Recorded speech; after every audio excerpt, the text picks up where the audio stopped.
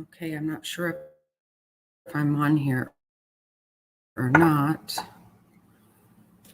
I am. Good morning. This morning. So I'm using my old computer, to say the least.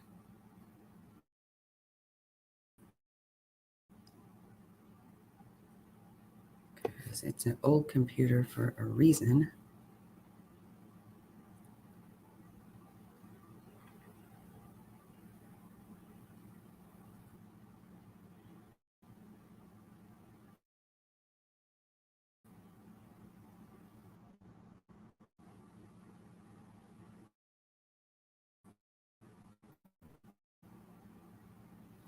Okay, good.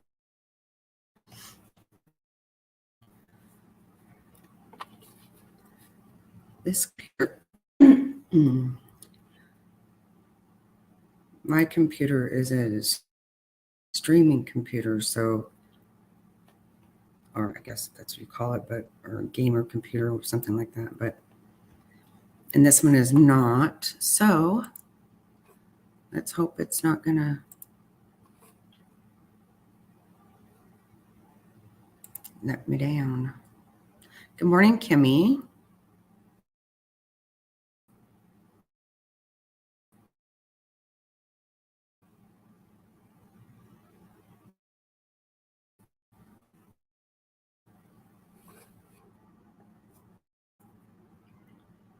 I got it up.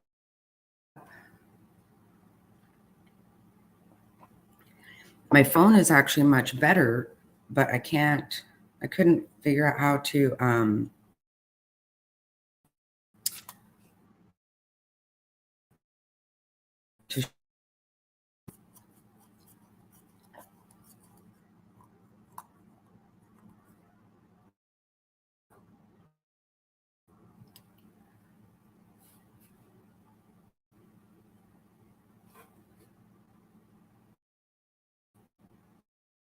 not sharing.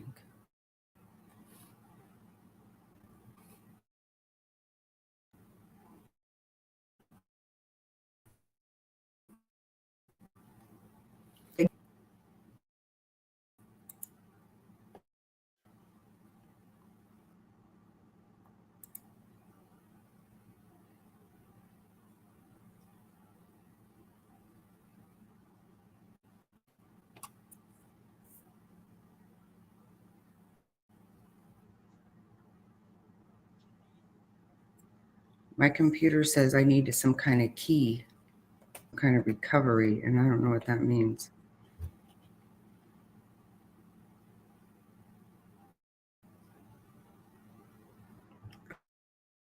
Okay, it looks like I am going to share it.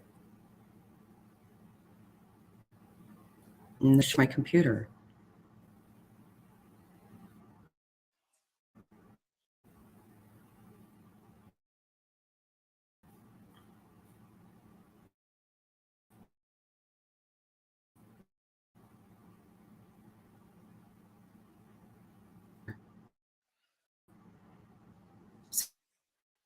Then I need some kind of key.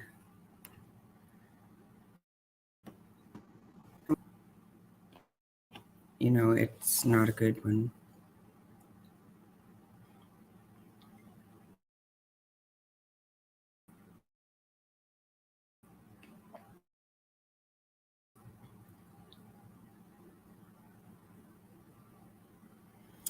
Just to throw, I'm going to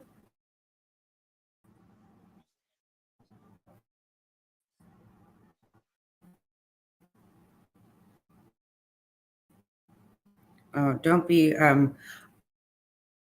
I still need to fool with all that top hats.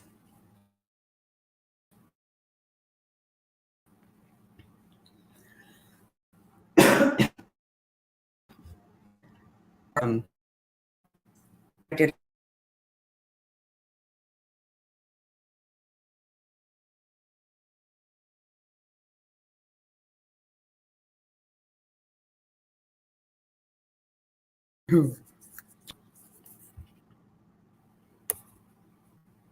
We did come up with some really fun ideas though for some members shows or whatever. I think we did. They sound fun to me. Oh my gosh. Um, Good morning, Jerry. Hello. Hello.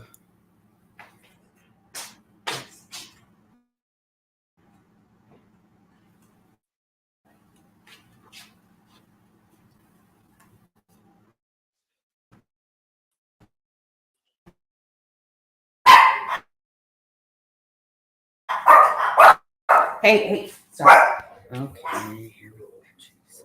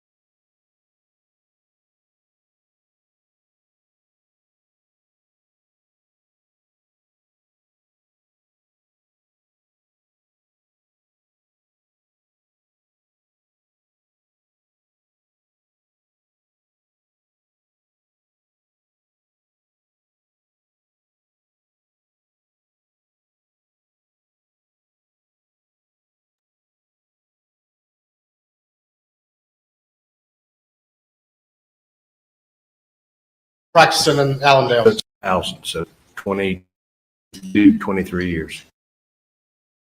Do you have a statewide practice, or is it primarily? To the extent I want it statewide, I mean, I handle cases,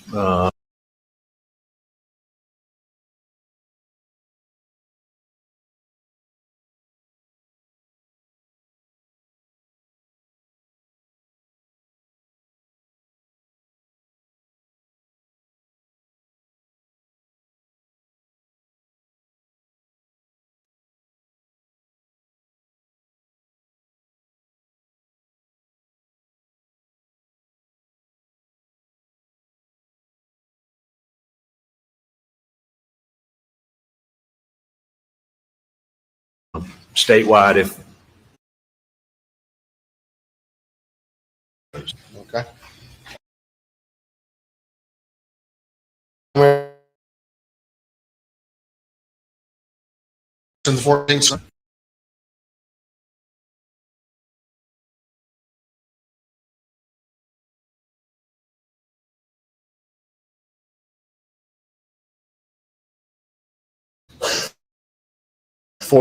then the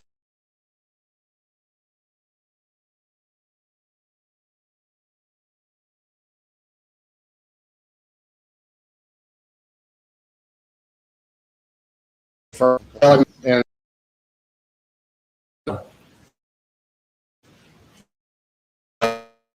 he on the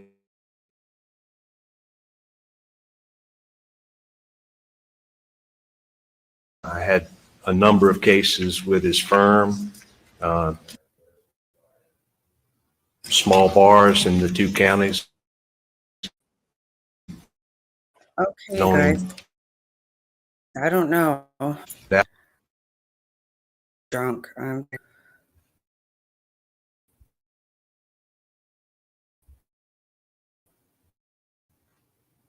Last night, my computer was fine.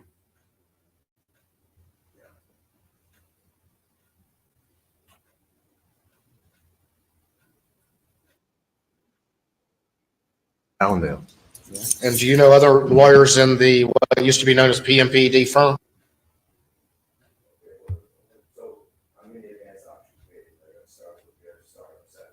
Oh, man.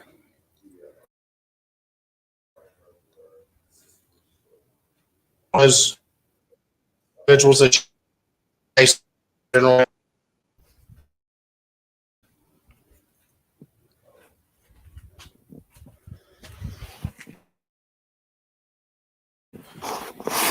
same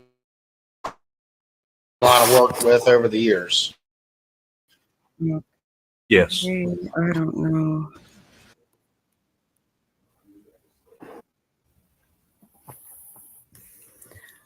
Yeah, this computer is drunk.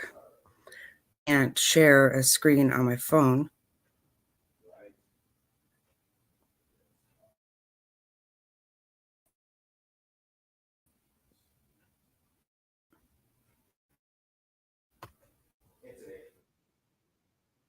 The boat case. Unfortunately.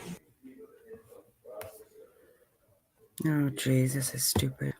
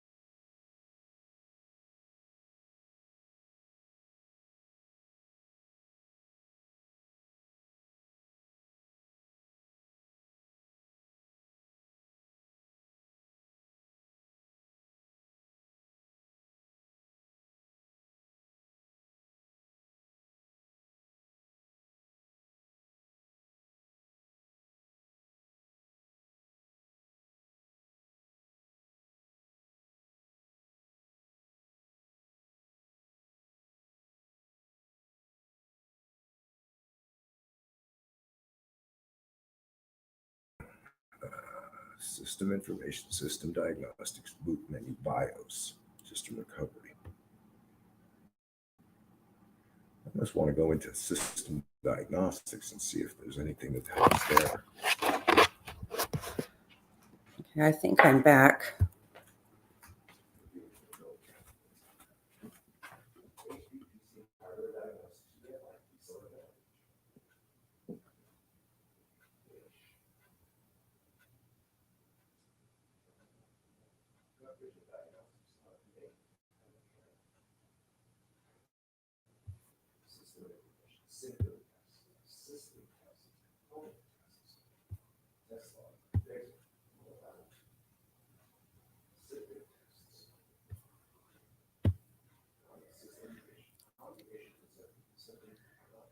Okay, I think I might be good now. Jeez.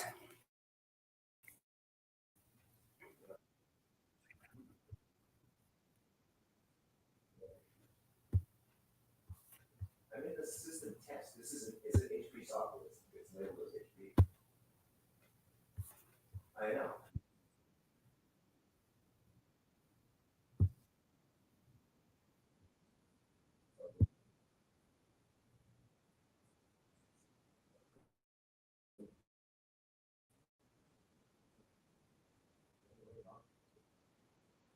In other words, whatever it is that causes there to be covered of operation. You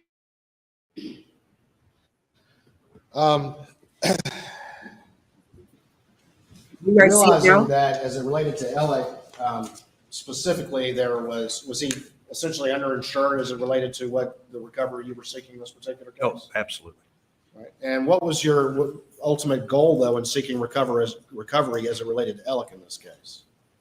Well, I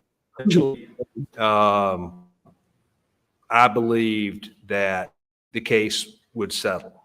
I didn't see how people could ignore the significance of the loss, the public support of the community, the BM, and then the hue and cry as it related. And so, you know, it changes. The one consistency was I got SSD short, DSC short.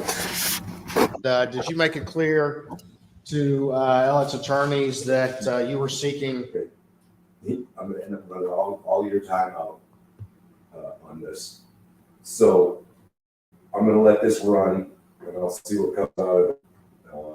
And meanwhile, that's A personal recovery that he would have to pay as opposed to just access all the way through. Is that correct? all the way through. Demand a substantial recovery.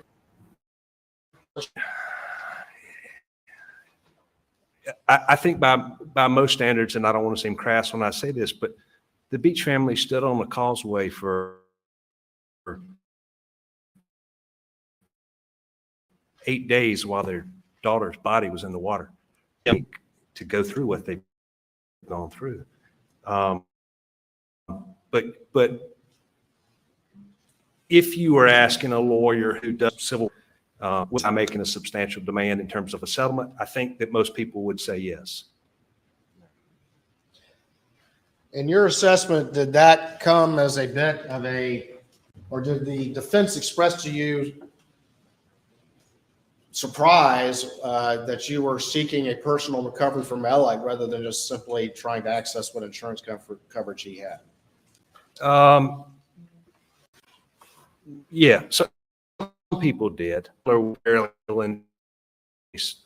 they didn't get that, but I got it from a lot of people.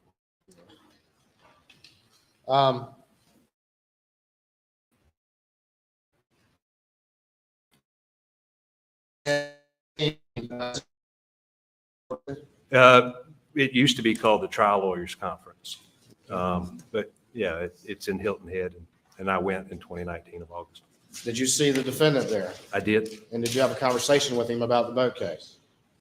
I did. All right. Can you relate that conversation to the court, please? Yeah. I think, I'm not 100% certain that it was a fundraiser either for Mr. Harpootlian or it was a fundraiser for Lindsey Graham. As you come into the hotel, there's a gathering area. It's in the E4. Everyone goes to dinner or it's immediately after. I'm not 100% certain. But the room's full of lawyers, and Alex sees me, and he comes across, and he gets up close in my face and says, "Hey, Bo, what's this I'm hearing about what you're saying? I thought we were friends. If you don't think I can burn your house down and that I'm not doing everything and I'm not going to do everything, you're wrong. You need to settle this case." Conversation. What was, if you can explain to the court what y'all were talking about, what is Alec upset to as you understood it? That he was going to have to pay was, that's what we're friends. I took it as he tried to intimidate me. He didn't intimidate me, and sort of bully me into backing off. Was there a September. move into early March? What happened in March 2020? COVID shut down. And did that have an effect on slowing down things in the court systems? It definitely stopped the court system. We continued to take some depositions, primarily law enforcement. It was at the scene early on, and then ultimately, when everything finally shut down, when we were sort of convinced. Did you, during the course of COVID, take the opportunity to sort of present the case to a mock jury to get a? I did. And were the results very favorable for your client and not favorable for Alec? They were. Did you ultimately communicate that fact? I did. Social media videos that you believe would be very keeping along. Let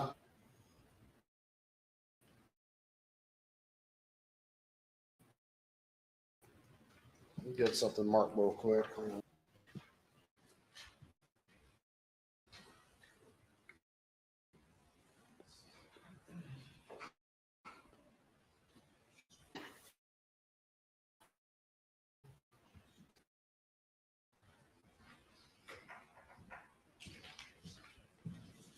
We'll show you what's been marked as Exhibit 401, State's Exhibit 401, and see if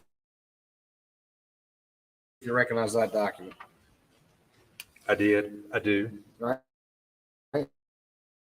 And what is Screen shot myself. Did you turn the screen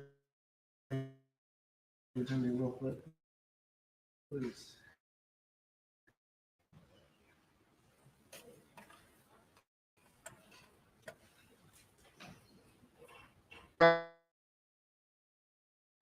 Hoping so.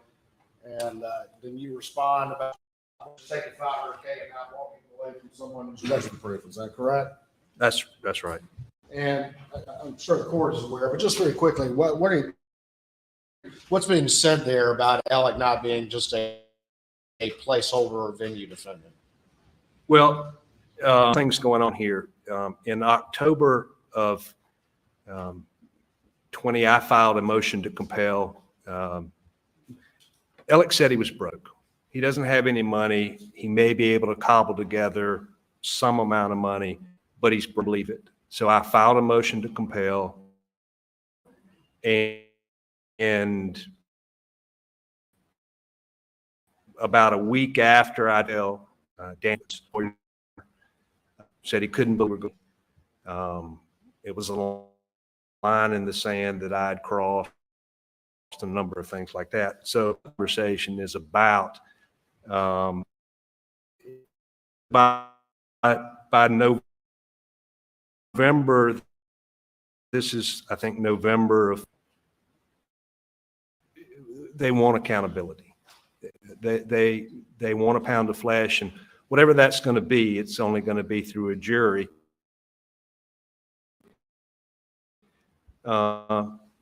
Or through a substantial. Get to the motion to compel in a second. You by the defense. Did they say he could cobble together a certain amount? Thought to cobble together $1 million. $1 million. And did you believe that that was accurate? It couldn't been. All right. And why did you not believe that that was accurate? Well, when you practice law, not necessarily with, meaning in the same case, but when you go to a roster meeting, if there were 50 cases on the roster in Hampton, Alec may have had 50 or 60 of those percent of those cases. And so act money and you, if you're making money, and then beyond that, so their perspective is that there's generational wealth as well. $1 million is going to be enough money to some. It was. Yeah. So one of the things that I didn't appreciate, that I came to appreciate by this point in time is that, it's settled the case.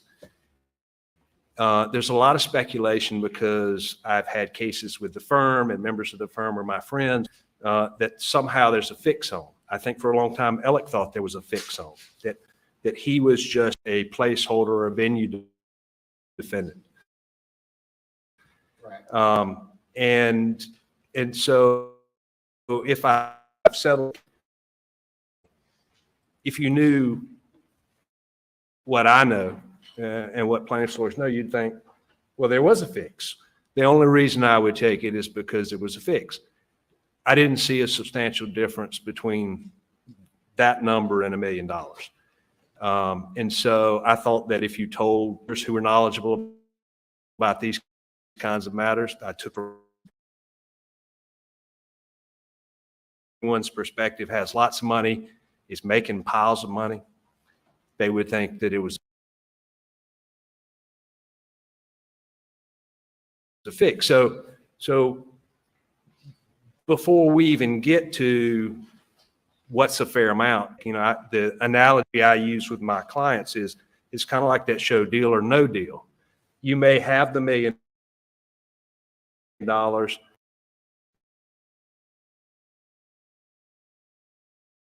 Okay, but not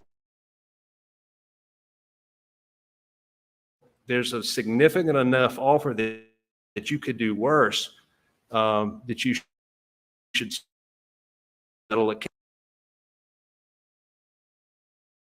$1 million just wasn't.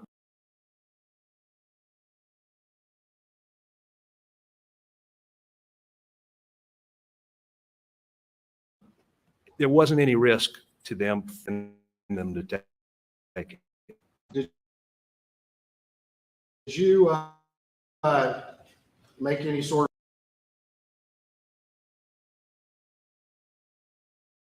more informal offer to them that involved the real property as well as any sort of payment plan? When that Alec was broke, I offered him a payment plan. Sometimes when you settle cases, medical malpractice cases, for instance, with the JUA, they will make payments. I offered for him to sign over Moselle and the beach house, and on the balance. So when you say, okay, you say he's broke, I don't believe that. Show me the books to prove that. What was your response from Alex's defense? Well, it was sort of stonewalling to begin with. I mean, ultimately, I got a formal response, which was an objection that prompted the motion of October of 2020. Let me get this.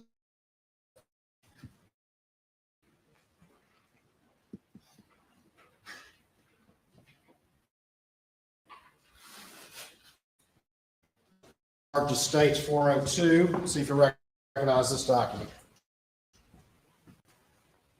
Yeah. So this is my motion to compel, which attaches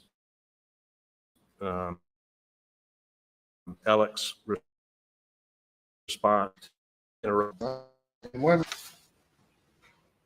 October 16th, 2020. All right.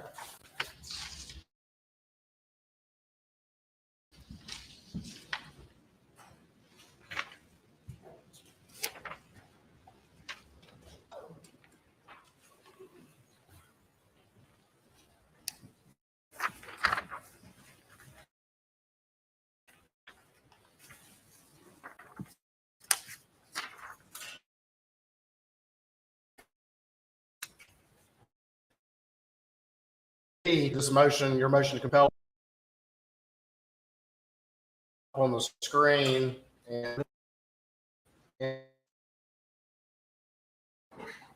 part, was this the objection to one of your supplemental interrogatories about what you're talking about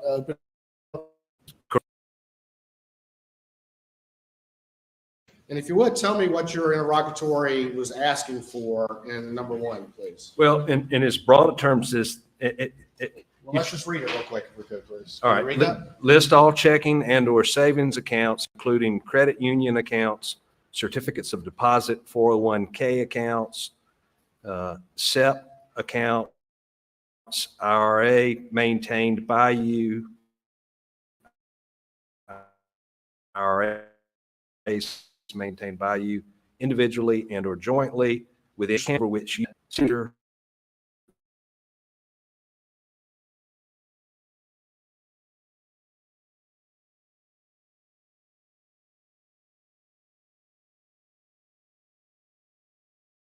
authority in any capacity, regardless of whether or not the account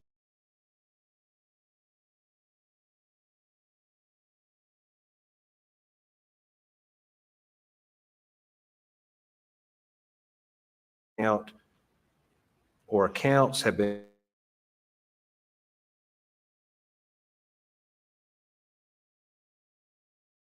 Also, this is response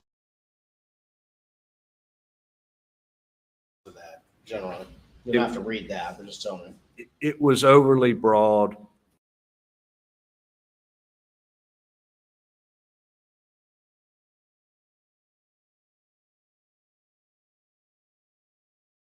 Unduly burdensome and irrelevant. And so ultimately, you filed a motion to compel. Is that correct? That's correct. And the idea was, if you say you're broke, show me the books, and they had refused to with the response to this interrogatory, as well as others. Is that correct? Correct.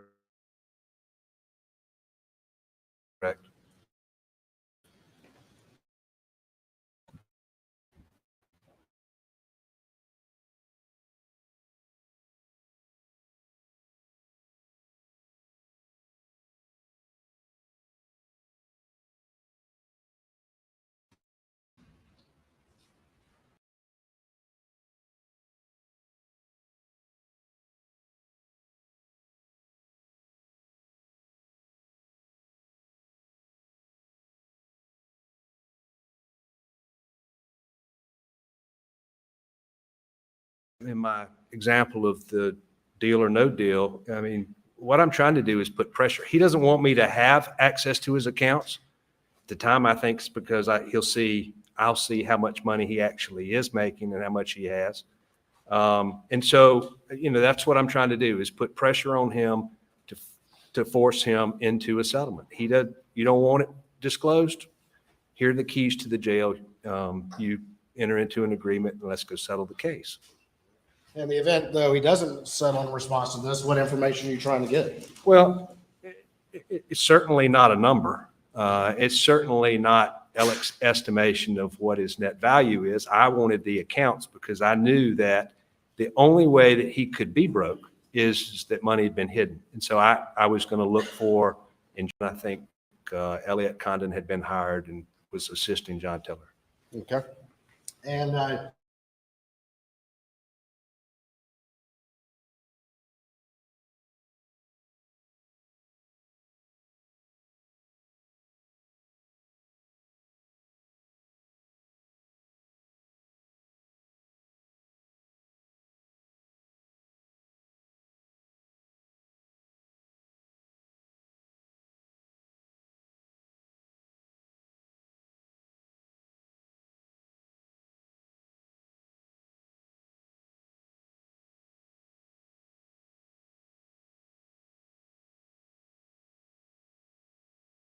ultimately, and we'll talk more about this in a minute, if ultimately you'd been successful in getting a list of the defendant's accounts, what would have been your next step once received? Subpoenas. Of those accounts? To those institutions, yes.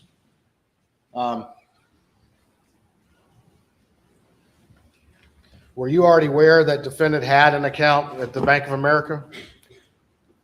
I knew that he had a personal account with Bank of America. I knew he had an account with Palmetto State Bank. So I'm looking for the balance of accounts in terms of institutions and where else he had. But you didn't know how many accounts or what those balances were or anything like that? No, I had no idea. I knew he had multiple business entities. He had different LLCs. So I imagine there could be any combination of accounts out there, and some which would not have even been in his name.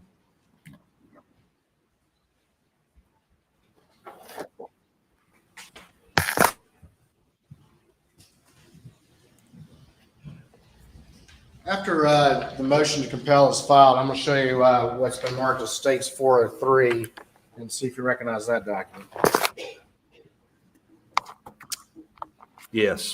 Tell me what that is. Again, it's a screenshot of text messages between Tabor Vox and myself. All right, put this up on the screen.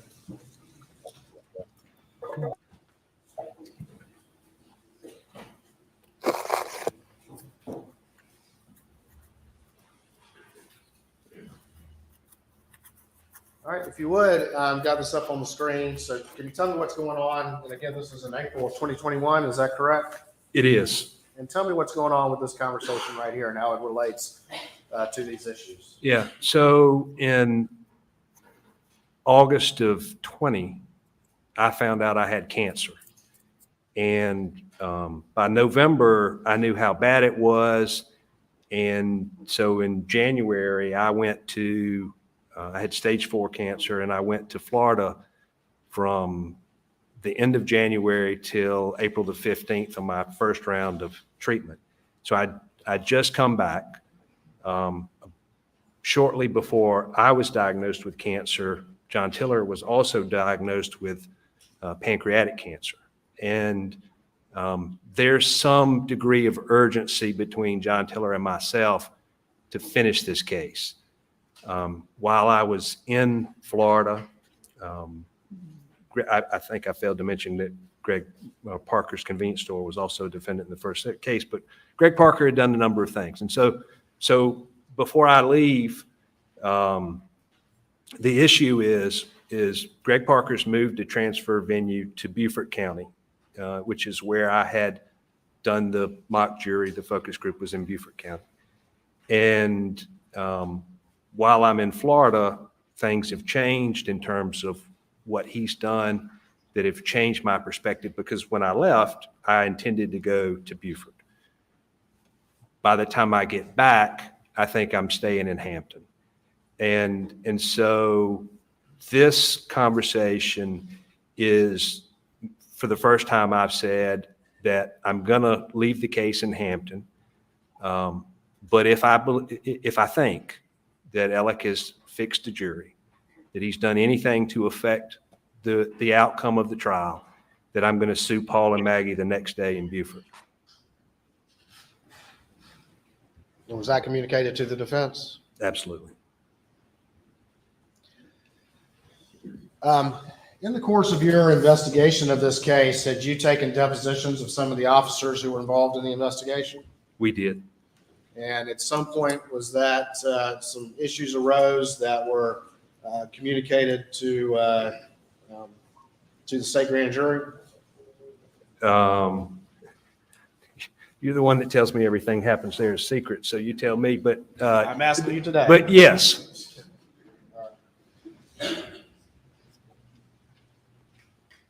Ultimately, and while you were in Florida in March and April of 2021, to your understanding, that the state grand jury reached out to you for information that you had uncovered in your investigation of the investigation into the boat crash? Correct.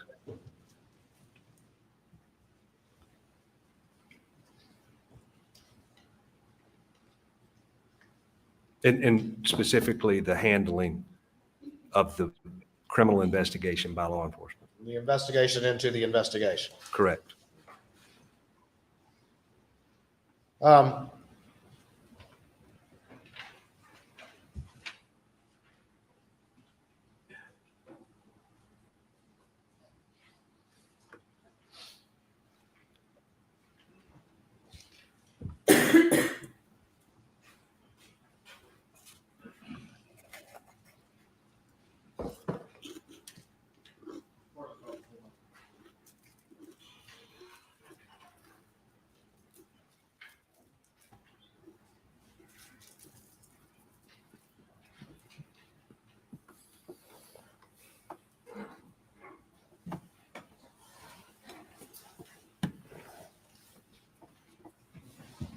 I'm going to show you what's been marked as states 404, 405, and 406 to your for this hearing, and see if you recognize those, please.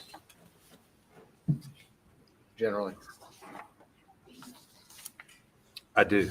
All right. And tell me what's going on here, please. There were a number of motions pending in the boat crash case. They had been pending for some time. I mentioned one a moment ago, a motion to transfer venue. There were some motions to amend. And so Judge Hall had set those motions to be heard. My recollection is May the 10th, 2021. So I'm back now. I got a couple weeks to sort of get my wits about what's going on, and the motions are scheduled to be heard. And that's May 11th, 2021. It's either the 10th or my recollection is the 10th. I know the emails say something different, but and in the week before, I don't know that John Tiller always knew how many chemotherapy treatments he was going to get or how long they were going to last until almost immediately before. So on or about May the 7th, John knew that the day of our hearing, his chemotherapy was going to run long and he wouldn't be done. And he had asked the judge to continue the motions, including the motion to compel. All right. And looking at, again, we're now looking at states 405. What was the judge's initial response to Mr. Tiller's request to have that hearing continued based on his chemotherapy? That we were going forward as scheduled, and that it says Mr. Condon, but it meant Miss Condon would be able to handle it. All right, looking at states 406, what happened after that? Ultimately, what happened is, my recollection is I sent another email to the judge expressing that I really didn't have, they were mainly my motions. Parker's had some motions, but that I didn't have a problem with continuing to accommodate Mr. Tiller. And the judge finally set a status conference for, maybe it was May the 11th. All right.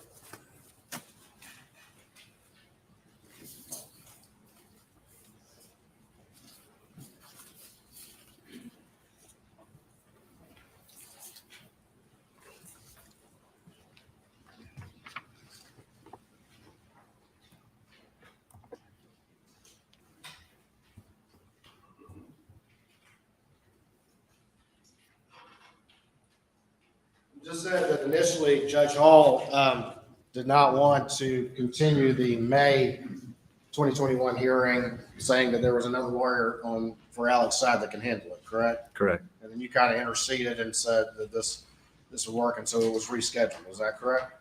After a status conference. After the status conference, it was rescheduled at that status conference? It was rescheduled to June 10th. June 10th? All right. I'm going to show you what's been marked as stage 407 and stage 408. And just quickly tell me if you generally recognize those documents. I do.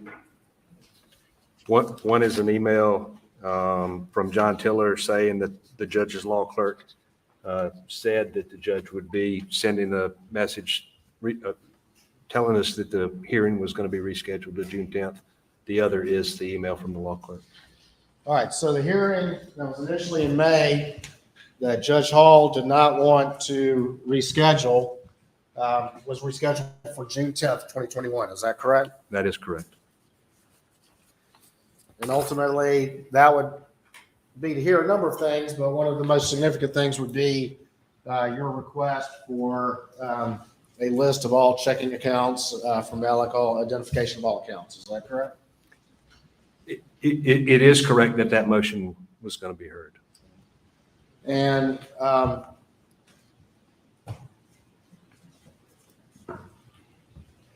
ultimately, when the murders happened, I'm going to show you what's been marked as Exhibit 408. What happened to that particular hearing that was scheduled that way? It was continued. All right. And is that what's reflected in this email right here? It is. And then Exhibit 407? It is.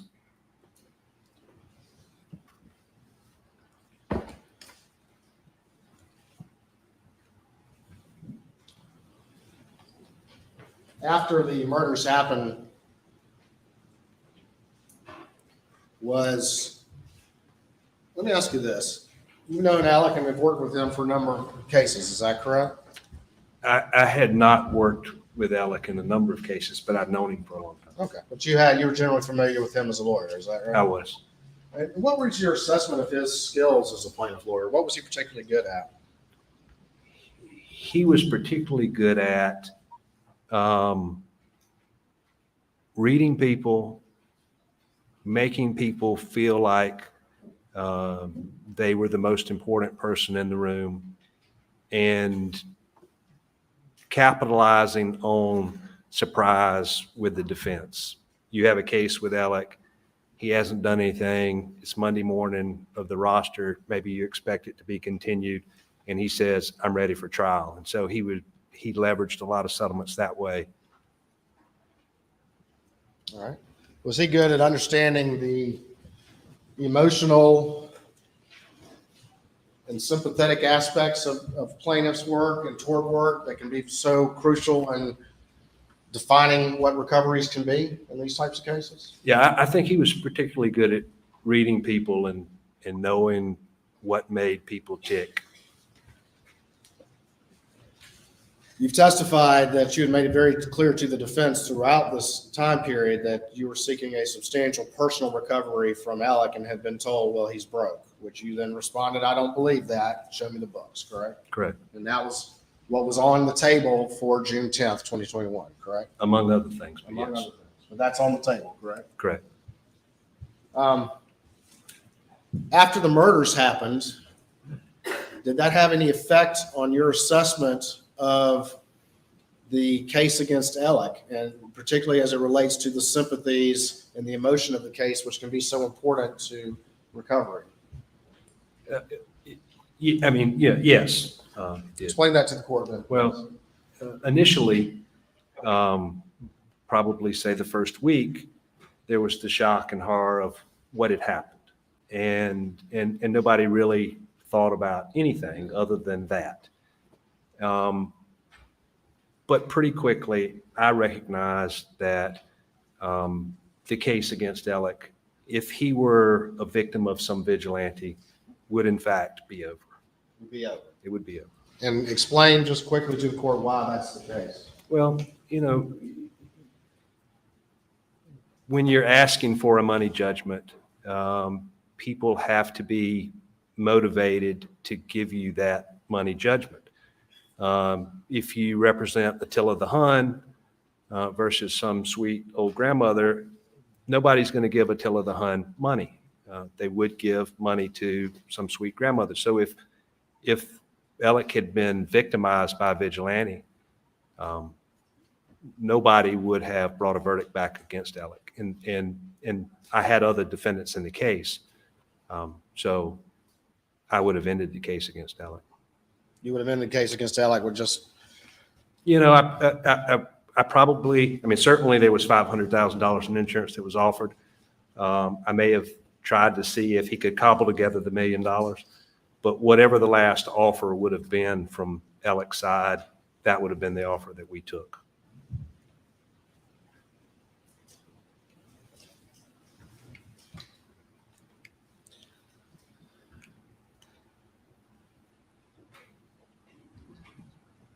you had mentioned before that you had advised the defense of some of the mock jury presentations that you had done and some of the results from that and how they were very favorable to your case. Is that correct? The defense and some of Alec's partners, yes. And it's fair to say, though, that as you just stated, that if Alec had been the victim of some sort of vigilante, those sympathies would have entirely changed as it related to Alec and Paul as well. Is that correct? Certainly. And that's led to what your assessment then in the wake of these murders. Is that correct? Correct.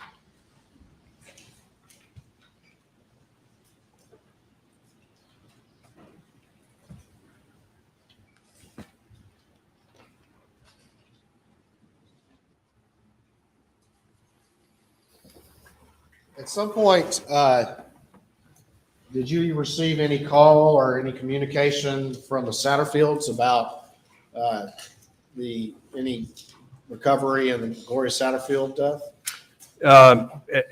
At some point, my recollection is it's early September of 21. Eric Harriet came to my office about that. There are a number of articles in the paper or the papers that are talking about this previous wrongful death case and wrongful death settlement. And he came to my office at that time. All right. And did you send them to someone? I sent him to Eric Bland.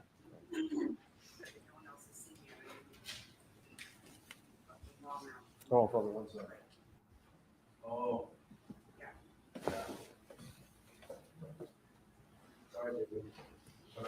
I'm not bringing you, I'm just frustrated. Well, actually, it's written now. So we got that. I just emailed it. Maybe she can write it. But I'd like to go and change my title so we get more people in there. But do I want to? Nothing further this time, Your Honor. Rather defense. Well, actually,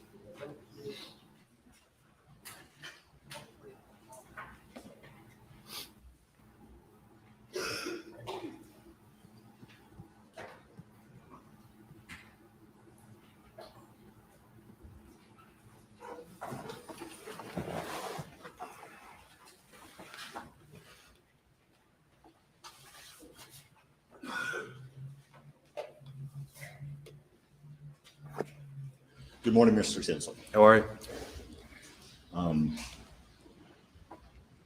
You testified at length to the state grand jury, basically this similar testimony you're giving here today. Is that correct? The testimony I gave today is included in what I said to the state grand jury, yes. And it seems like the gist of this is that you were suing Alex Murdaugh, who you believed was underinsured for this incident, and you're going to go after his personal assets. And that was going to put some financial pressure on him. Is that correct? Probably not exactly. I mean, I don't mean to quibble with you over the words you used, but I don't think it was financial pressure because I was holding him personally accountable. I was insisting that he pay. I didn't see how a payment plan on a settlement would put any pressure on Alec. It was sort of a deal that he couldn't turn down from where I sat. But you were asking for money from him. Sure. Yeah. And the inquiry here today is about money, his finances, correct? I don't think so, but it certainly concerns his money. And you're anticipating you're going to go to trial, is that correct? Yes. You're going to go to trial and get a verdict against Alex Murdaugh, correct? That was what you thought. That's where this was going. No, I mean, I didn't see how any reasonable person wouldn't settle the case, especially Alec. So I expected the case to settle. 90% of cases settle, maybe 99. But if we had to try it, yes, we were going to try it. And if he were unable to offer more money, then your expectation on, say, on June 7th, before these murders, your expectation was if he doesn't offer more money, we're going to trial. Any money. Right. It was no money. No money had been offered. So your expectation then was we're going to trial. If you offer me no money in a case that I'm pursuing against you, then the response is we are going to trial. And you were pretty far from trial on June 7th, 2021, were you not? No, You believe you were close to taking it to trial? there was an urgency because John Tiller knew that he had about a year to live. And we were going to try that case. My expectation was early fall, late summer. You expected to try the boat case in the summer of 2020, late summer of 2021? August, September, October, sometime in that time. You felt like you were only 2 or 3 months away from trial? Sure. Even though we had all these pending motions that hadn't even been heard, including what venue to have? I had tried the case 2 times with a Beaufort jury during COVID. I was ready to go to trial. On that day, on June 7th, you hadn't even yet asserted a negligent entrustment claim against Alex Eddy. Well, I had with John Tiller. John Tiller knew and had agreed to the amendment. Right. There were a number of things that Alex counsel had agreed to, including knowing that there was substantial punitive evidence in the case. But you, at that time, you hadn't even asserted that claim to the court. That wasn't before the court, was it? That was just a conversation with John Tiller. That's the conversation that mattered, because John Tiller would be the one who would object to the late presentation of the evidence, the late presentation of an expert, and he had agreed to all those things. But he had objected to the financial discovery you asked for. Well, there was an objection posed, correct? But he did object to that. When that answer was given in October or September of 20, it was an objection. And the hearing that motion to compel the financial detail, the testimonies, that's just one of many motions that needed to be heard. Is that correct? Correct. There were many motions that had piled up and needed to be heard. There were several. There were several. Do you remember what they all were? There was a motion to change venue. There was a motion to compel against Parker's. There was, Parker's had 1 or 2 motions. Some of the motions got resolved. One of which was this motion to assert admiralty in the case, and with the agreement that I would amend to assert your negligent entrustment claim, to get in all of the evidence that they knew I had. That was resolved that way. You've had a lot of motions practice in this case with Parker's, haven't you? More so since the murder. But has that motions practice with Parker's been about the murders of Maggie and Paul? Well, I mean, it's about it in the sense that that it certainly created a lot of additional issues to deal with, but not specifically. There was a lot of motion practice about allegations of leaking of video from mediation, for example, correct? I don't know about a lot, but I had filed a motion that I ultimately withdrew. And you believe that you were going to drag Parker's to a trial within 2 or 3 months, late summer of June 7th, even though we have all these fairly preliminary motions that haven't been heard, change of venue, asking to amend pleadings, motions to compel discovery. Yeah, maybe you've never tried a civil case. So when COVID happened and everything was shut down for 2 months, I got my case together. My case is not dependent on, if I'm forced to try it, the bank institutions where he has accounts. My case is not dependent on the leaked video, that's a separate matter, and ended up being a separate lawsuit. So the answer is yes. I was ready to try my case. And you didn't need, for example, an answer on the motion to compel that was pending against Parker's. You didn't actually need any of that stuff to go to trial against Parker's. Is that what you're saying? You're talking about the percentage of financials, percentage of sales that alcohol made up in his profits? No, I didn't need that. Well, let's put that up.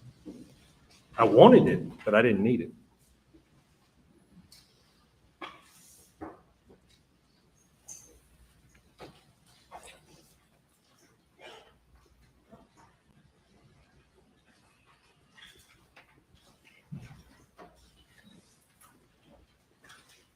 Show you what's been marked as Defendant's Exhibit 82. You recognize that?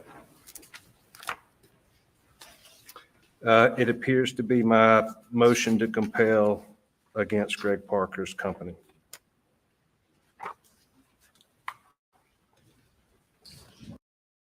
These murders was something he had to do to get what he wanted. How many people come to your home every day and say they've killed 5 people? A respectable person can do monstrous things. He began to say, the people don't understand love. We've got to rule with fear. The former army sergeant has been jailed for at least 18 years for trying to murder his wife by tampering with her parachute. I am the greatest friend that you will ever have. Jones ordered a mass suicide. I'm going to kill you. There's a body in the bonfire. Most murders aren't planned. Why did he do it? Why didn't he take me with him?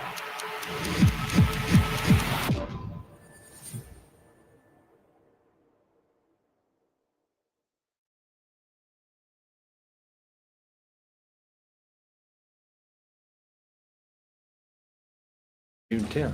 So Either I was getting it or I wasn't getting it, but my case wasn't dependent on these things. They may have helped my case. They may have put pressure on Parker's camp like I was trying to put pressure on Alec, but the trial wasn't dependent on these things. And turning to the motion to compel, Alex, first, do you believe that the Judge Hall's initial request in May to go forward with pending motion hearings was telegraphing a ruling on that specific motion, or do you believe that that was him looking at these motions piling up and wanting to get some movement? Yeah, I think so. There's nobody in the courtroom, maybe even including me, that wants the case resolved more than Judge Hall. And when the late Mr. Tiller asked for a continuance, you don't believe that was any kind of stalling tactic, do you? No. That was a legitimate health-based concern. And if you read my emails, you would see that I immediately agreed to it. John Tiller was my friend. With regards to what you're asking for from Alex, let's maybe pull that up.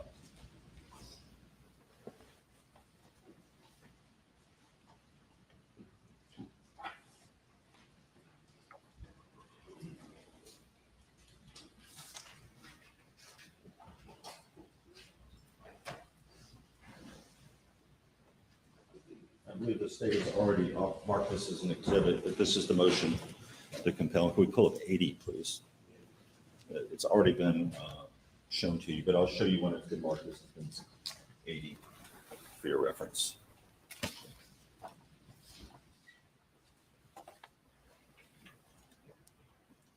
So this is asking for an order compelling production on interrogatories 9 and 10, and then a set of supplemental interrogatories and supplemental requests for production. Is that correct? It is. And if we turn to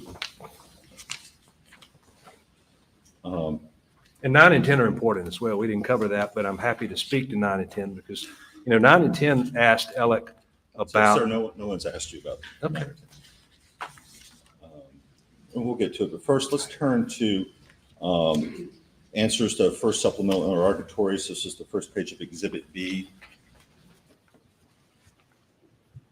So we can see what it is that is being asked for.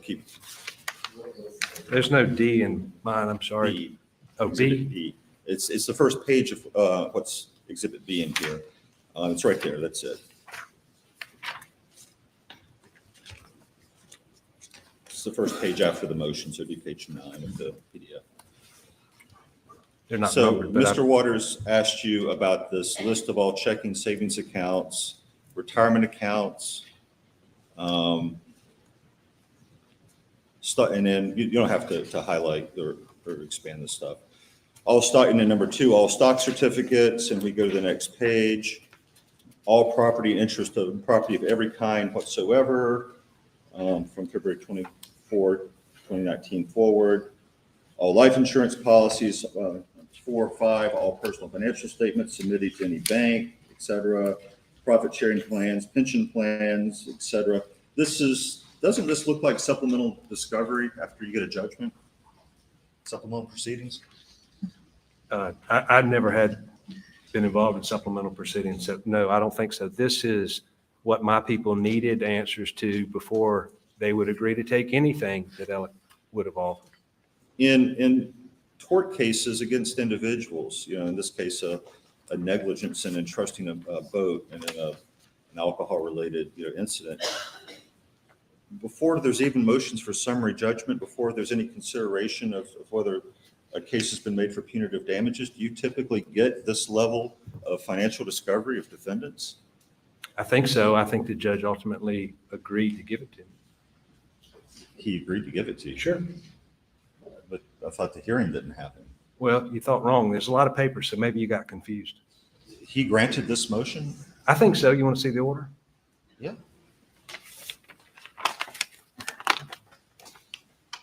It's the record, October 7th, 2021.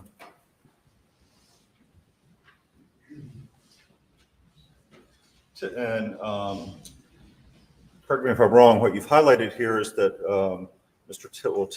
Tiller, because of circumstances beyond his control, unable to gather, provide necessary information, answer requested interrogatories. Once the information is made available to Attorney Tiller, the court will schedule a hearing.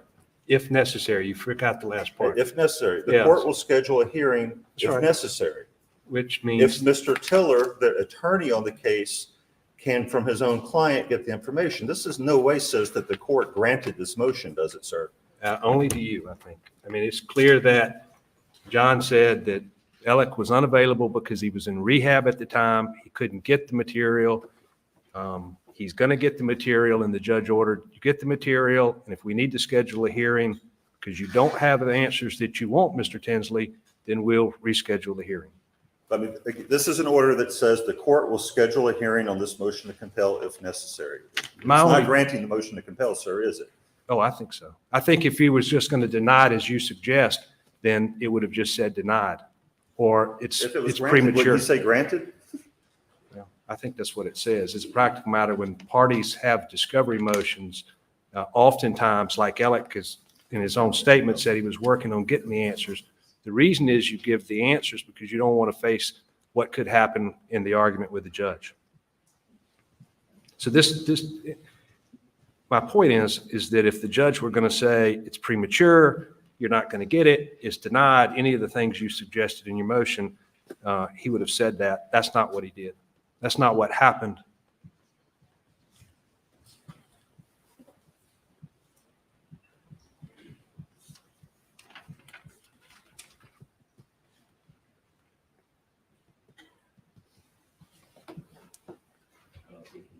This is visible. I just want to get the date that this order is, which is October 6, 2021. You asked for financial information in the motion that was pending against Parker's that was also going to be heard on June 10th. It was different and for different reasons. You asked for alcohol sales, correct? What I explained to Judge Hall is that they say he's broke. And before No, sir, I'm asking what you asked for from Parker's. I'm pretty sure that wasn't, they say he's broke. What were you asking for from Parker's? I asked for, among other things, the percent of alcohol sales that made up his net profit, I believe. And this was like a dram shop action against Parker's, correct?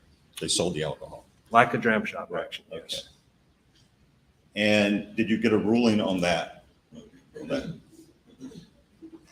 request for that financial information from Parker's that was going to be heard on that June 10th day, just along with all these other motions that had piled up in a case that apparently wasn't moving very quickly. I understand you don't want to acknowledge what I've handed you, but Sir, I asked you what the ruling was on the motion well, to compel from Parker's. It was very limited, and as it related to the percent of sales of alcohol that made up his profit, it was premature. The judge ruled, unlike he did in that order I handed you, that it was premature at the time.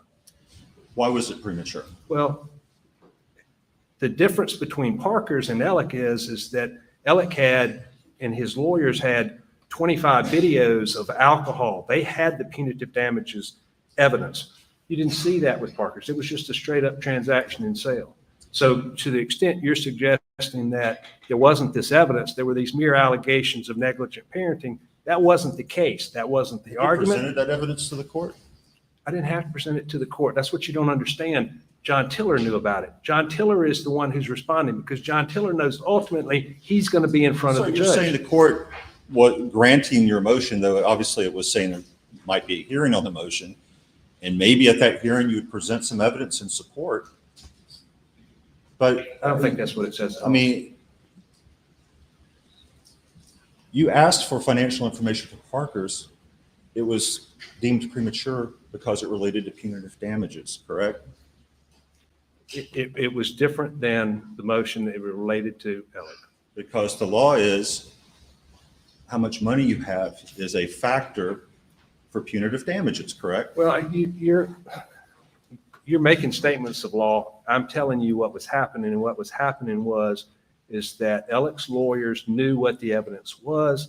They knew what the amendment was going to be and the allegations. And he knew ultimately he was going to be back in front of Judge Hall making some ridiculous argument that appears you're suggesting now.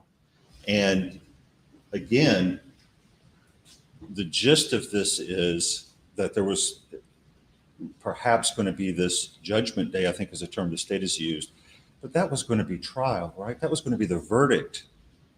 That was going to be judgment day, not this motion hearing where there's a pile of motions that have piled up. And we saw the one that asked for financial information was deemed premature. Not at all. You know, what was going on is, as I've said a number of times, Danny Henderson was very involved. Danny Henderson was a shareholder. Before I would have gotten the bank account information, before I would have seen the records, Danny Henderson would have seen those records. And I've seen the records. I've seen all the bank statements now. It would have been apparent to Danny Henderson, and I believe it would have been apparent to me what Alec had been doing.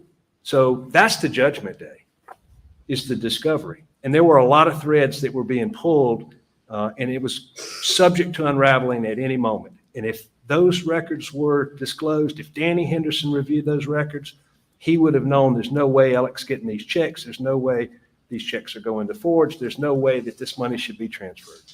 And even if, hypothetically, had this hearing on the 10th and you got a different ruling regarding Alex Murdaugh than you got against Parker's, but for some reason it's not premature to him, isn't it true all you would have been enabled, all you could have gotten would have been a net worth statement, financial statement?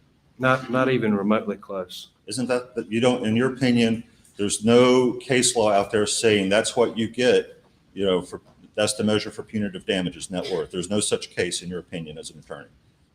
I had 7 circuit court orders where the circuit court had ruled that you don't bifurcate discovery, that it wouldn't be proper to have denied the motion, and then what are we going to do? We're going to try the case, and suddenly we're going to stop the trial and go and do the discovery? No. And so I had 7 circuit court orders that I handed up to Judge Hall that supported our position. I think that that's what Judge Hall did in his order. And again, you know, the issue is not that complicated.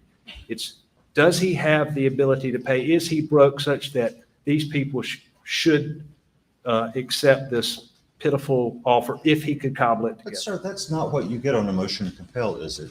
Right, you just said ability to pay so your client can make a decision on whether to accept a settlement offer, but that is not what the motion to compel is about, is it? It's about evidence for trial. That's the legal standard, is it not? No, the motion to compel was about putting pressure on Alec. I didn't really give 2 cents about whether or not he ultimately had money, because I knew he had money. I didn't need those things. The fact that he didn't want me to have them is the reason that I'm pushing it. So, I just didn't know why he didn't want me to have them at the time. I do now. So the motion to compel was to put pressure on Alex. It wasn't about an expectation the judge was actually going to give you this stuff on June 10th? If you're a good plaintiff's lawyer, everything you do in a case is to put pressure on the other side.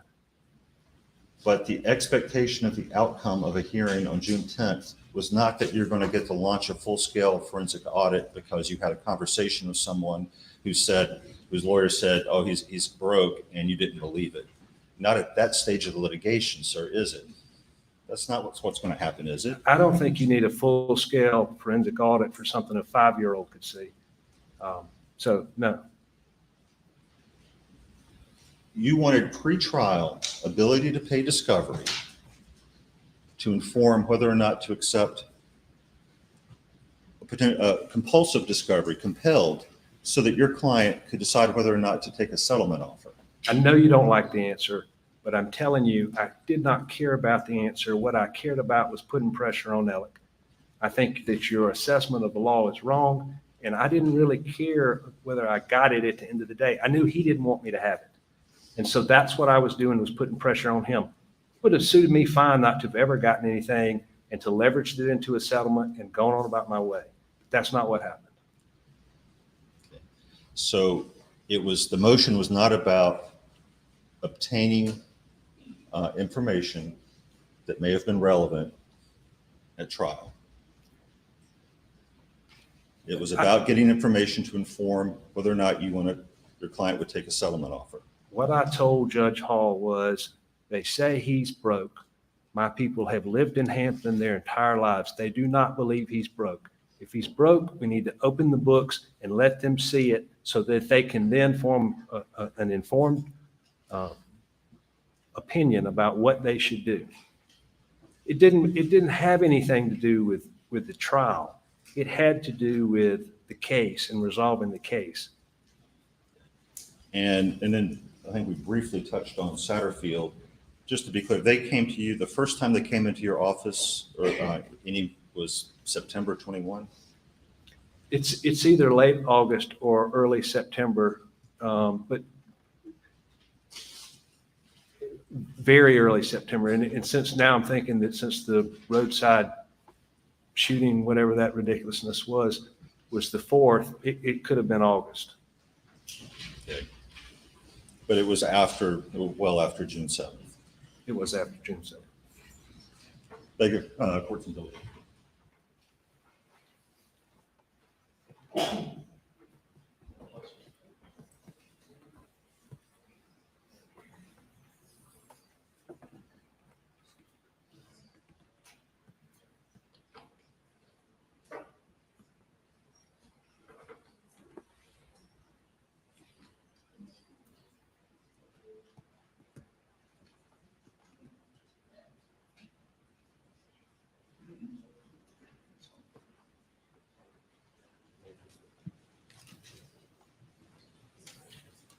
If the hearing had gone forward on June 10th, this was a Thursday, what outcome did you expect? The same one that we got when it went forward. The judge hadn't seen. Well, I mean, the outcome wouldn't have been the court will schedule a hearing. I mean, if the hearing had gone forward, what outcome would you have expected? Well, now I know that Alec was working on Monday to get the information together. If the objection was sufficient, there's no reason he would be getting the information together on Monday. So I could have gotten the information. But since that didn't happen, if we had argued it, I think I would have had the same outcome. Because he didn't. Let me just make it a little bit simpler. Would the court have issued an order? Right? Some order would have issued on the motion. I would expect an order to Just issue. break it down. An order would have issued at some point later, and what, if it were granting your motion, what would that order say? I think it would say the same thing as, Well, sir, that says a motion hearing will be scheduled if necessary. It obviously wouldn't say that. So what would the order granting Well, the you- motion say? look, again, what it says is that once Mr. Tiller gets the information from Alex, gives it to me, if necessary, if I deem it insufficient, then we'll have another hearing and we'll argue about it.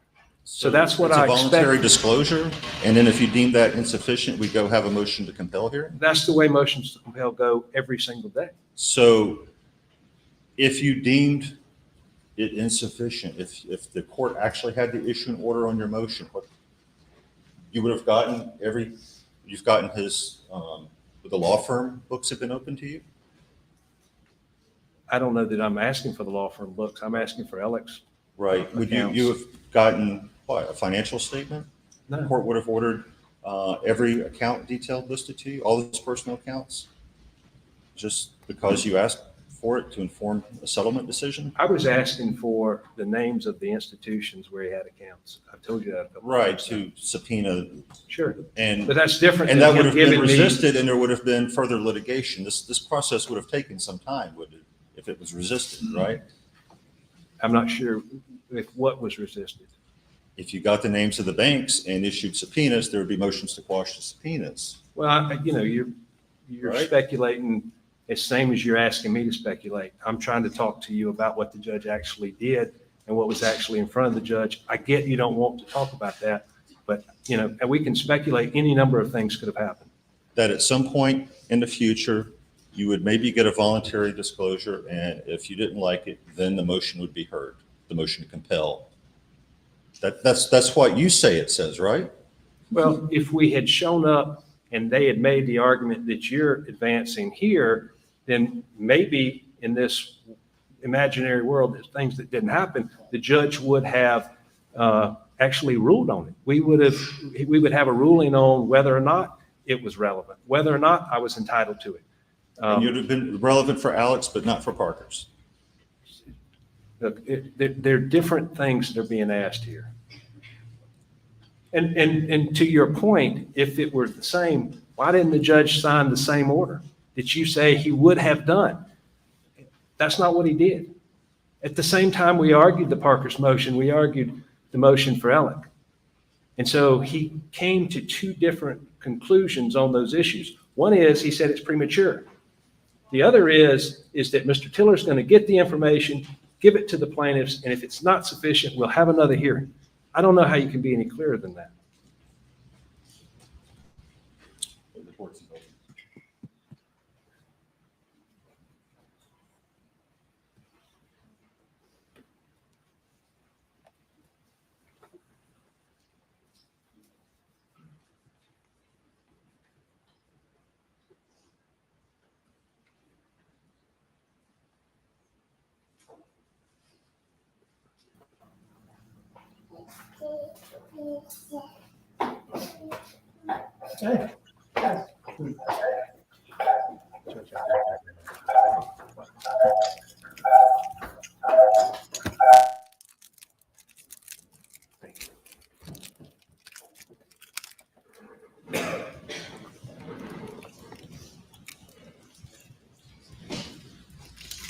So just, and maybe we can agree on this.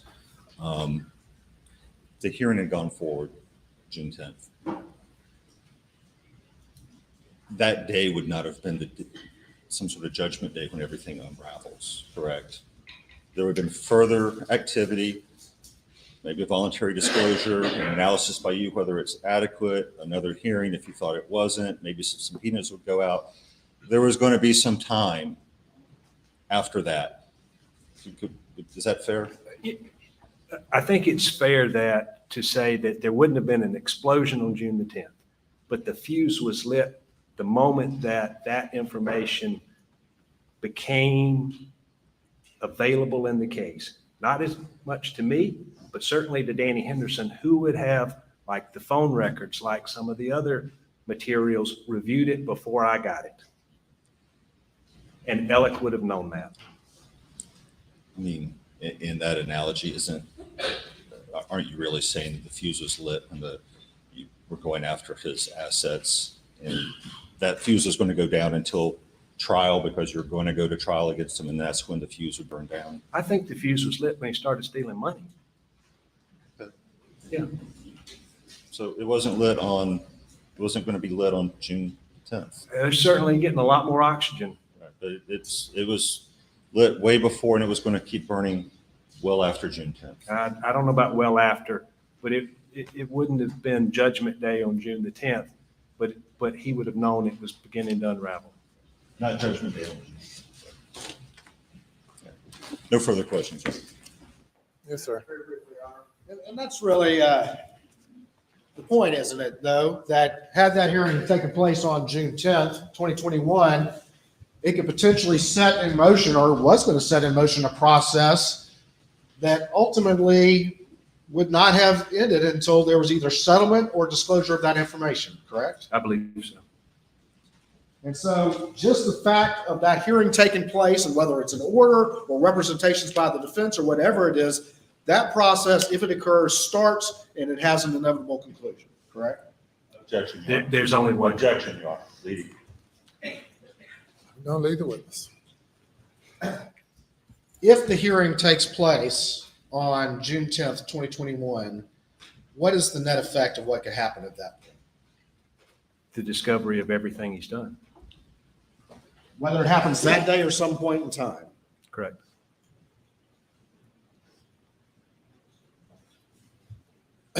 You had filed this motion to compel, or had you filed this motion to compel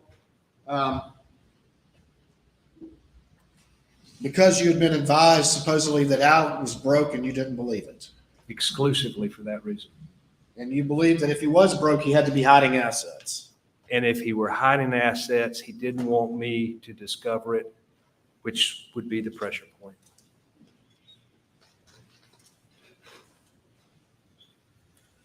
Were you merely asking for a financial declaration at this June 10th, 21 hearing? No, I was, it's broader than that, but I wanted the institutions because I knew I couldn't trust the number I would have gotten. From Alec. From Alec. You were asked a little bit about having not pled certain theories yet at this point in time, such as negligent entrustment. Can you explain a little bit about why that was, if that was still out there? It was only out there in the sense of the pleadings that were on file. I mean, John Tiller had already agreed to the amendment. It was already coming. I had shown him the videos a long time before that of alcohol, the Facebook, social media likes of Paul consuming alcohol, having alcohol. So only on the documents that were filed. So were those issues, though, in play in your conversations with the defense? I'm sorry? Were those issues already in play in your conversations with the defense? I'm not quite following you. Which issues?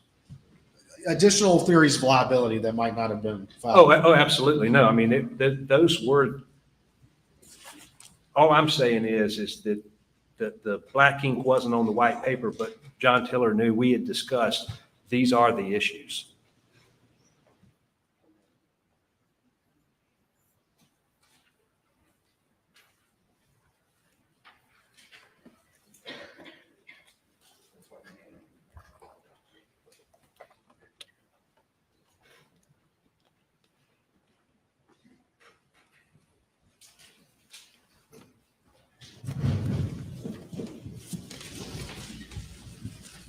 I'm gonna hand this back to you, but I'd show you what's been marked as States 407, so you can recognize that. Yes, this is the order that I handed, whatever that lawyer's name was. Mr. Barber? Yes. Okay.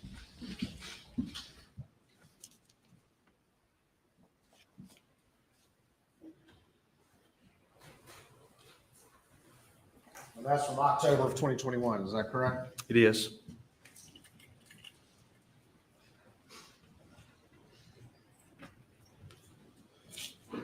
You had previously testified that $1 million was not going to be enough, at least prior to the murders. Is that correct? Correct. Had you come up with a number that had been conveyed that was far, far in excess of that? A demand to Alec? Yes. Yes. And that also included signing over Moselle and Edisto, It was an option. as well as a payment plan? Payment plan was an option. I mean, it was, you could pay this amount, you can sign over these properties, work out a payment plan on the balance. I didn't care how we got it done. It was just a matter of him doing it. Was the payment plan an option because you believe that he still would have a lucrative law practice from which he could generate money to pay your clients? Yes. Thank you, Your Honor. Nothing further. Anything further? Nothing, Your Honor. Thank you. Thank you, Your Honor. Step down. Next witness.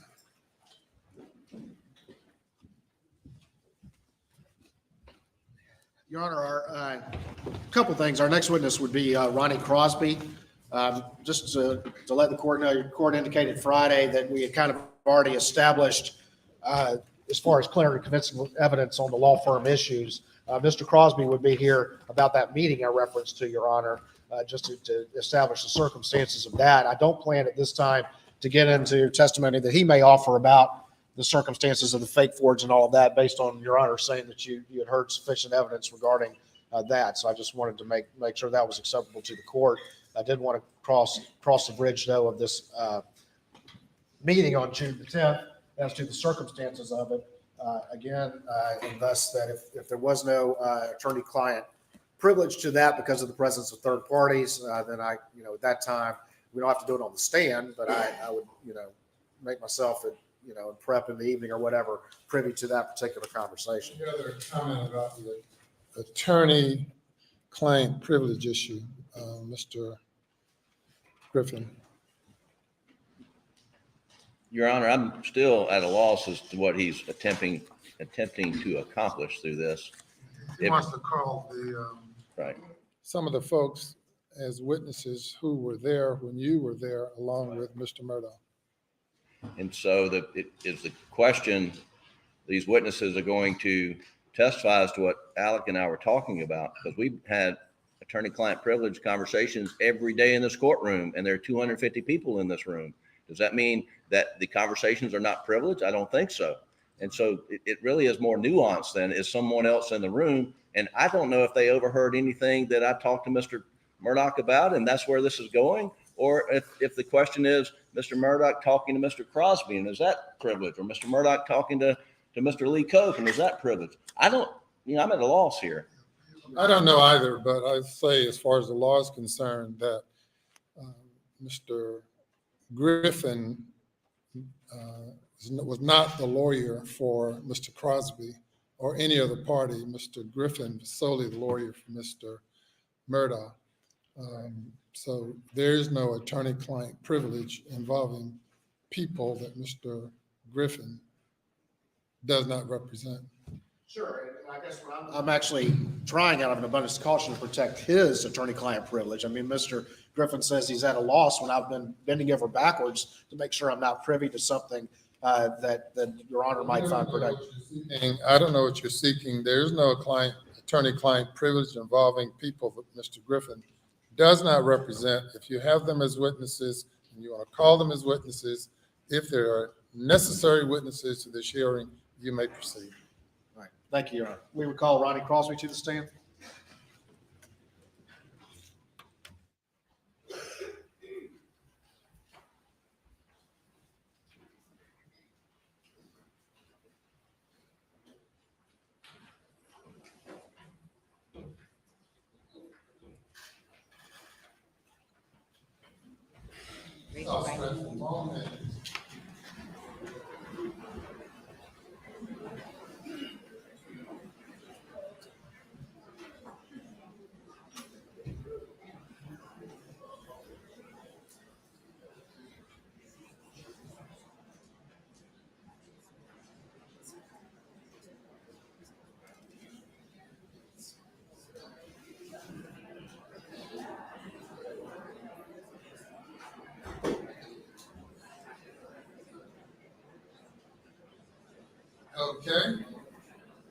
it's fine.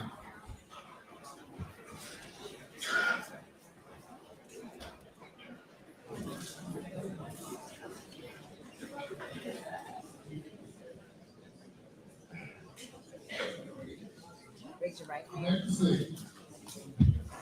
Left hand on the Bible.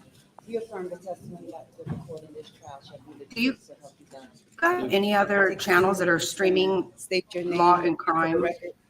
Spell your last name. I would rather stream theirs, but I know that during the Johnny Depp trial. Ronnie Crosby, Crosby, Crosby. Mr. Crosby, how are you? I'm okay. I just don't want to have any What your profession issues is and with where you work? I am an attorney that practicing law with the Parker Law Group. And are you a former law partner of the defendant, Alex Murdaugh? I am. You see him in the courtroom here? I do. Where is he sitting? He is sitting between Mr. Griffin and Mr. Harpootlian at the defense table. And again, this is an in-camera hearing, so you understand I'm not exploring everything that might, depending on the judge's ruling, be before a jury. But I do want to explore a particular meeting. Were you present for a meeting with in which the defendant spoke on June 10th, 2021? I was. And at this particular meeting, can you tell the court who all was present? I'm not going to swear that I don't miss somebody because it was a fluid event. My recollection is it would have been late morning, midday that we gathered at Alex's brother John Marvin's place, which is not very far from Alameda that I've been talking about. And I know I'd been by to see Mr. Randolph that morning. There was going to be a meeting with law enforcement.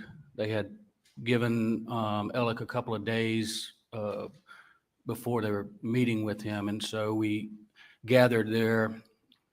I was present. Mark Ball was present. Lee Cope was present. John Marvin was present. At some point, I believe, I don't remember exactly when Buster arrived. Jim Griffin arrived at some point. And I want to say Corey Fleming was there. And there could have been others. All right. While that group of people were assembled, did the defendant, and I don't want to get into the content, but the defendant make any statements about what had happened on the night of June 7th, 2021? He did. We were there as friends. We had been with him starting the night of the murders every day.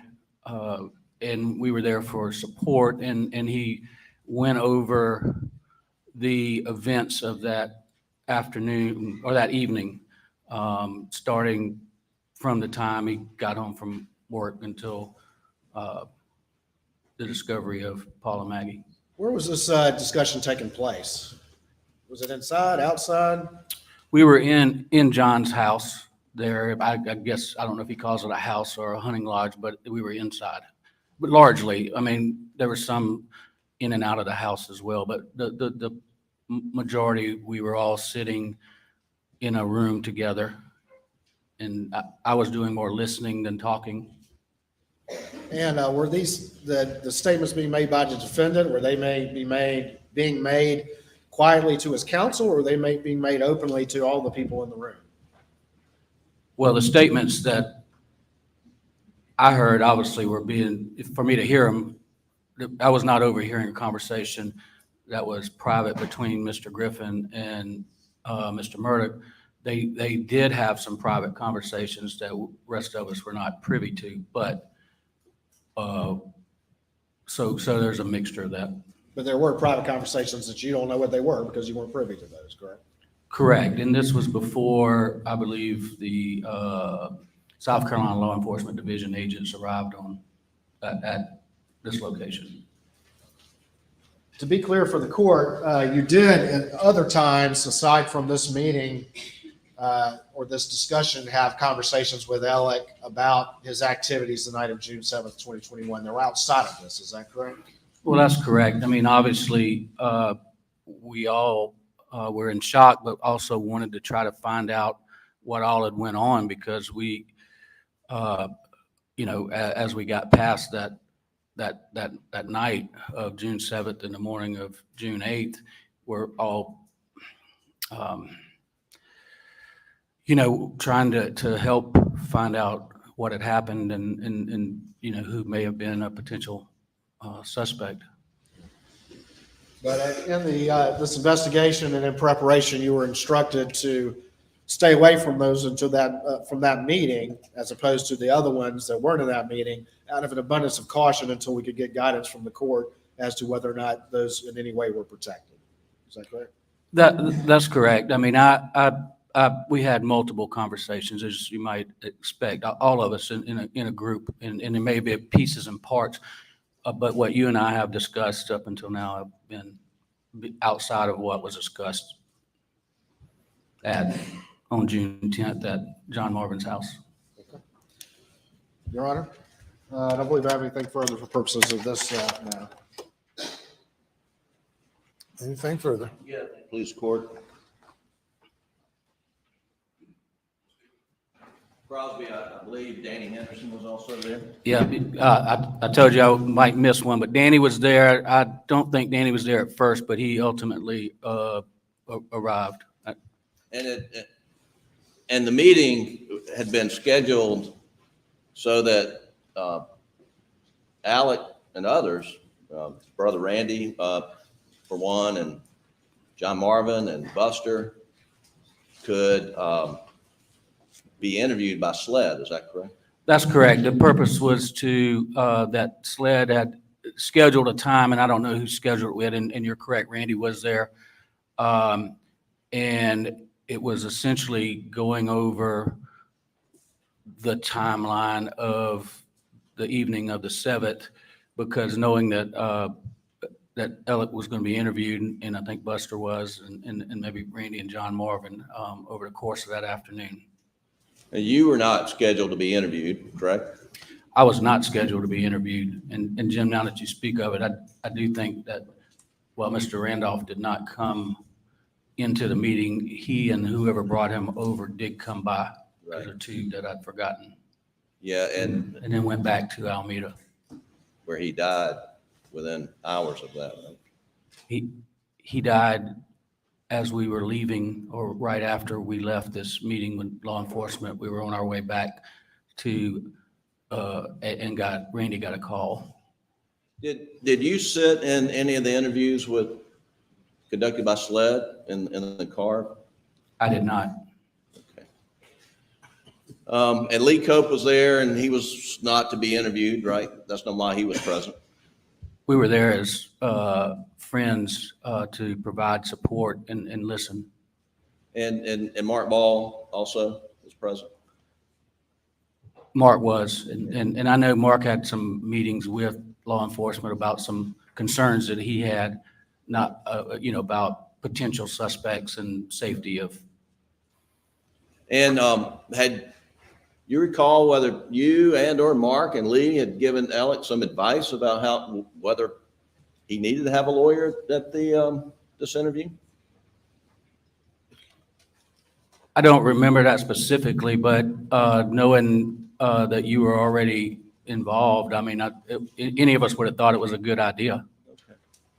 What do you know whether Alec considered you and Mark and Lee, as well as Danny and Corey, as his counsel that day?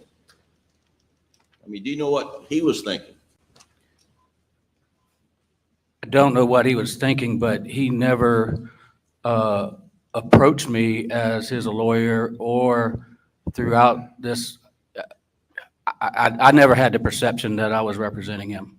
Well, did you, or in your presence, Mark Ball or Lee Cope, make it clear to Alec that, hey, we're not your lawyers here, and if you talk to Jim Griffin in my presence, then there goes the attorney-client privilege? Did you give him that warning? Mr. Griffin, we're all lawyers. I don't, other than John and Buster that were there, I don't think anybody needed to say that. And it never crossed my mind that when we were sitting in a room and all of us were talking, that we were somehow representing Alec. No, I understand that. And it's, okay. And nor would I ever do that because I don't practice in the area that you do. But it's clear that Danny had an ongoing attorney-client relationship with Alec, is that right? He did with regard to the boating accident. He was Alec's personal counsel in that. And Danny had sat in the initial interview in the that was conducted by Sledge Agent Owen and Collin County Deputy Laura Rutland on the night of June the 7th. Are you aware of that? Yes, I was aware of that. Okay. And he was representing Alec during that interview, as far as you know.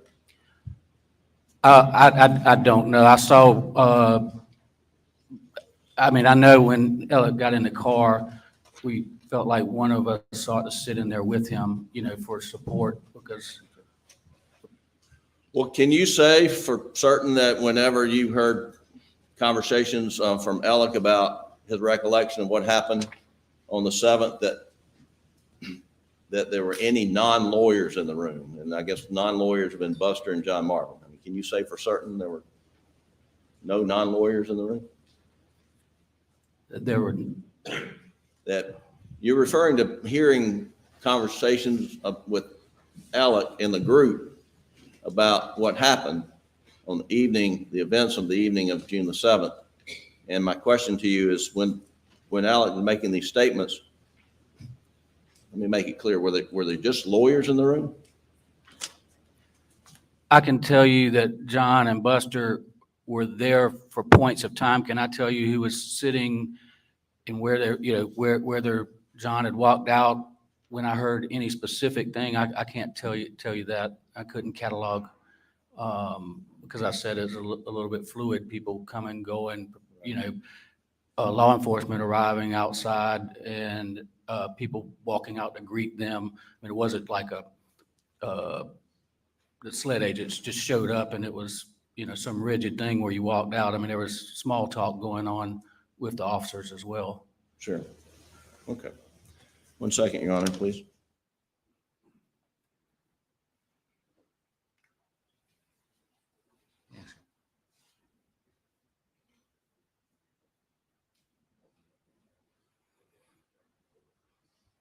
That's all the questions I have, Your Honor.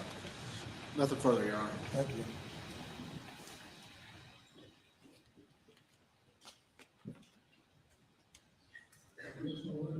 This issue.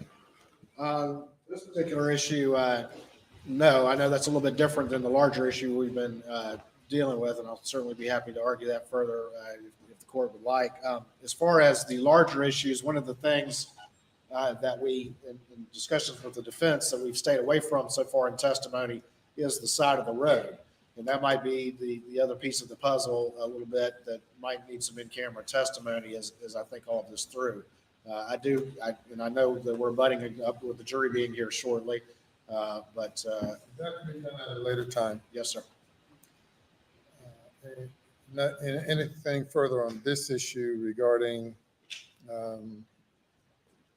evidence of other crimes?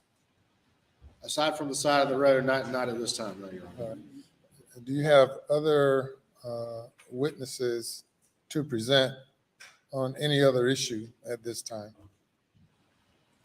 No, sir, other than I had a summary witness for the side of the road, but you know, that would be it. As again, for in-camera proceedings before Your Honor to get a handle on all of the sort of the 404 stuff that we're talking about. All right.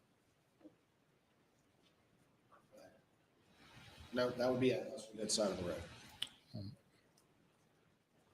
We'll take a break of about 5 minutes, and I will announce my decision regarding this other evidence.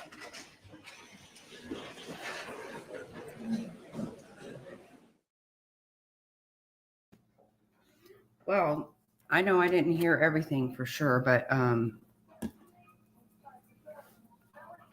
I think the first witness they had up there was really good.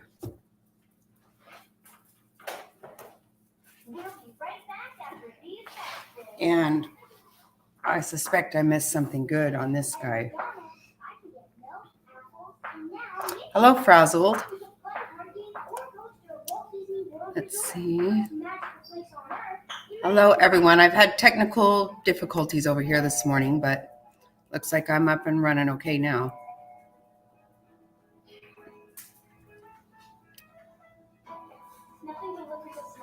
Morning, Maze. Jerry, Ira, Kimmy.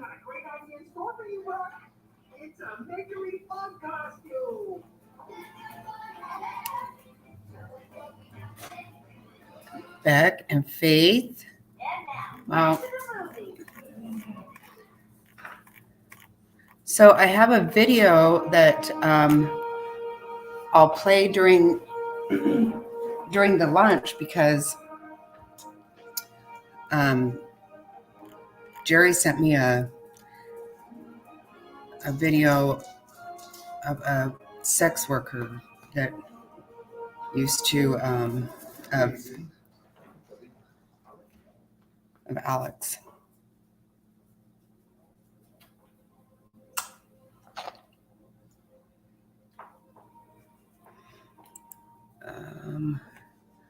First guy was, yeah, the little bits I was getting out of that first guy seemed, wow.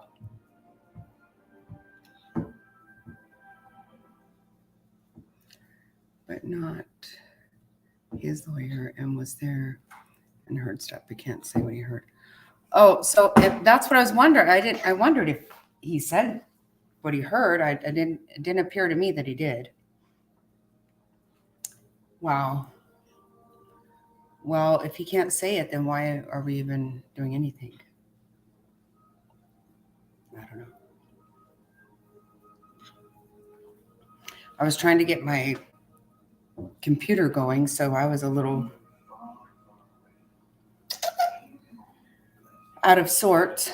So I had it all ready to go when I went to bed last night. Got up and here's this weird thing that I don't even understand. But thanks to Fig, she fixed it. Oh, okay. That's what okay.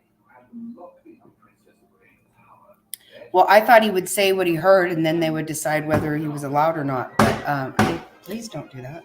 Please.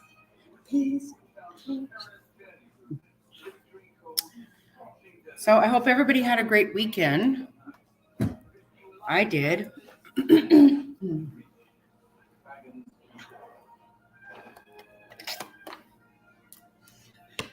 It was my sweet, sweet girl's 4th birthday, so it was a lot of fun. And Mr. Snotty came home and things are back to normal. Jack's ready to tear it up. Oh, okay. Literally.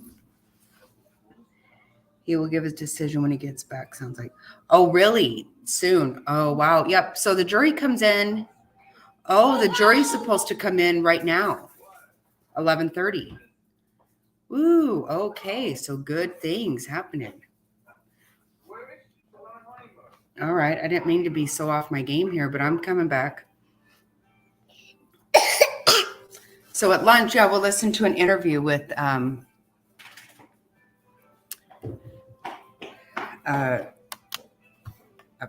previous sex worker.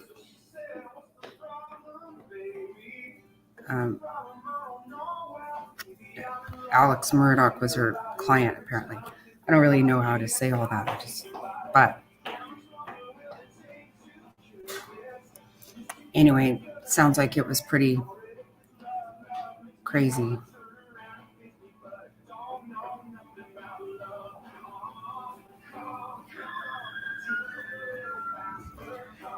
Oh gosh, I'm gonna.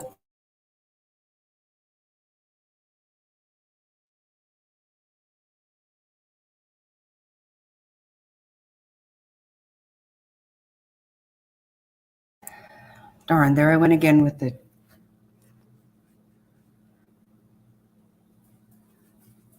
the Shrek. My gosh, Jackie. So do you think that I would like to stream this from Law and Crime? I just remembered that Emily Baker had some kind of issue with Law and Crime during the Johnny Depp trial. So I've always been nervous to do it, but what do you guys think? Do you guys see other people streaming that? Because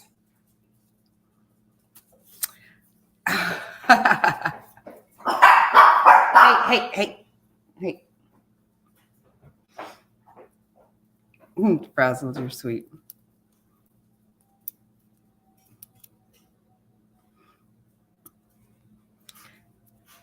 How's the weather there, Frazzled? Are you getting back to normal at all?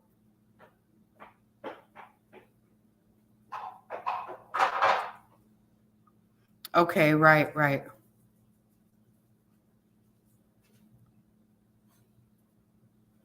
Yep, me too, Top Hats.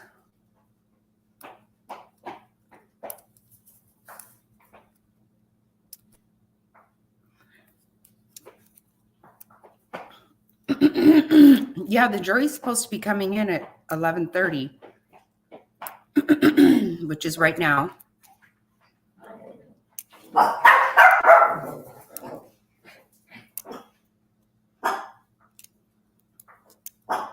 Okay, so you want me to take this off and I'll stream the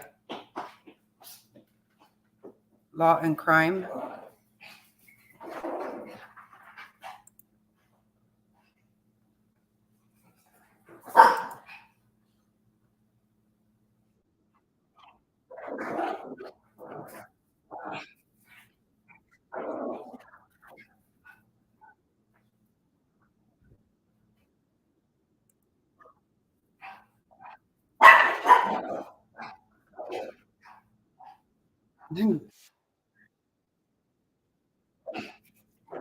Like you do at Showtime.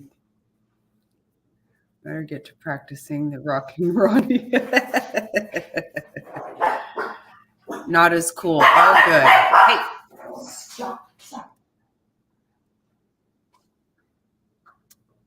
My, oh my.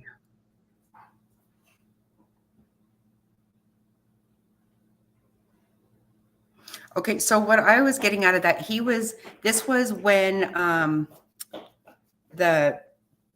they were all talking whenever the father passed away, right? At that, if he says it's good, then we can hear what was said. Oh, I was so hoping I didn't miss that. Stop now. I'm going to do Law and Crime, I think. I would prefer that.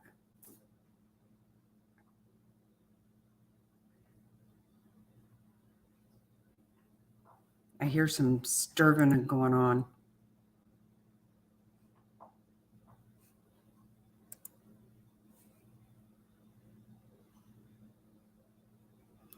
Oh, wait, this I'm going to remove.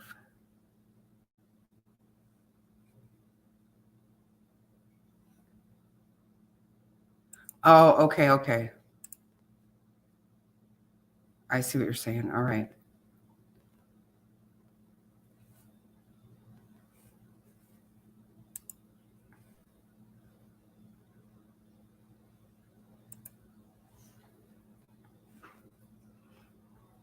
Yeah, I think we'll go with this one. I think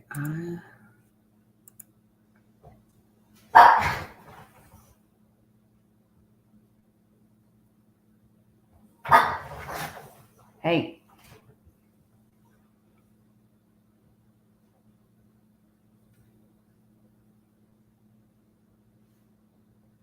Yeah, hopefully I'll be good. I'm going to try to. I mean, I can only do what I can do, but that's my plan. And I just now turned Shrek off, so who knows? You know what's going to end up happening because I forget.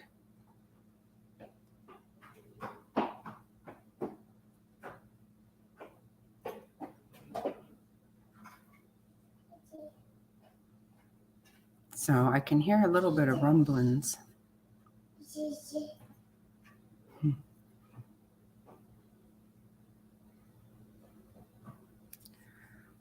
Yeah, so I'm super excited about this whole situation.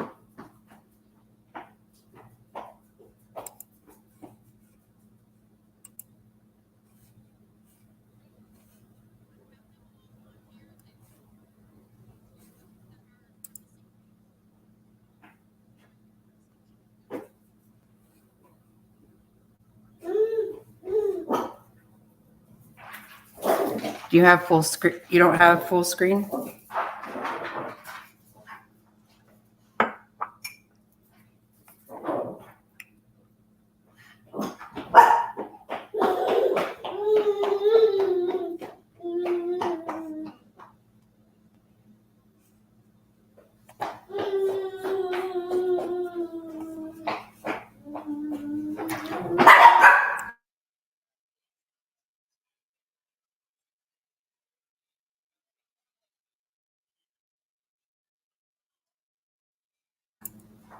Oh, okay. So just making sure that I'll go and see what I can find.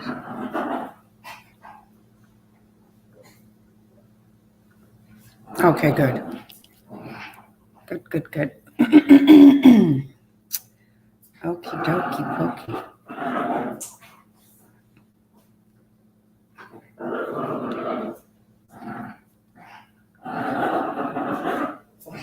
Yeah, it's loud over here, nonsensical loudness, so I'll probably mute myself again now because I don't think I have anything worthwhile to say. Here we go.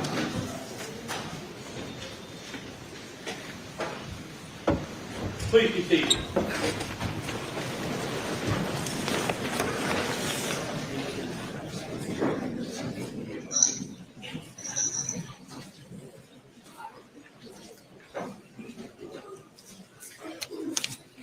This issue is before me on the motion of the state to admit evidence pursuant to Rule 404B of the South Carolina Rules of Evidence, and also under the theory of res gestae. Of course, the defendant is on trial for murder of his wife and son.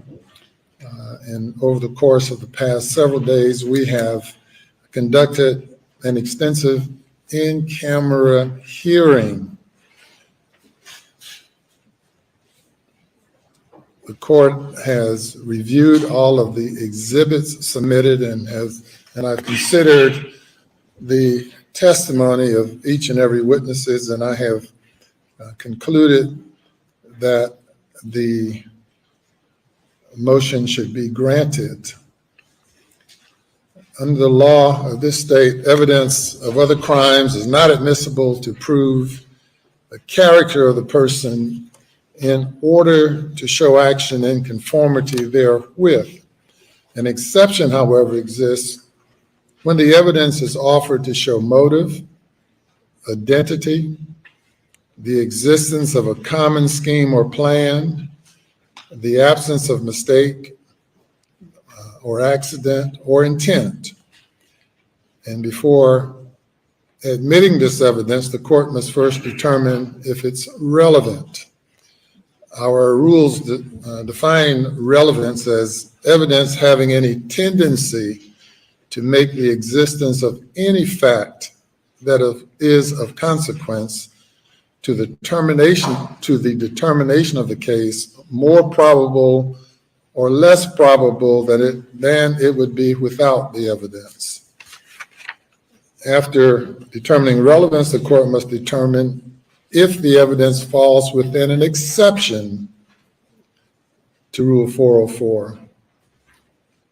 In determining if an exception exists, the evidence must be logically relevant to the particular purpose or purposes for which it is sought to be introduced. And this requires the court to analyze whether a logical nexus exists. Evidence is logically relevant when it reasonably tends to prove a material fact and issue.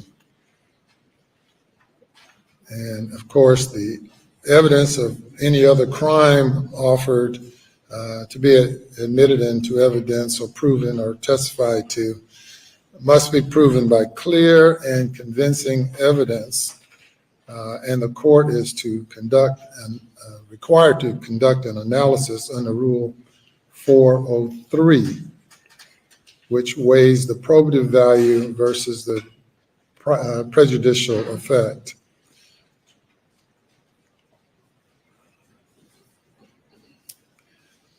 According to the state, the nexus is supported by the unusual circumstances of the murders, in that the defendant was the last person to see his wife and son alive, and the one who discovered the bodies, all in a relatively short period of time. The state has presented evidence in this in-camera hearing, evidence of numerous financial crimes allegedly committed by Mr. Murdaugh. The state argues that the logical nexus between the murders and other crimes is that the looming exposure of financial crimes provided motive for the murders and is evidence of malice, an essential element of the crime of murder. On June 7th, the defendant was confronted about $792,000 missing from the law firm. Beyond that sum, the state contends that millions of dollars were misappropriated by the defendant, and this misappropriation would imminently be exposed. We've heard from the bookkeeper for the law firm, Gene Seckinger, who testified to confronting the defendant on the day of the murders about the missing $792,000 from a case that he worked on with attorney Chris Wilson. She had previously questioned Mr. Murdaugh concerning the improper disbursement of fees in the case of the state versus Hirschberger, wherein it's alleged that Mr. Murdaugh sought to put the fees in the name of his wife, Maggie, to hide them from discovery in the boat case. She testified that the firm conducted a forensic audit, which then documented millions of dollars of misappropriated funds by the defendant, funds that the law firm had to replace. The defendant and his son, Paul, have been sued following the fatal boat crash, and the defendant had been served a motion to compel production of his financial information. On the day of the murders, according to the testimony, the defendant was preparing for the motion to compel, which was set to convene in 3 days. We've heard testimony from Jan Milanowski, the president and CEO of Palmetto State Bank, who provided testimony and documentation to millions of dollars owed by the defendant to Palmetto State Bank, all while the defendant was frequently carrying a substantial negative account balances. Michael Gunn, a consultant with Forge Consulting, testified that the defendant created a fake bank account using the firm name of Forge. And according to the testimony of Ms. Seckinger, this fake account was used as a main depository for a substantial, if not most of the appropriated funds. We heard testimony from Attorney Chris Wilson about confronting the defendant about the missing $792 and the personal sum to him owed of $192,000 was later discovered. And that testimony or that confrontation took place on June 7th. Mr. Murdaugh later confessed to having stolen those funds along with committing a multitude of other crimes, and also claimed to be suffering from drug addiction. We heard from Michael Satterfield, who Mr. Murdaugh, according to him, represented in a lawsuit against himself involving the death of Gloria Satterfield, Michael Satterfield's mother, who was the housekeeper of Mr. Murdaugh. He testified that he'd heard of through the reports that money had been recovered in the case, and when he discussed it with Mr. Murdaugh told him that no money had been recovered and it would take a year or so. It was later revealed that money had been recovered and that a confession of judgment was later issued in the sum of $4,304,000. Also received testimony from Mr. Carson Burney from the State Attorney General's office, who traced funds in and out of the bank account. I find that the jury is entitled to consider whether the apparent desperation of Mr. Murdaugh, because of his dire financial situation, the threat of being exposed for committing the crimes which he was later charged with,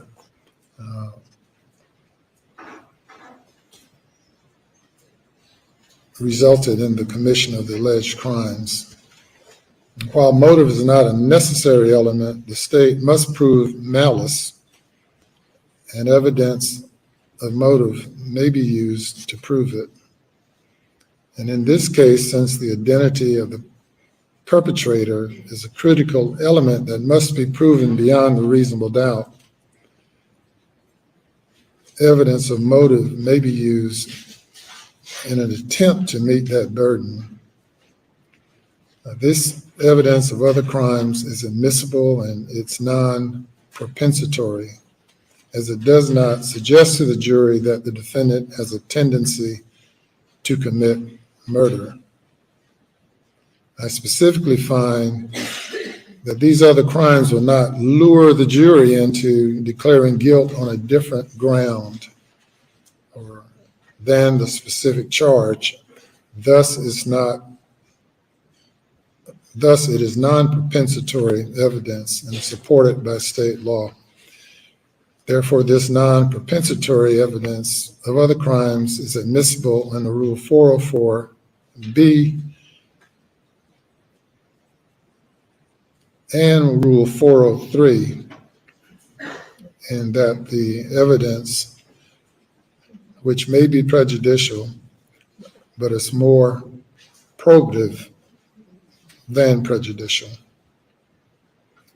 As to res geste, the state alleges that Mr. Murdaugh was under immense pressure after being confronted about the missing fees, the upcoming hearing on the motion to compel his financial information, his dire financial straits, and looming exposure of this criminal activity.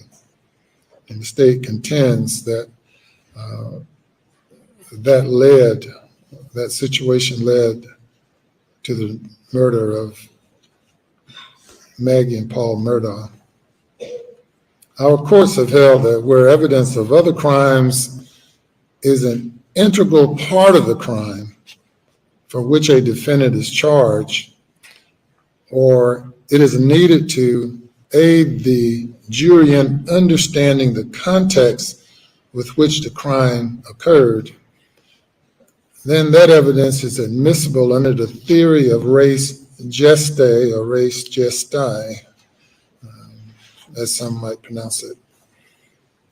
I find that the activities and conduct as of the defendant on June 7th, 2021, as testified to, is admissible under res gestae, and that this evidence furnishes a part of the context of the alleged crime.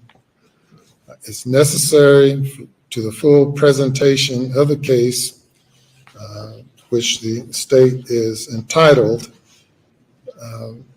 particularly since the state is relying heavily on circumstantial evidence. I find that it is so intimately connected with and explanatory of the crime charged under the theory that the state is seeking to prove, that proof of it is essential to complete the story. Our courts have further declared that where the full presentation of the evidence is admissible, that there is no reason to fragmentize the events under inquiry by suppressing parts of the res gestae. Further, in State v. McGee, the court held that where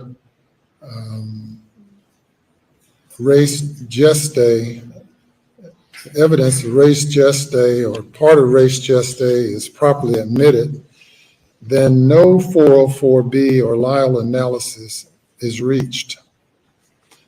However, as to the finding of admissibility of evidence, which I have done, and the finding of it within the res gestae, I've nevertheless conducted a Rule 404B analysis or Lyle analysis, though not needed. In conclusion, the state's motion to admit the other evidence or evidence of other crimes is admitted. I will file a more formal order granting the state's motion later today.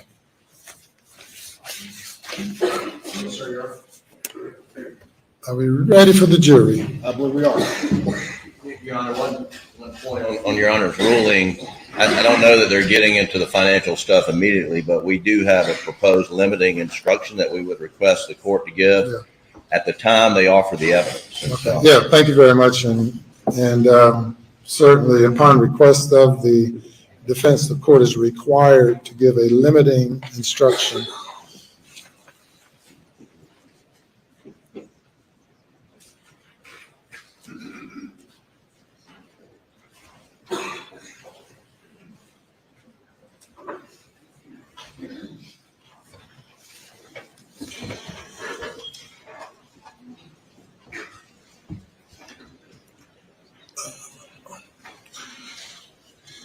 The schedule will probably be late afternoon or tomorrow when we started to cross into some of those financial witnesses. Have you reviewed the defendant's proposed limiting instruction? Right now, Your Honor.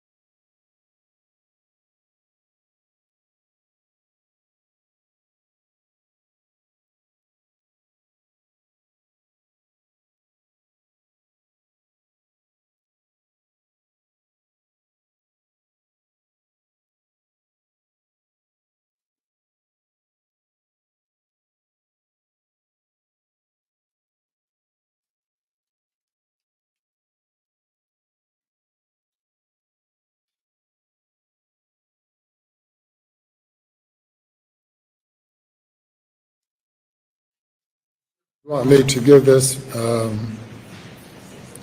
after the testimony or before the testimony? Good. Before the testimony is offered, Your Honor. From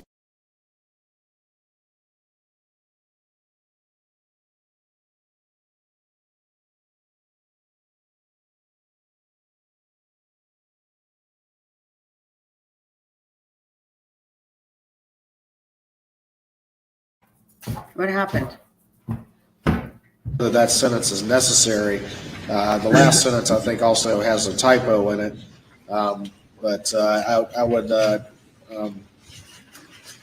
generally, though, I have no problem with this charge, and I have no problem with it being given before such financial evidence is received. You've indicated those witnesses will testify later today or tomorrow?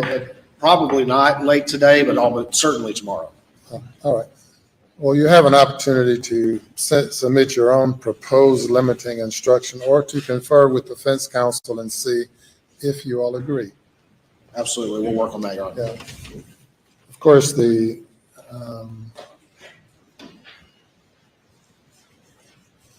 other question of res gestae and whether or not a limiting instruction is required for res gestae testimony. No, I understand, Your Honor, and I guess I understood the scope of the court's ruling to go beyond res gestae or gestae and to include prior events he wasn't confronted about on June 7th. Now, if the court's ruling is limited to the confrontation on June 7th and about that transaction, then it would be res gestae. It's not limited to June 7th.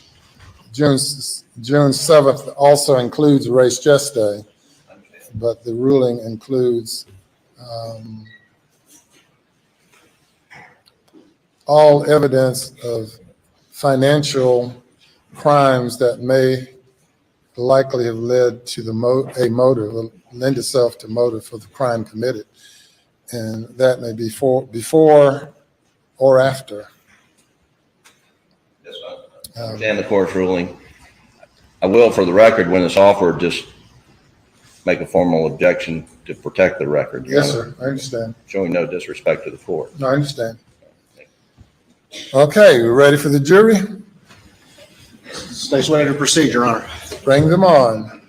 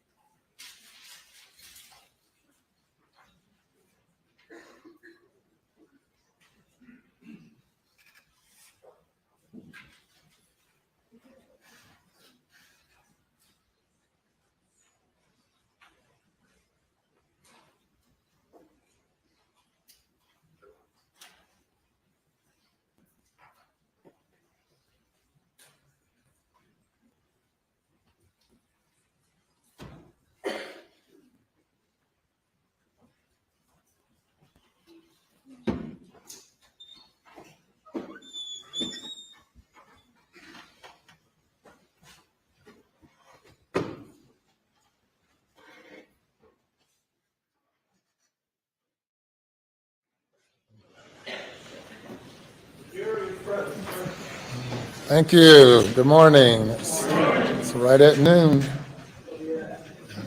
Well, 11:58. It's still morning. We embark on day number 11. Call your next witness. Please go. Yes, sir. From the state of South Carolina, we now call Miss Michelle Smith to the stand.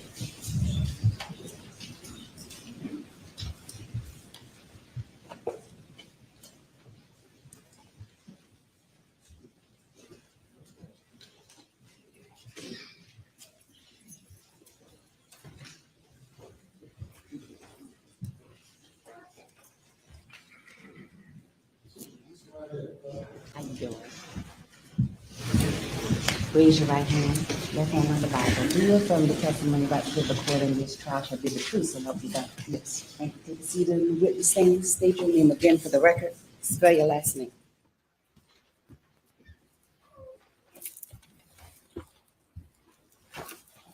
Michelle Shelley Smith. Take a deep breath. Yes. What is your first name?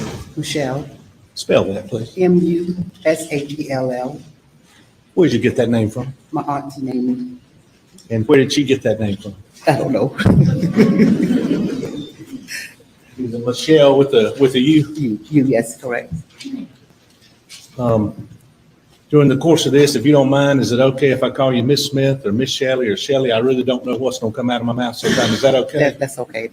But do you go by Shelley? Yes. Please tell these folks, Ms. Smith, about Michelle Smith, where you were born, where you were raised, please. Hampton, South Carolina. And ma'am, if you don't mind just pulling this up a little bit and speaking into it. Okay, thank you. Thank you. Go ahead. I was born in Hampton County.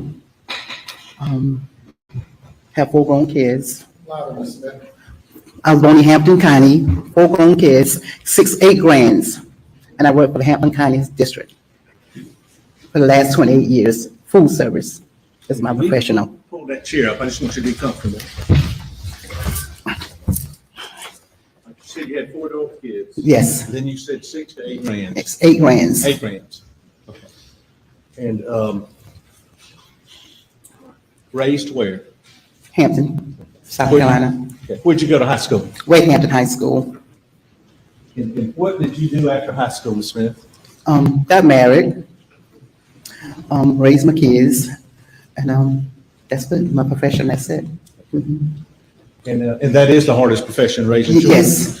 You had 4 kids. 4 kids. And when you were raising them, you were raising them, taking care of Yes. the family. Mhm. And are any of your family here today? Yes, my brother and my daughter. What's your brother's name? Michael Smith. Michael Smith, will you stand up? Is that your brother? Yes, that's my brother. And who else is here? My daughter, Rochelle. Miss Rochelle, will you stand up? Thank you. They in here supporting you today? Yes.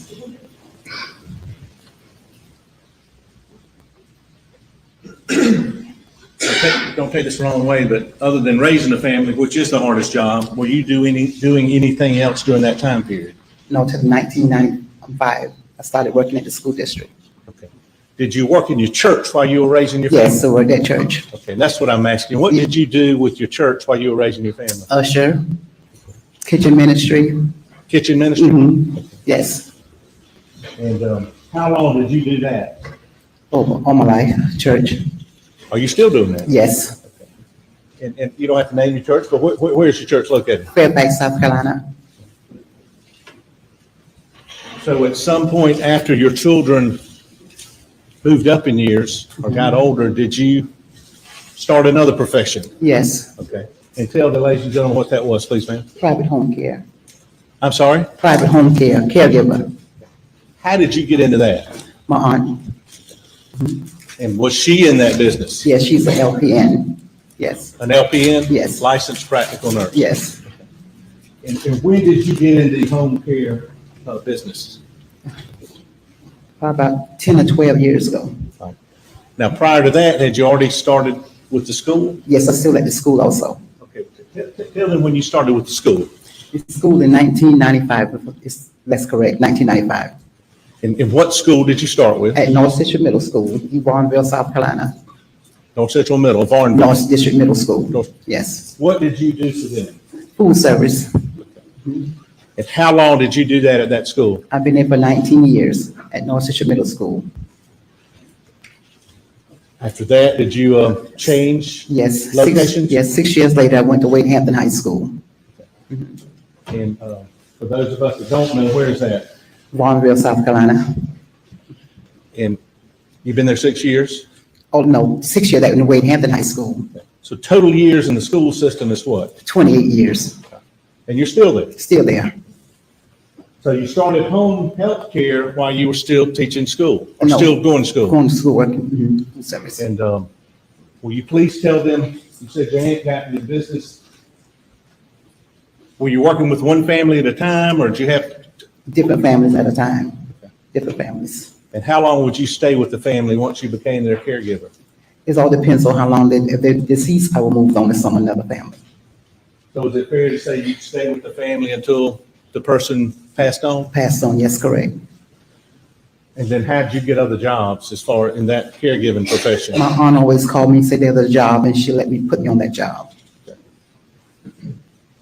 So to give the jury an idea before we get to this case, your schedule would be what when you were still working at school? Yes, and at school. caregiving? Yes. Okay, so what was your typical day like? My typical day, I leave home at 7:20, have to be to school at 8 o'clock that morning.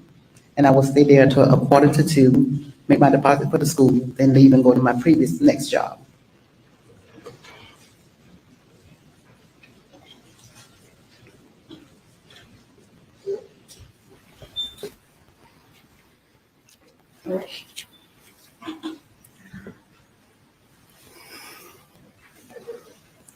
Can you tell this jury, Ms. Smith, how it came about that you started working for the Murdaugh? It was a job opening. I think one of the caregivers mentioned it to me, and I said, yes, I'd be interested in going. And that's how it started. And one of the caregivers mentioned your name. Do you know who that was? Yes, yes, sir. Okay. It's Barbara Mixon. It's Barbara Mixon? Yes, sir. So there's an opening and your name got brought up? Yes. And can you tell these folks when that was? When did you start working for the Murdaugh family? It was October of 2019. And what was your role as a caregiver specifically for the Murdaughs? Miss Libby, taking care of Miss Libby. Miss Libby. Was Mr. Randolph, I knew him as Solicitor Randolph Murdaugh, but was Mr. Randolph, was he there living when you started there? Yes, he has, yes. And then that's what we've referred to as Alameda? Yes, Alameda, yes.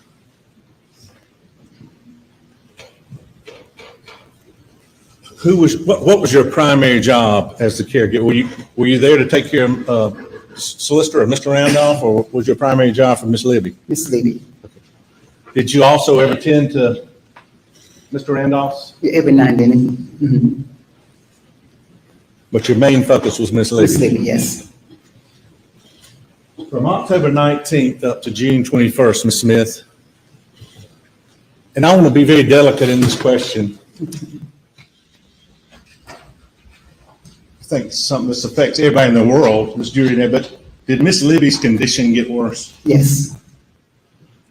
And she's suffering from something that affects all our families, it's Alzheimer's? Yes.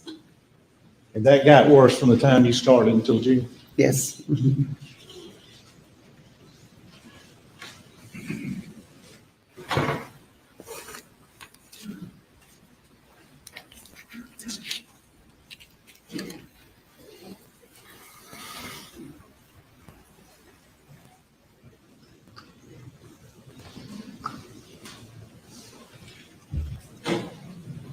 Well, in June of 2021,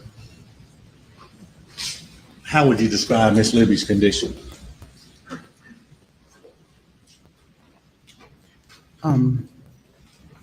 Alzheimer's, couldn't remember anything at times. In your opinion, as her caregiver, was she aware of what was going on around her? No, no.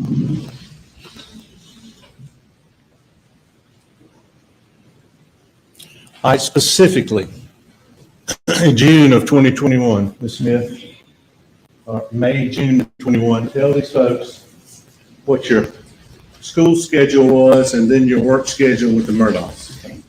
My school schedule was 7:20, I will leave home, be to school at 8 o'clock, and I leave there at 1:45. Go home, make my deposit at the bank, go home, rest, come back to work at 7:45. Had to be there at 8 p.m. that night. I would stay all night and leave 7:45 the next morning, leave there and go back to the school. So was that the shift you were working for the Murdaughs? Yes. Primarily? Yes. From 8 p.m. to 8 a.m.? Yes. Mm-hmm. When did you sleep after you went to school? Took little cat naps every now and then. But would you go home after you made your deposit? Yes. You would rest? Yeah, rest for a couple of hours. Mm-hmm. And then did you have a change of clothes at the Murdaughs for when you went straight to school the next morning? Yes. Mm-hmm.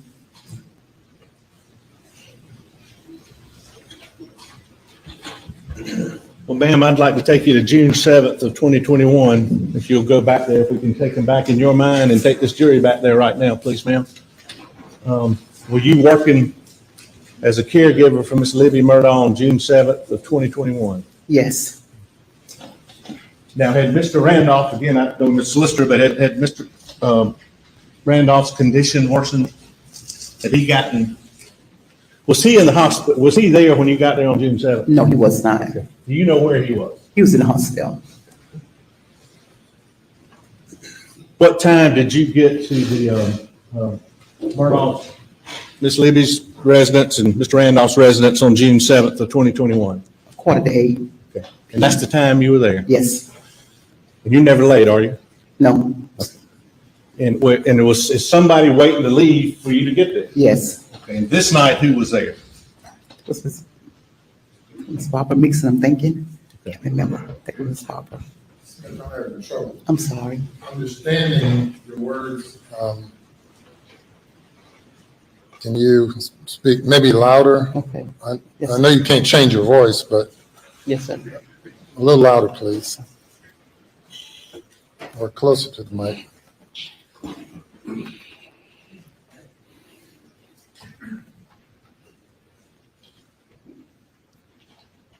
Can you tell us what Miss Libby, when you got there on June 7th of 2021, shortly before 8, where was Miss Libby? In the bed. And as a professional caregiver, and this was what time of night? 8 o'clock that night. If one of your patients that you're taking care of is in the bed resting, do you like to disturb them? No. If they're sleeping, do you want to wake them up? No.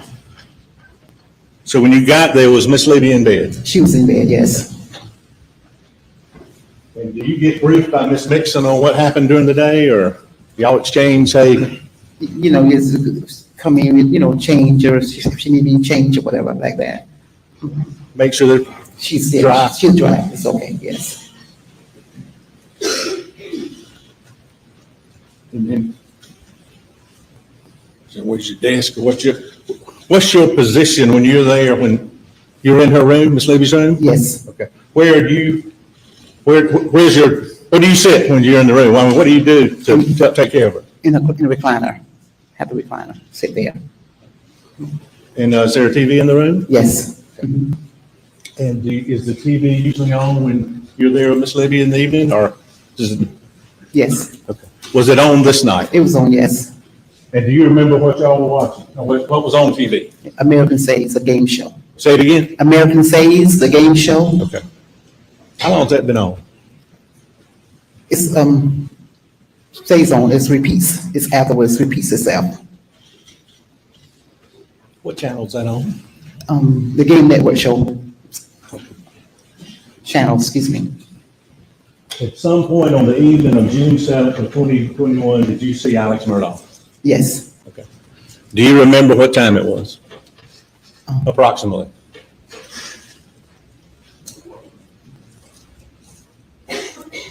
The game show was on, so it had to have been 8 o'clock, 8:30, 9:30, somewhere up in there. 8:39, 9:30? There's something up in there. Is it fair to say it was later in the evening? It was late in the evening, yes. And you had worked that schedule for that 8 p.m. to 8 a.m. shift for how long? 2 years. 2 years. 2 years.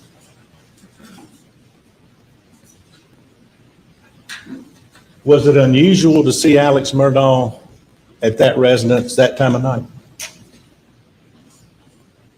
Yes, on my shift, yes. And that's the only shift you'd work? Yes. So the 8 p.m. to the 8 a.m. shift, it was unusual to see Alex Murdaugh there visiting, correct? Correct, yes. Have you ever been over there before that time of night? I think different off and on, it all depends. When he got there, can you tell the jury what happened? He called the house and told me he was outside. He called the house? Yes. What phone did he call? Terrible question. I mean, was it your phone, the house phone? The house phone, the house phone. Okay. And when you answered the house phone, what did he say? He was outside. They let him in. He was at the house? Yes. Right outside the house? Yes. And he called you? Yes. And he said, let me in? Yes. And after he called you, how long did it take you to go open the door to let him in? About 5 minutes. So he was right there at the house? Yes. You let him in? Of course, yes. Do you remember what he was wearing? Shorts and a t-shirt. Do you remember what kind of shoes he had on? Those cloth shoes, like Sperry's, that type of material. Like Sperry's, that type of material, cloth shoes. Cloth shoes? Yeah, like cloth. Yes. And you said something called Sperry's? Something like Sperry's, that kind of, but it was cloth. That kind, yeah. Wasn't boots? No, it wasn't boots, no. Are you familiar with tennis shoes? Yes. Was it tennis shoes? No, it wasn't tennis shoes. Cloth, Sperry type shoes? Yes. Did he have any socks on? No.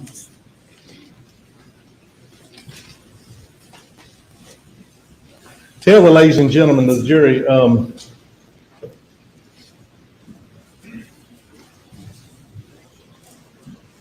could you describe Alex Murdaugh's demeanor on June 7th when you were there with him and his mother Libby? How was he acting?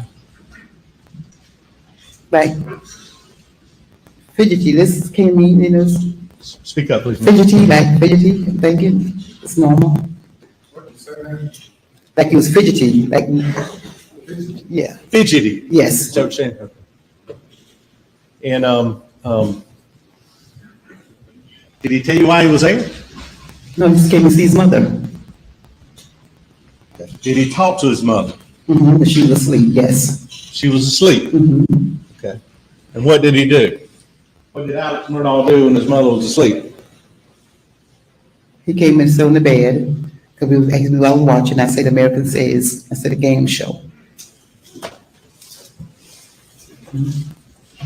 Did he say anything to his mother? We said, hey, Mom, how you doing? Just came to check up on you, yeah. Did he say why he come to check up on her? Because Dad was in the hospital, called him Hansel, he was in the hospital. And in your opinion, as being there, her caregiver, did she even know that he was there? No. Yes. No. The objection's overruled. You said no? No, mother, no. How long did he stay in the room with y'all? I say y'all, for the record, you and Miss Libby, I apologize. About 15 to 20 minutes, 20 minutes. Was he moving around the room? No, he was laying on the bed. Did he have his phone with him? Yes. Was he looking at his phone? Yes, he was on his phone, yes. I'm sorry, ma'am. What? Yes. Mm-hmm.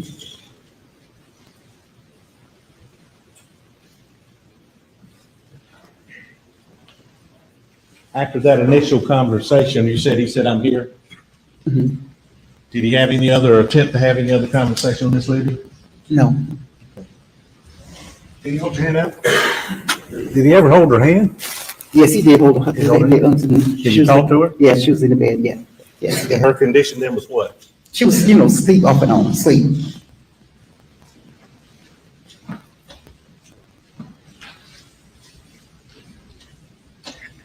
How long did he stay there? I forgot. 20 minutes, about 20 minutes.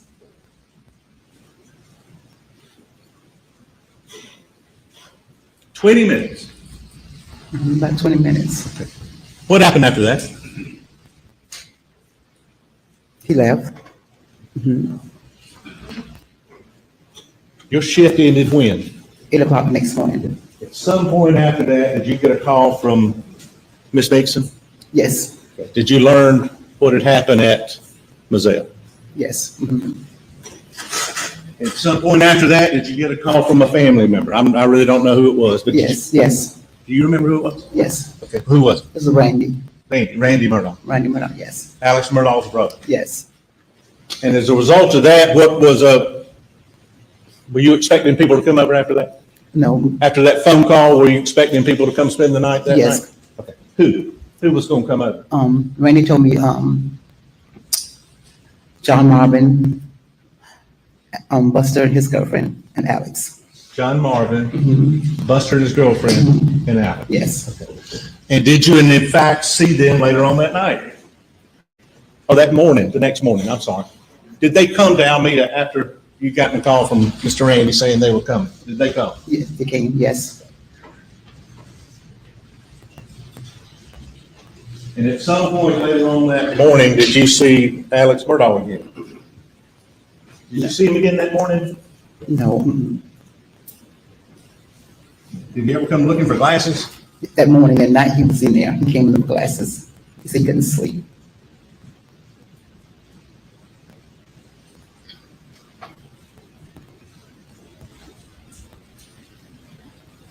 And Mr. Randolph, or Solicitor Randolph, died shortly, a couple of days after that?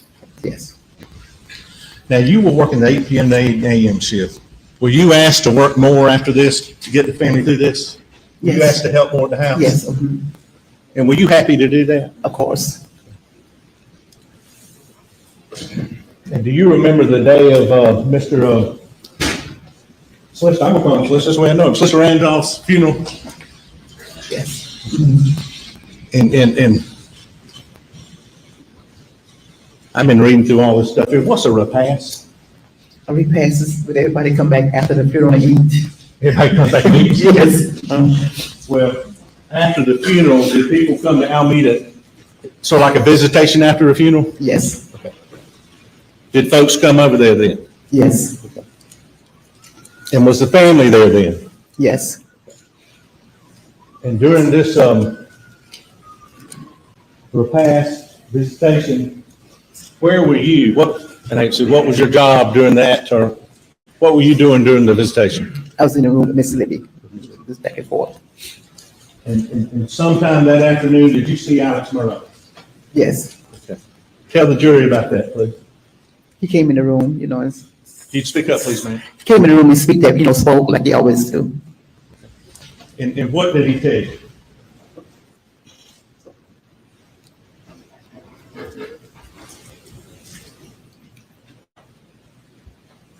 That he was at the house. He was at the house. Say it again. He was at the house.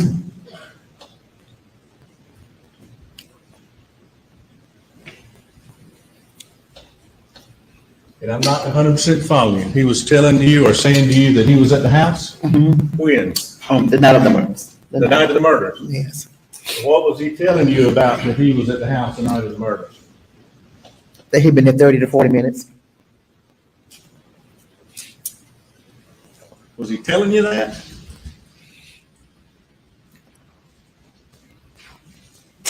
Did he ask you anything about that when he was talking to you?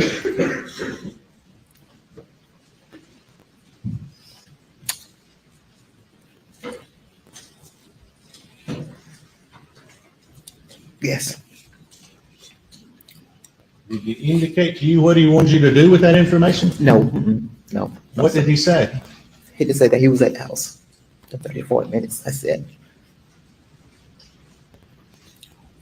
You said what?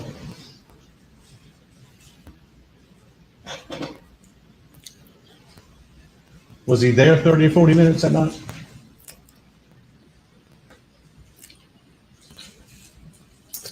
Not to my recall. Why are you crying? You said? Because they're a good family, and I love working together. And I'm sorry all this happened.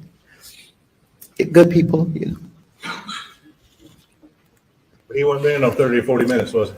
No. Can't lead the witness.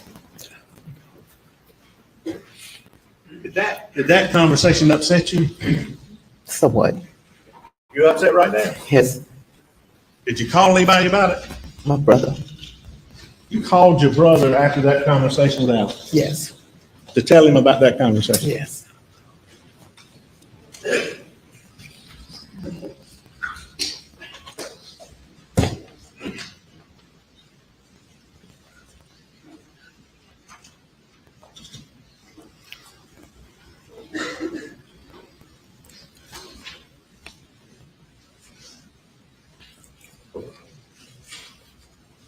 And just to be clear, What was the statement he said about how long he was here? 30 to 40 minutes. But his phrase was, I was here, or you know I was here 30 to 40 minutes.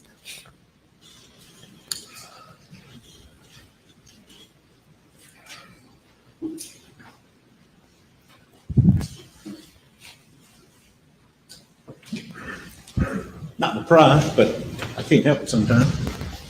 What else is going on in your life right there?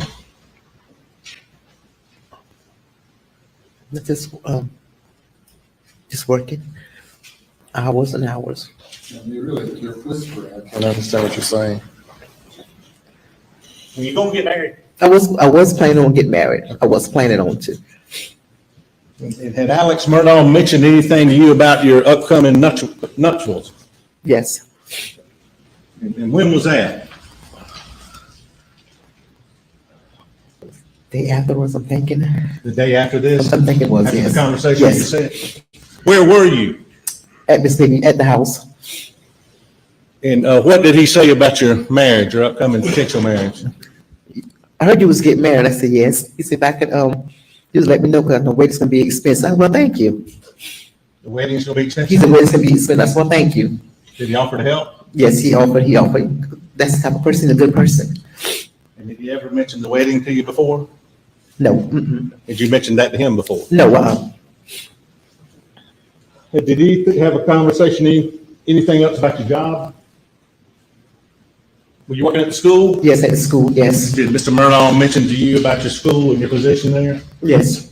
Tell him what he said, please. He said that, if you need a position at school, my good friend is there. I said, yeah, I know, worked at the school, the principal.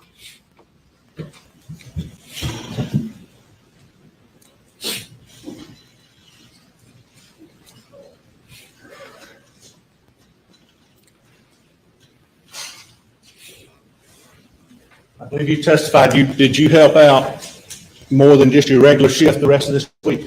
Yes. That week after Yes. this? The murders and Solicitor Murdaugh's death, were you working full-time then, trying to help? Yes. Was school out then? No. So you still going to school and helping? Yes.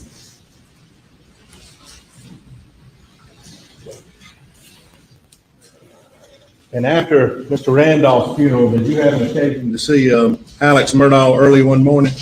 Yes. Do you know how long it was, how many days after the funeral of Mr. Murdaugh? 3 days, I think, 3 days. Can you tell the ladies and gentlemen of this jury what time it was in the morning that you saw Alex Murdaugh? 6:30 that morning. Say that again? 6:30 that morning. And that had been a part of your regular 8 to 8 a.m.? Yes. And did he call you and tell you he was coming? No. He didn't? Had he called you on June 7th and told you he was coming? Yes. And he was right outside the house? Yes. And this morning at 6:30, he did not call you? No. How did you know he was on the premises? He knocked by the bedroom, near the window. Knocked? Yes, on the wall. Well, did you hear him say anything after that? He said, I'm outside. Say it again? I'm outside. Had he ever been there at 6:30 in the morning before that, while you were working there? No, sir. Never? No. And tell the ladies and gentlemen of the jury what you observed that morning when you saw Alex Murdaugh. He came in the white truck. Was there still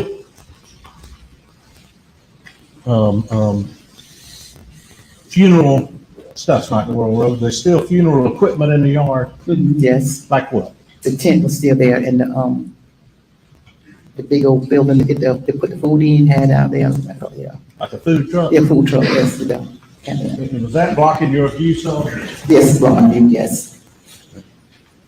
So when you saw Alex Murdaugh this morning at 6:30, what did he do after he knocked on the door? Did you let him in? Yes. Then what did he do? Came inside. And was Miss Levy sleeping? Yes, she was still asleep. Okay. Did he go check on Miss Levy? No, he didn't came in. He didn't go check on her? I can't remember. Well, what did he do then? He came inside. Okay. Mhm. And did he have anything, or was he holding anything? He had a blue something in his hand. Say that one more A time. blue something in his hand, something blue. A blue something in his hand. Mhm. And can you show me how he was holding it? Like this. Is it all right if I touch it? Yeah, that's fine. How was he doing it? Like this. Holding something like this? Yes. And what did it look like? Like a blue tart, like a tart. Blue? Blue. Okay. Was it vinyl? It's like a tart that they put on a car, you keep your car covered up. Big thing. Yeah, blue. And was he holding it like this? It's holding like this. Could you tell if there was anything in it, or do you know? No, I couldn't tell. But not holding like this? Mm-hmm. Did he say anything when he walked in? No. Okay. What did he do when he walked in? Went upstairs.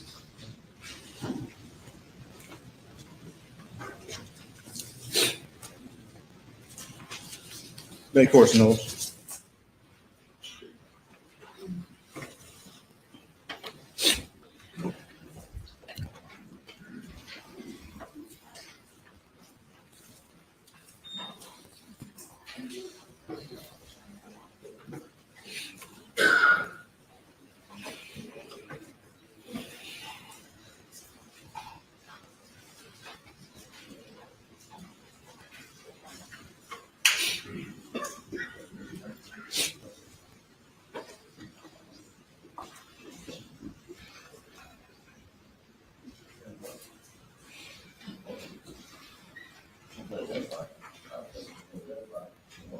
United States 230.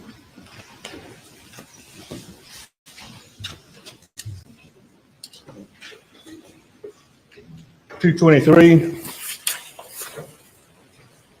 $222, $413, $412. At this time, without objection, I'll save the other two. I didn't call it.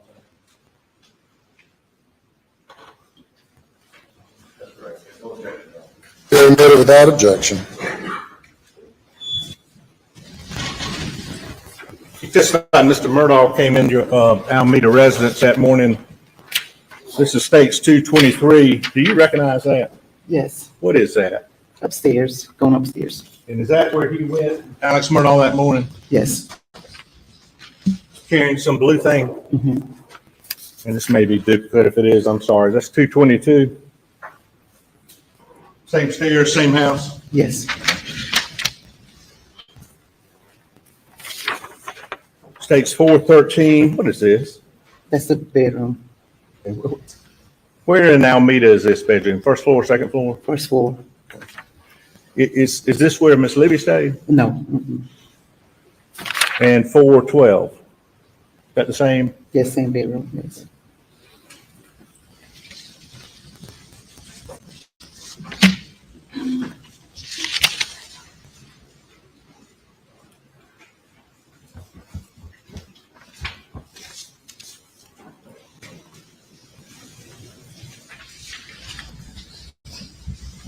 I'm going to show you what's marked 411. Don't call out the answer. This is States 411 for identification at this point. Do you see the blue object in the center? Yes. Does that appear to look like the object you've described? Yes. You saying yes? Yes. Is it blue? It's blue. Is it vinyl? Yes. That appears to be the same thing you saw the defendant holding this early morning hours when he came in the house. Is that correct? It looks so, yes. You know, this is States 411 we'd offer at this point. No objection.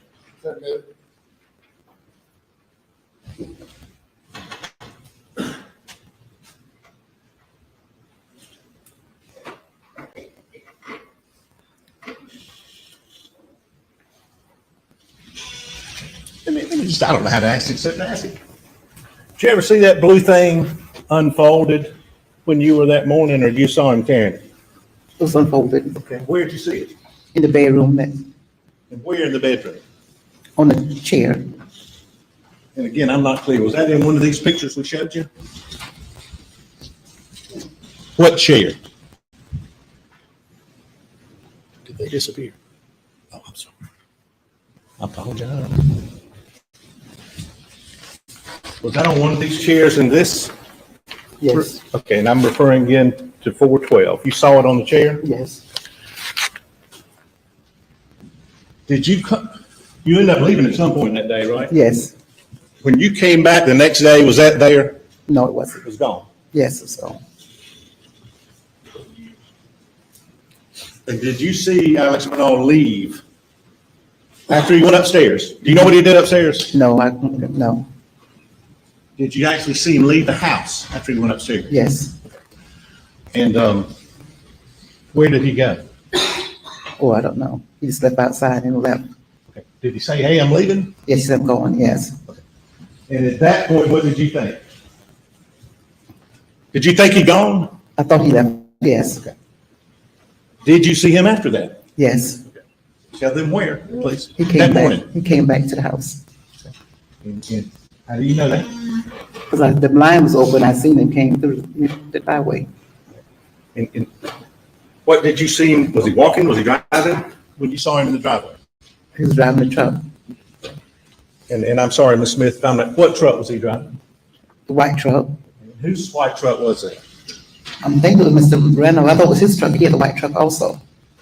He had a white truck also. Mm-hmm. So when you saw, you testified, Mr. Murdaugh coming back in a white truck, that was Mr. Randolph's truck? Mm-hmm. Whose truck was it? I don't know. Ma'am, you must use words as opposed to, or because we need to know exactly what you're saying. Say yes or no if you can. Whose truck did you think it was? I thought it was Mr. Randolph's truck. And were there four-wheelers or ATVs out on that property? Yes, Okay. What, if anything, had you observed about a four-wheeler that morning? it was at the house, Where had it been previously? at the smokehouse, When did it get moved? the same day of the same morning. Same morning when Mr. Murdaugh was there? Yes. And in what direction did you see Mr. Murdaugh leave? When you saw him leave the house and you thought he was gone? Mm-hmm. You know where he went? No, And when he came back in this white truck, what did he do? he got in the other truck. How long was he gone? For about 10 minutes or 15 minutes, thinking. And then you say this other truck. What truck are you talking about? It was a black truck. Had you not seen that before? No, Why not? because the food truck, the catering thing was still out there anyway, so I couldn't see. So that blocked your view. It's blocked my view, yes. So what vehicle did Mr. Murdaugh leave after he came back in a white truck? What color truck? It was a black truck. Black. You know whose that was? No,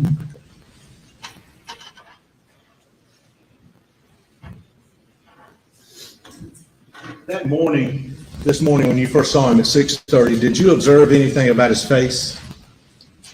Any on his face? they had like a little color, a little blue cut or something, And ma'am, I apologize, a little what cut? like a little bruise or something. Where was it? It's like above his forehead, I won't ask you to touch me, but can you touch yourself to show it? right here, something like that. Did it look fresh? This looked like a cut, not, I wouldn't say fresh, but it looked.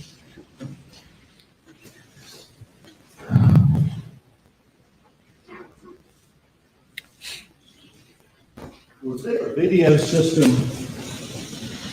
in the house for either Sister Murdaugh or Miss Libby Murdaugh? Yes, Can you tell them about that? Where was that? What was that? it was in Miss Libby's bedroom. And how was that activated or operated? It's better. Do you know? No, Was it on all the time or not? yes, And what color would it be if it was on? Was there a marker or red and black or red and green? the circles, yes,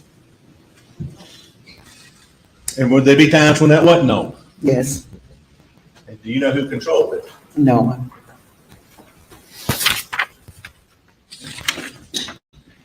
Get the helmet.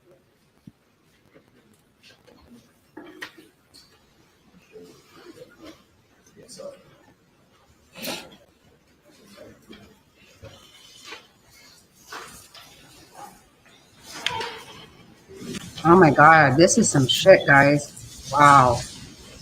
I feel so sorry for her. I'm going to show you what's marked 410. Do you recognize this? Yes. Okay. And does it relate to what we're talking about this morning as far as your location? Yes. Your Honor, 410, I believe, without objection. Says it relates. Her testimony, when she was at. No objection. It's admitted. Without objection, it's admitted.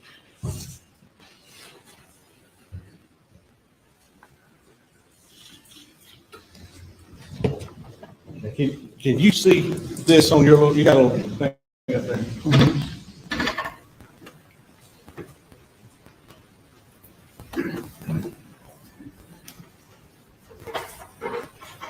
Do you mind coming down here? Judge, can she come down here? Yes. Very briefly, it won't be long.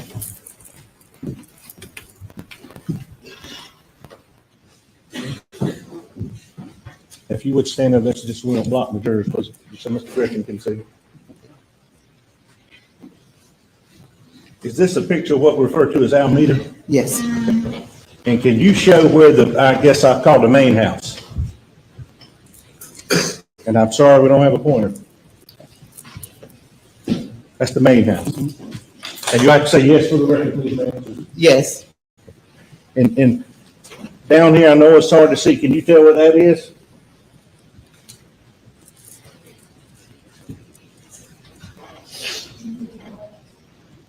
Sorry. Can you point to the main house again? I think it blocks some jurors. That's all done. Right here. Is that where you took care of Miss Libby? Yes. Okay. Now down here, there's even a little low on it. Do you know what this is down here?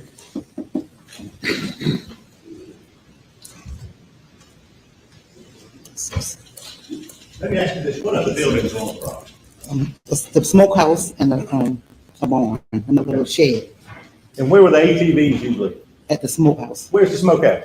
That's it. Yeah, There you go. That's the smokehouse. Mm-hmm. And that's where the ATV was. Yes. And where did the ATV end up when you saw it after you thought Mr. Murdaugh left? Had it moved? At the main house. Say that again, please. At the ma'am. main house. Okay. And when you saw him coming back, you thought he left. Where did you see him in the white truck? Do you remember?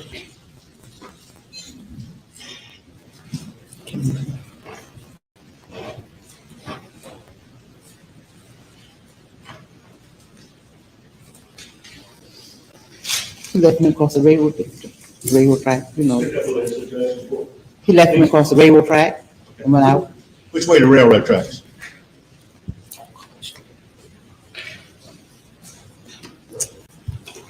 This way, I mean, that's the house. So it had to been around, because I had to drive through. Shrinking up. I'm trying to. That's good. Go back. Sit down. That's fine. Thank you.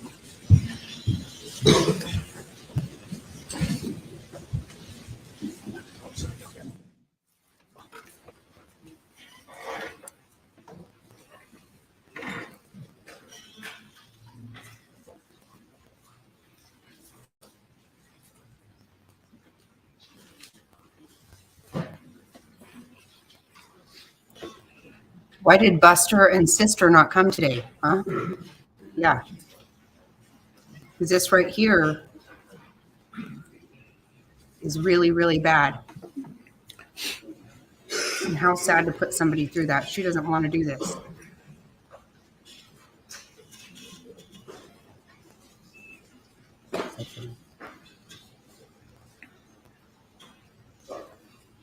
It makes me sick.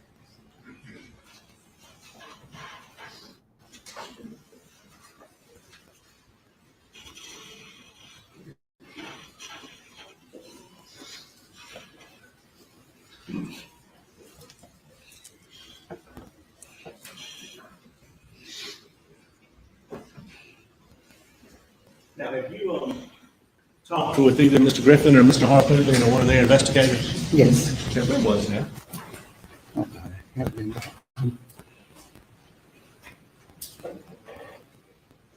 Best you remember. I'm not looking for a date and time, but you know how long we got? It was last year. And I met with you a couple of weeks ago? Yes. And just a little while ago this morning? Yes.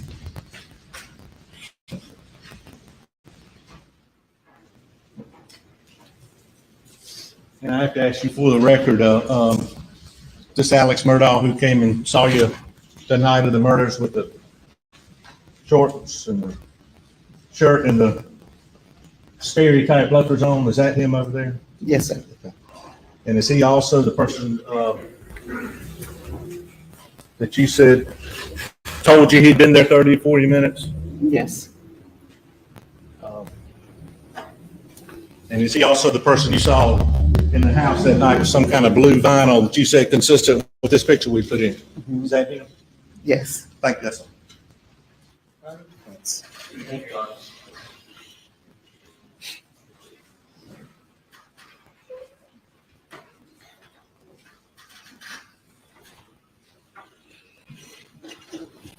Good afternoon, Ms. Smith. Good afternoon. We have met once or twice.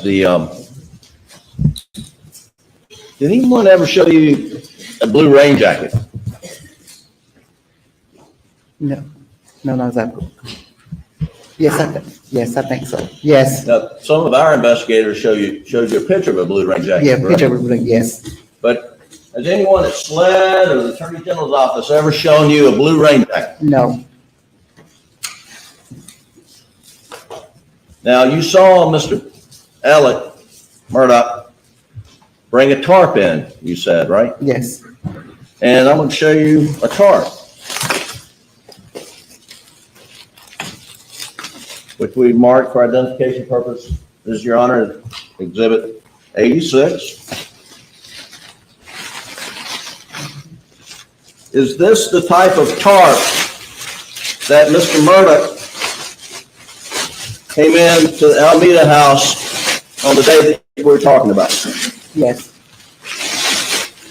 Tarp like this that would maybe cover up a car. Is that right? Yes. Any way to confuse this with a rain jacket? No. He was not carrying a rain jacket, was he? No, it was balled up. I don't know it. And you said it was balled up, and it was balled in such a manner it did not look like there was a shovel handle, a gun, or anything. It's just balled up. Is that right? Correct. Have I balled it up sort of correctly? Yes. All right. No, we have no objection to going in. Your Honor, move Exhibit 86, I think, and evidence. Without objection. Now, when Alec left that day, this was laid out on Ms. Libby's retirement rocking chair, wasn't it? Yes. Okay. And you had, and when you left for end of your shift that day, that's where it was, right? Mm-hmm. Yes. And you've never seen it since, correct? Correct. Now, they showed you a picture, which is in evidence. Do you even know where that picture was taken in the house? No. In the closet. Do we have that picture?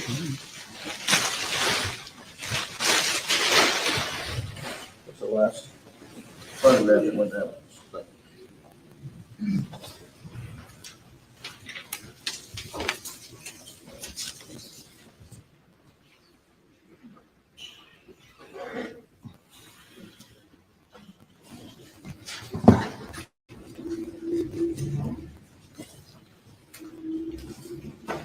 Can you see that, Ms. Smith? Yes. Do you know where that is, or even if it is in Ms. Libby's house?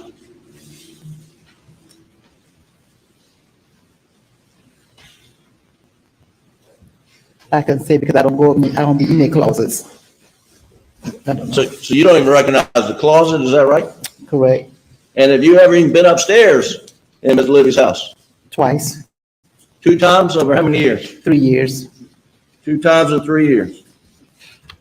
And do you know where Alex Murdaugh went when he went upstairs on the day that he brought a blue tarp in the house? No. Okay.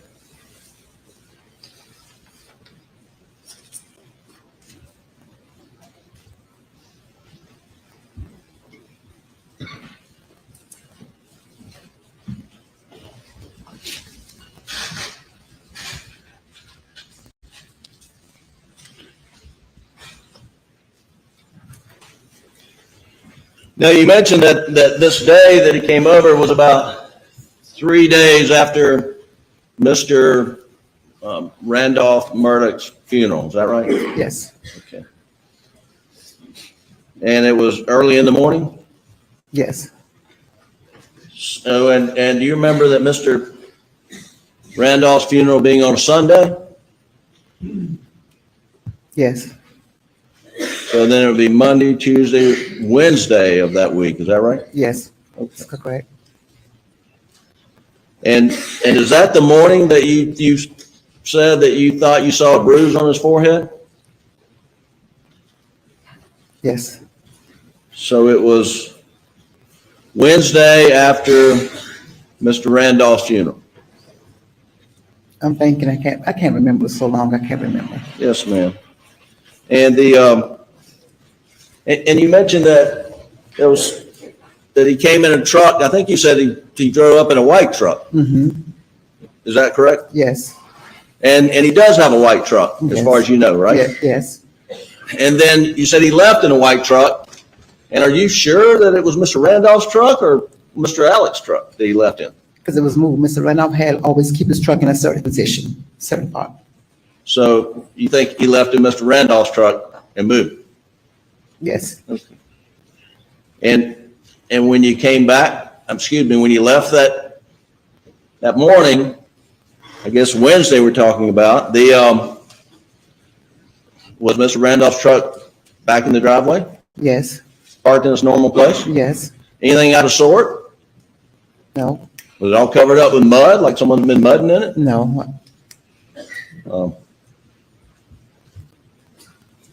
Anything unusual about the truck? no, Now, you mentioned there was a four-wheeler that had been moved at some point in time. That four-wheeler had a flat tire, didn't it? yes, it did.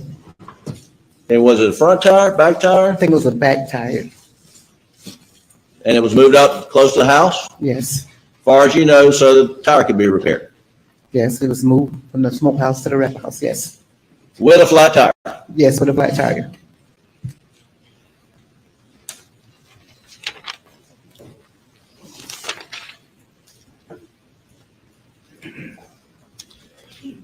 Now, you were asked questions about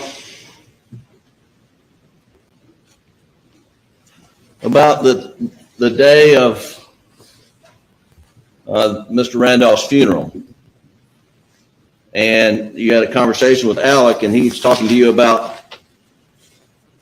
how long he was over at the house on the night of June the 7th, right? Yes, And he said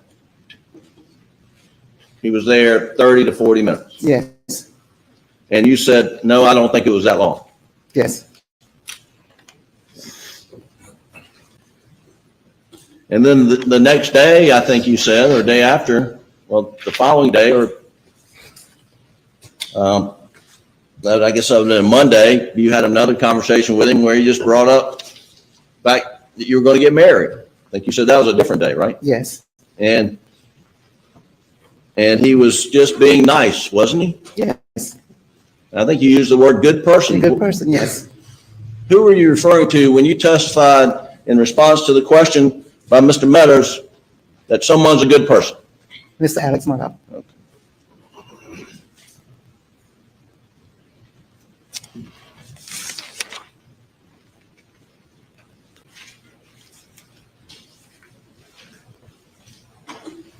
Now, he came over on the night of June the 7th. And you said it was somewhere between 8:30 and 9:30 in the evening. Yes, And that's just your best estimate of when he got there, is that right? yes, And I think you testified that he was there, in your estimation, 15 to 20 minutes? yes, And when you said 15 to 20 minutes, you're talking about 15 to 20 minutes in the room with Ms. Libby or on the property the whole time? I'm probably the whole time, thank you. Okay, well, now you said it took you about 5 minutes to let him in, is that right? Yes,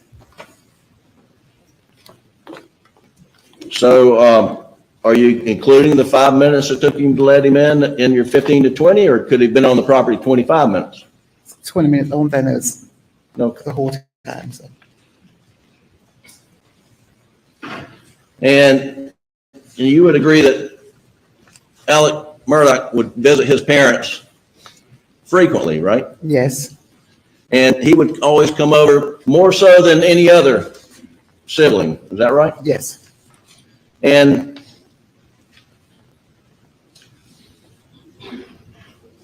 you would agree that it was not out of the ordinary for Alec to come at night, correct? yes.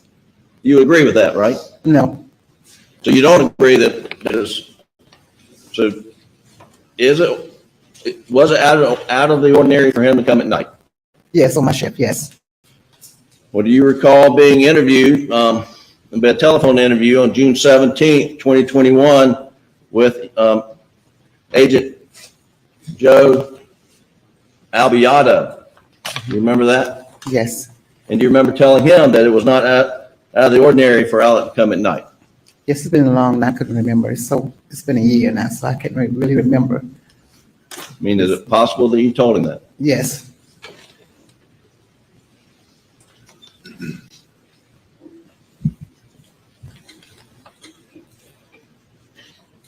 And here today, you said, as I have in my notes, that when he came over, that he was acting kind of fidgety, yet normal. I believe that's what you said. Mm-hmm. Is his normal behavior kind of fidgety? yes, He's just kind of a fidgety person, right? yes. So it wasn't the first time you'd seen him being kind of fidgety, right? But he always come different times, so I can't, But his demeanor was normal for Alec the night that he came over on June the 7th, wasn't it? I'll say yes. Okay. Now, you mentioned the clothes that he was wearing. And he came in and he sat on his mom's bed, Yes. lay down next to her, Mm-hmm. and held her hand. Is He that walked right? walked in and hold her hand and spoke to her, then went on the bed and lay down. And lay down. Mm-hmm. Not lay down, but sit up. And when he got up off the bed, was the bed soiled in any way? Was it wet? I can't recall, but I didn't touch it. Okay. What did Alec Murdaugh have blood on his clothes? No. He had blood on his shoes. No. He had blood on his hair. No. Did he leave blood in his mom's bedroom? No.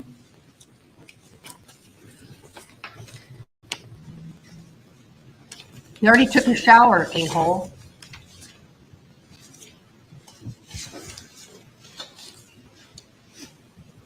Now, according to the records that we've been providing in this case, you were interviewed by SLED on June 16th. Do you remember that interview? Yes. And I think in that interview, you told SLED that he had been there 30 to 35 minutes. Do you remember telling him that? I think it's, yes.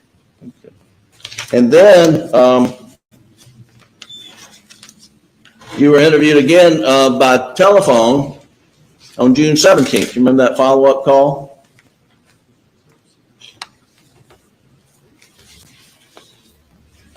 You remember having a short phone call on the 17th? A phone call. Okay. Mm-mm. Well, whether it's one interview or two interviews, you never told anybody at SLED in June in these interviews, one or two, anything about Alec coming in with a blue tarp. Is that right? Right. You didn't say anything about a blue tarp until sometime in September. Is that right? Yes. And you initially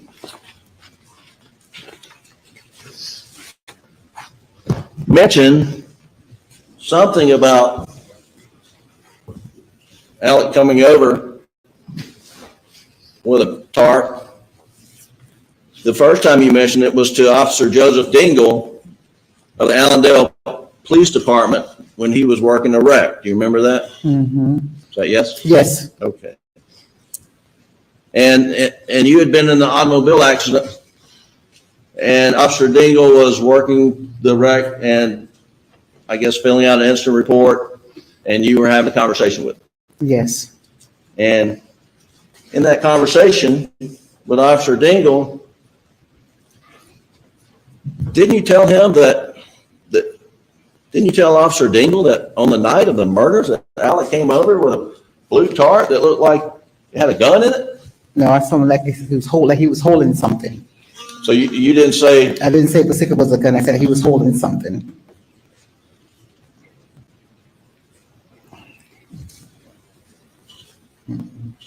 So you didn't tell Officer Dingle that he came over, and you couldn't tell, but stated it looked like a rifle? No, I said it was like he was holding something. I did not say it was a rifle. Okay.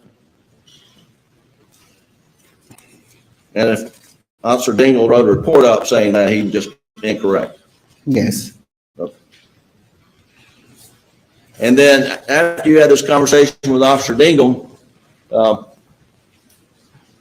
then you were contacted by SLED agents, right? Mm-hmm.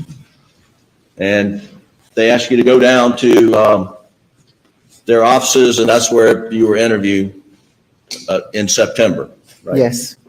And in that interview, you told them about a blue tarp that you put over your car just like this, right? Is that correct? Yes. Okay. And you didn't tell them because it's not true that there was anything wrapped up in here to look like a rifle. Right.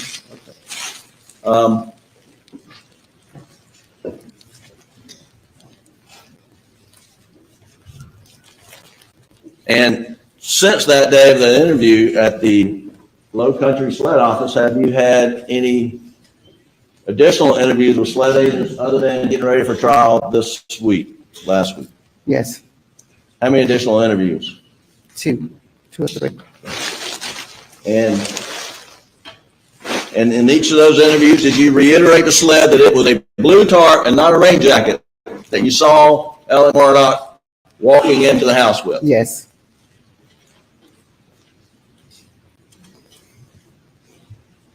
Is there any doubt in your mind it was a blue tarp like this and not a rain jacket? And it was balled up as a blue tarp. So you saw it laying on Miss Libby's retirement rocking chair, right? Yes, yes.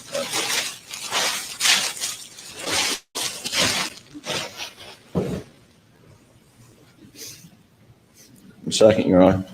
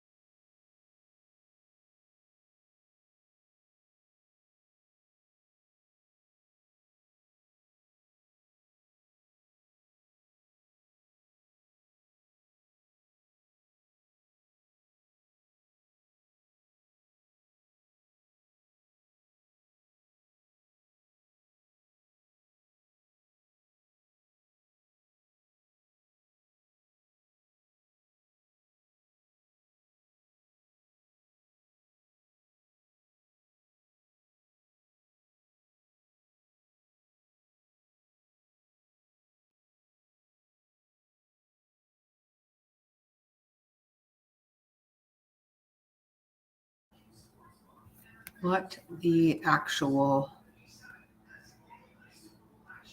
F?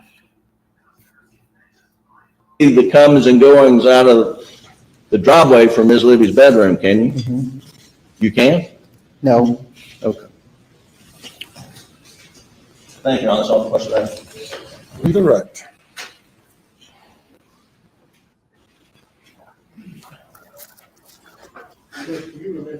Testifying in front of the grand jury on January 20th of 2022, on page 25, line 17, when you were asked about how long do you think you stayed in total, do you remember that?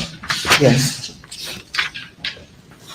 Do you remember your answer being 20, 10, 15, 20 minutes? Yes.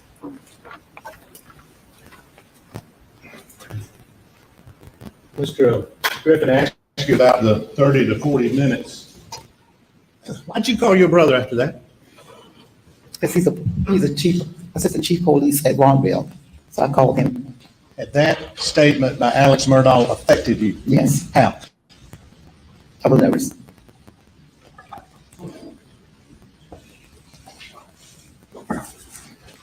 And Mr. Griffin asked you about the evenings visits and the morning visits. Had he ever been there at 6:30 in the morning like he was that morning? Ever? No. And his 9:30 visit the night of the murders, that was very unusual for him to be at night, wasn't it? Don't leave the witness. I'm sorry. Yes. Was that unusual? Yes.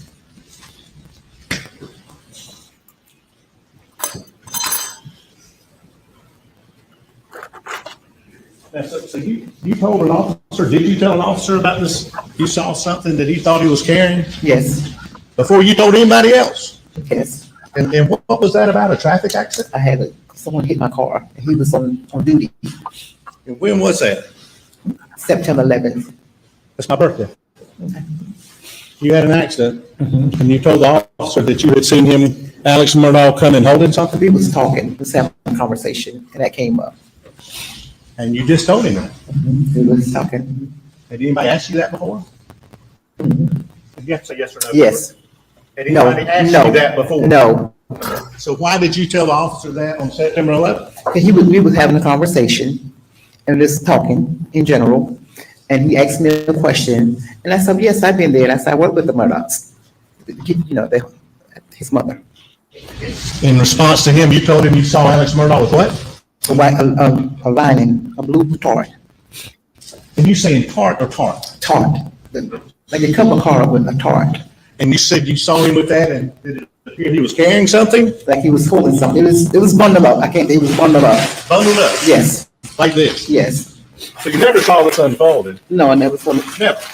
Till the next morning, so it was on the chair in this lady's room. And you don't know where this tart came from, do you? No, I don't know where it came from. And it didn't have silver on one side, did it? No. It was all blue? All blue. And you said that the defense took a statement from you? Yes. Did they record it? Yes. John, under Rule 613, I'd like a copy of that statement or the recording at this time, if they have it. She's now taking the stand.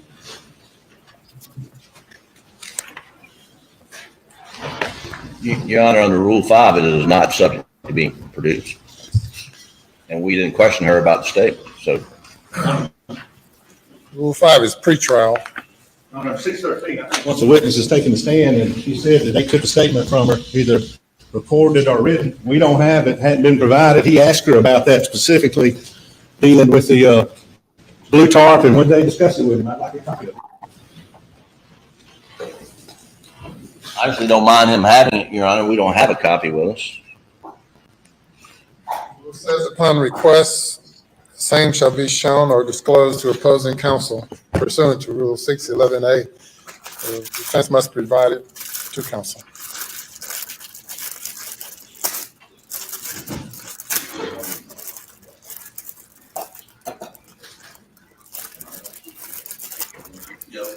We do have a copy here. I don't know if we can download it to, yeah? Yes. Is it okay to produce it on flash drive?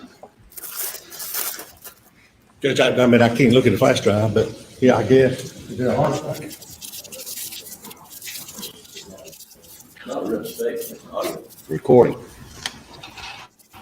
To listen to that about the presence here, I'm assuming it'll be a hard copy, but I don't want to mess the court schedule up either. Ladies and gentlemen, we'll have you go to the jury room. Please not discuss the case.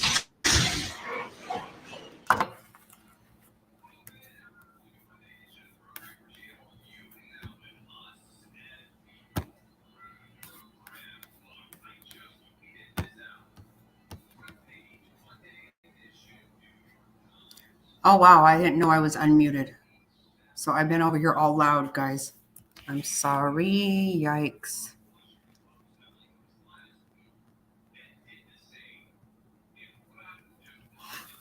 Oh, I haven't got a message. Let me see.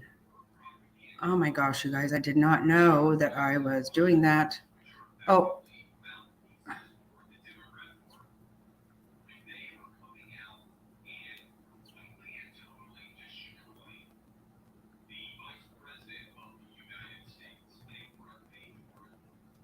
Let me check spam. I don't know why.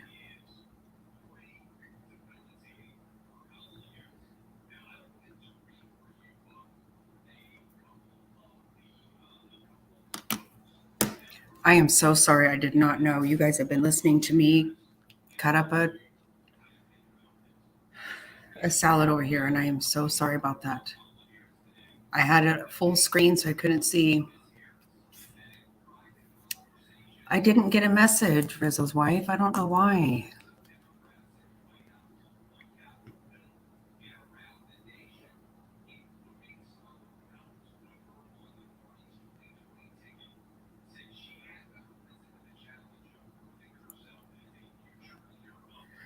I'm so sorry. I don't know how to do it. I mean, realistically, you know, I don't think that I'm worried about anybody that's in here right now. So,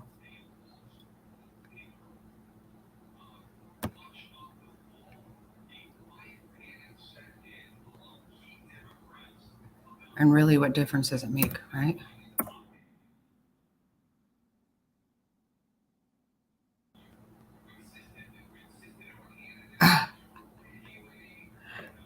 Yeah, I think it's going to be good.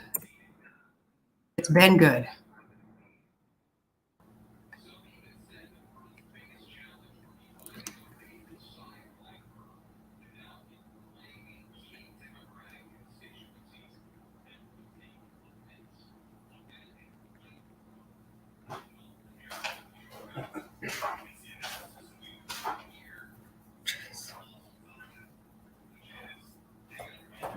Ah.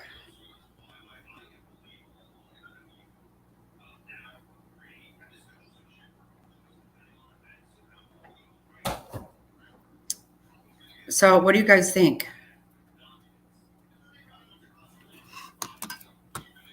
I'm thinking this is the kind of stuff that they don't like. They don't like it.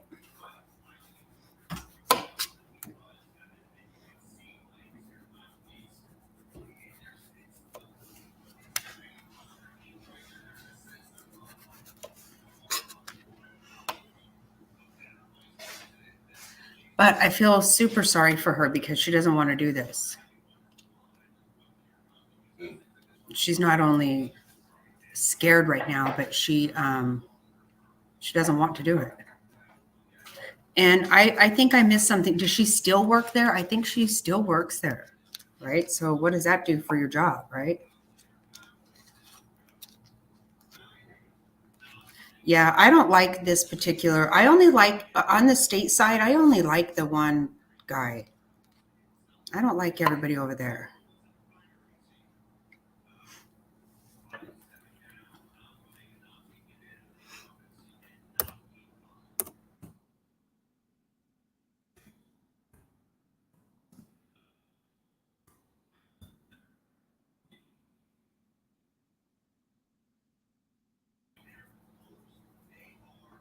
I know.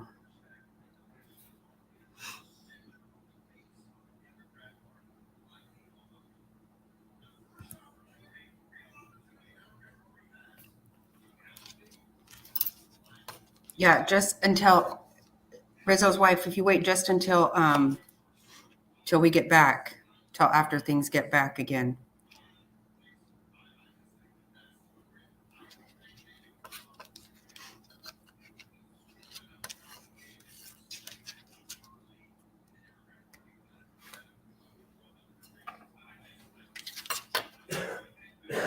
I'm making a really good salad right now that I'm very excited about.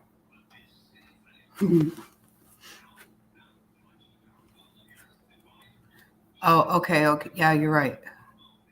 How do I do that?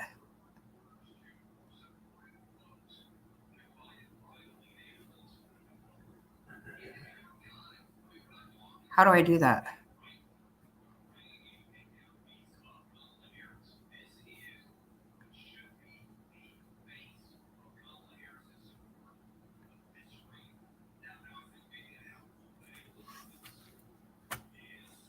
Do you know how I do that? Legs?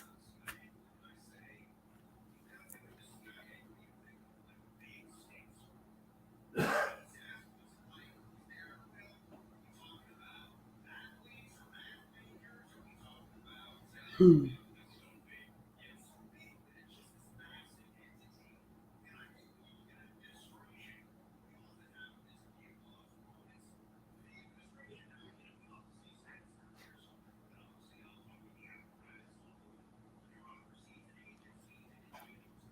okay. Yeah, I actually did it. But it's not, I did it on my phone.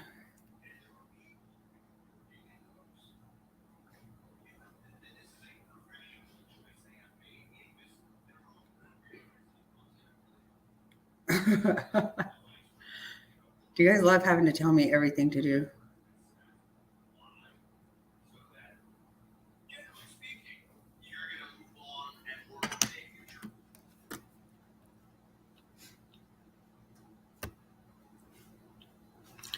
Oh, you know what? You can do it. Do what? Remove a message, delete a message. Oh, yeah, let me get on. Rizzo, I hope you got it. So,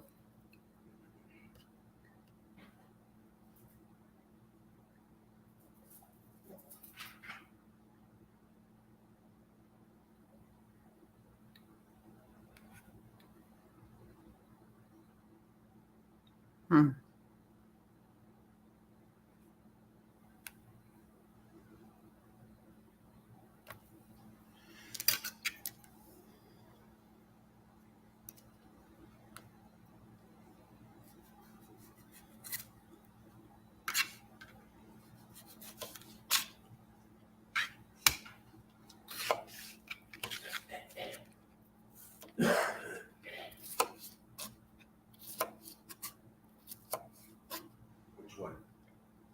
where I put my phone number. Where I put my phone number.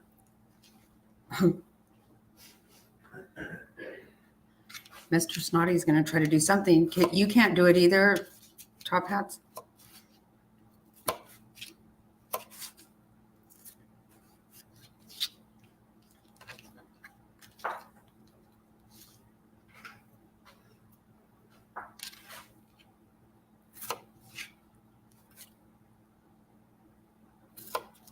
Oh, shoot. Are we back up? I'm going to tell you what, today is going to be one of those days, isn't it?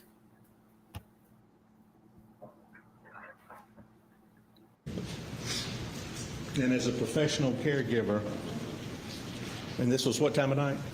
8 o'clock that night. If one of your patients that you're taking care of is in the bed resting, do you like to disturb them? No,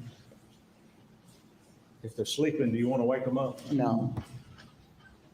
So when you got there, was Miss Libby in bed? She was in bed, yes. And do you get briefed by Miss Mixon on what happened during the day, or y'all exchange, hey, You know, just come in, change or she need to be changed or whatever like that.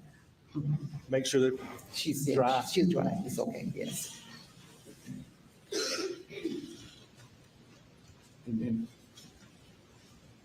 so what's your desk, or what's your position when you're there, when you're in her room, Miss Libby's room? Yes. Okay. Where do you sit when you're in the room? I mean, what do you do to take care of her? In a recliner. Have a recliner. Sit there. And is there a TV in the room? Yes. And is the TV usually on when you're there with Miss Libby in the evening, or does it? Yes. Okay. Was it on this night? It was on, yes. And do you remember what y'all were watching? What was on TV? American Saves, a game show. Say it again? American Saves, the game show. Okay. How long has that been on? It's stays on, it repeats. It's afterwards repeats itself. What channel is that on? The Game Network show. Channel, excuse me. At some point on the evening of June 7th of 2021, did you see Alex Murdaugh? Yes. Okay. Do you remember what time it was? Approximately.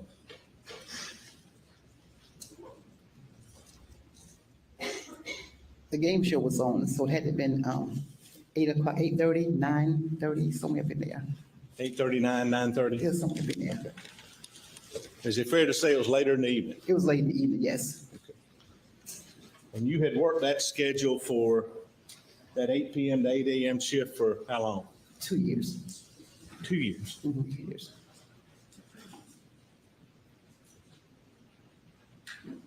Was it unusual to see Alex Murdaugh at that residence that time of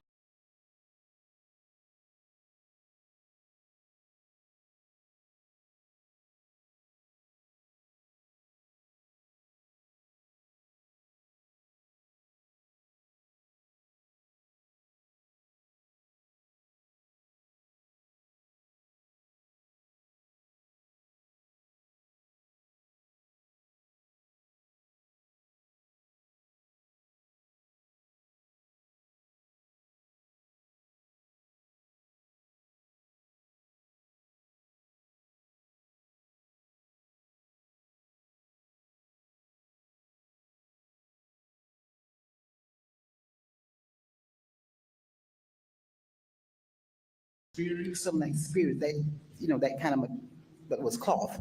That kind, yeah. Wasn't boots? No, it wasn't boots, no. And are you familiar with tennis shoes? Yes. Was it tennis shoes? No, it wasn't tennis shoes. Cloth, Sperry type shoes? Yes. Did he have any socks on? No, no.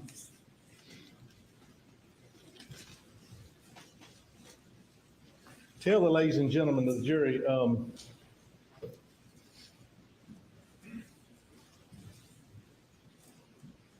could you describe Alex Murdaugh's demeanor on June 7th when you were there with him and his mother Libby? How was he acting? Like fidgety, this came in, Speak up, please. fidgety, I'm thinking it's normal. Like he was fidgety, like, yeah. Fidgety? Yes. Is that what you're saying? Okay. And,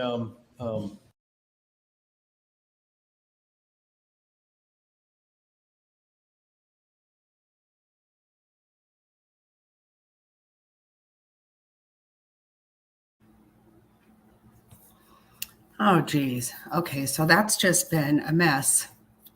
I just was replaying. I thought it was back on. So sorry, all kinds of technical difficulties today, which is a real pain in the you know what. So anyway, I hope you got that, Rizzo's wife, and you can call me or text me. Right now, I'm going to play this video that we got from Jerry of the former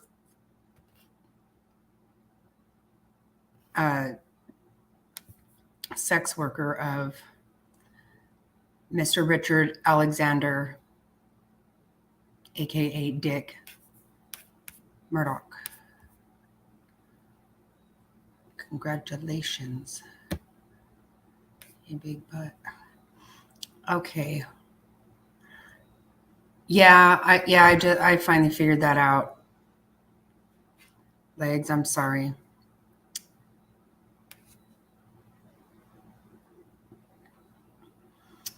So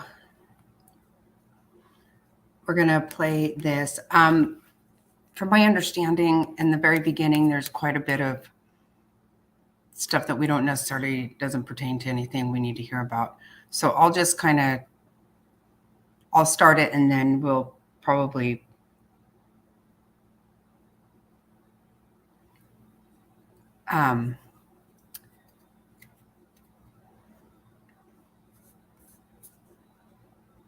and we'll just forward it as we need to, okay?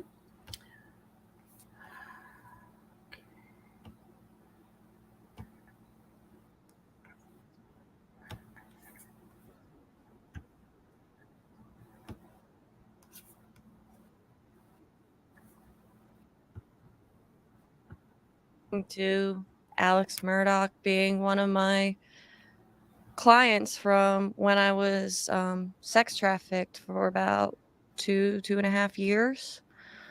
And with the overturn of Roe versus Wade, it made me want to come out and talk more about my situation and what I went through and how Roe versus Wade really helped me and protected me when I was in that sort of imprisonment.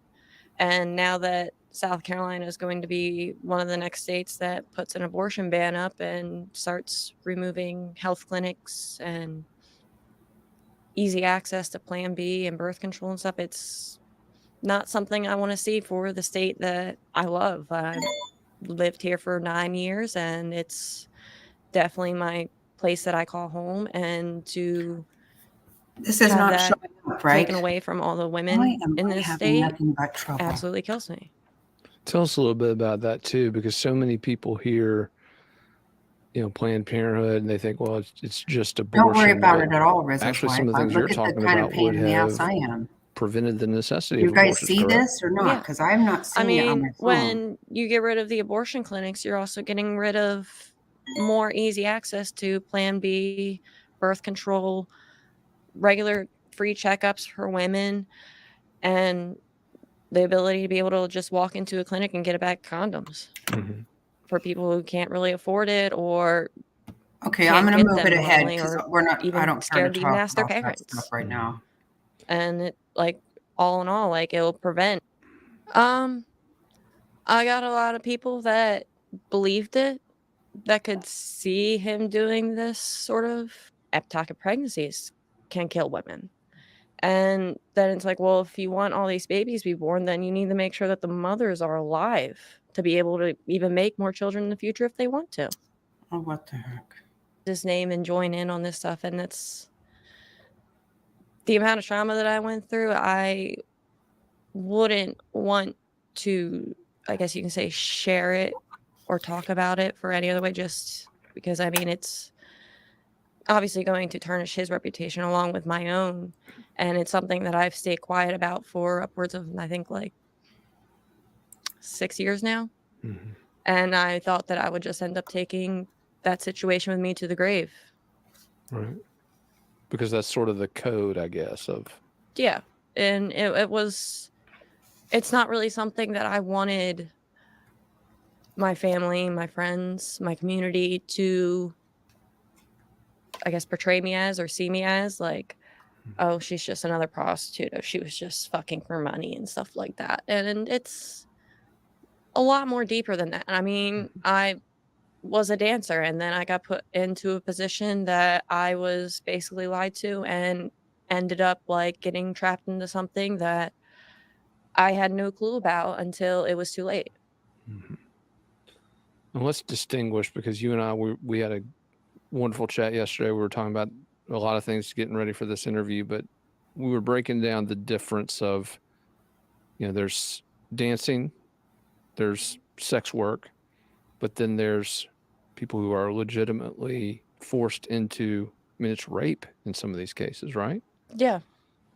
And, I mean, honestly, like, dancers, prostituting, and human trafficking all kind of fall under the lines of sex workers. I mean, dancing is definitely, like, it's a sex work in a way, but it's in a different fashion, a lot more innocent. And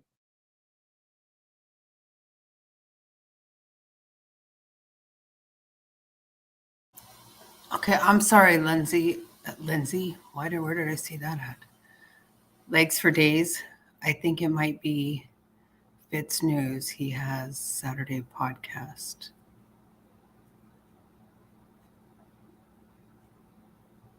Oh, okay. Yeah, this is on.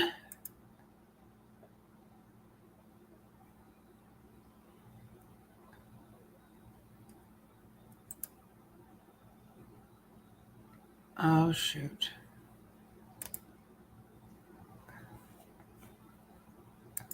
What in the world is going on?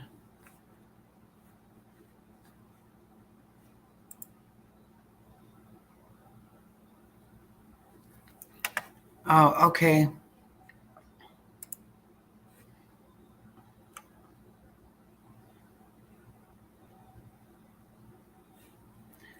My phone is still showing.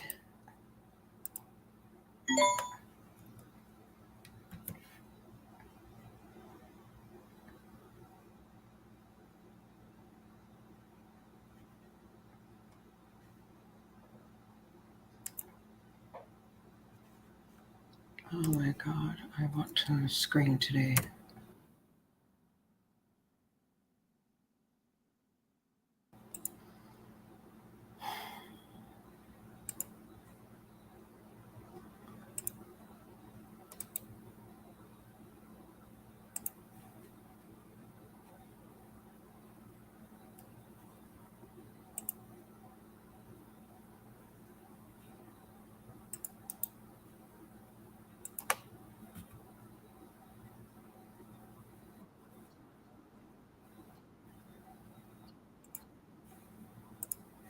Jeez, if I am not having issues. Okay, yes, so trigger warning. But you did get my phone number, right? Rizzo's wife, before we got that taken down? Because I'm not getting anything. I mean, I'm just not. Sorry, I'm so sorry.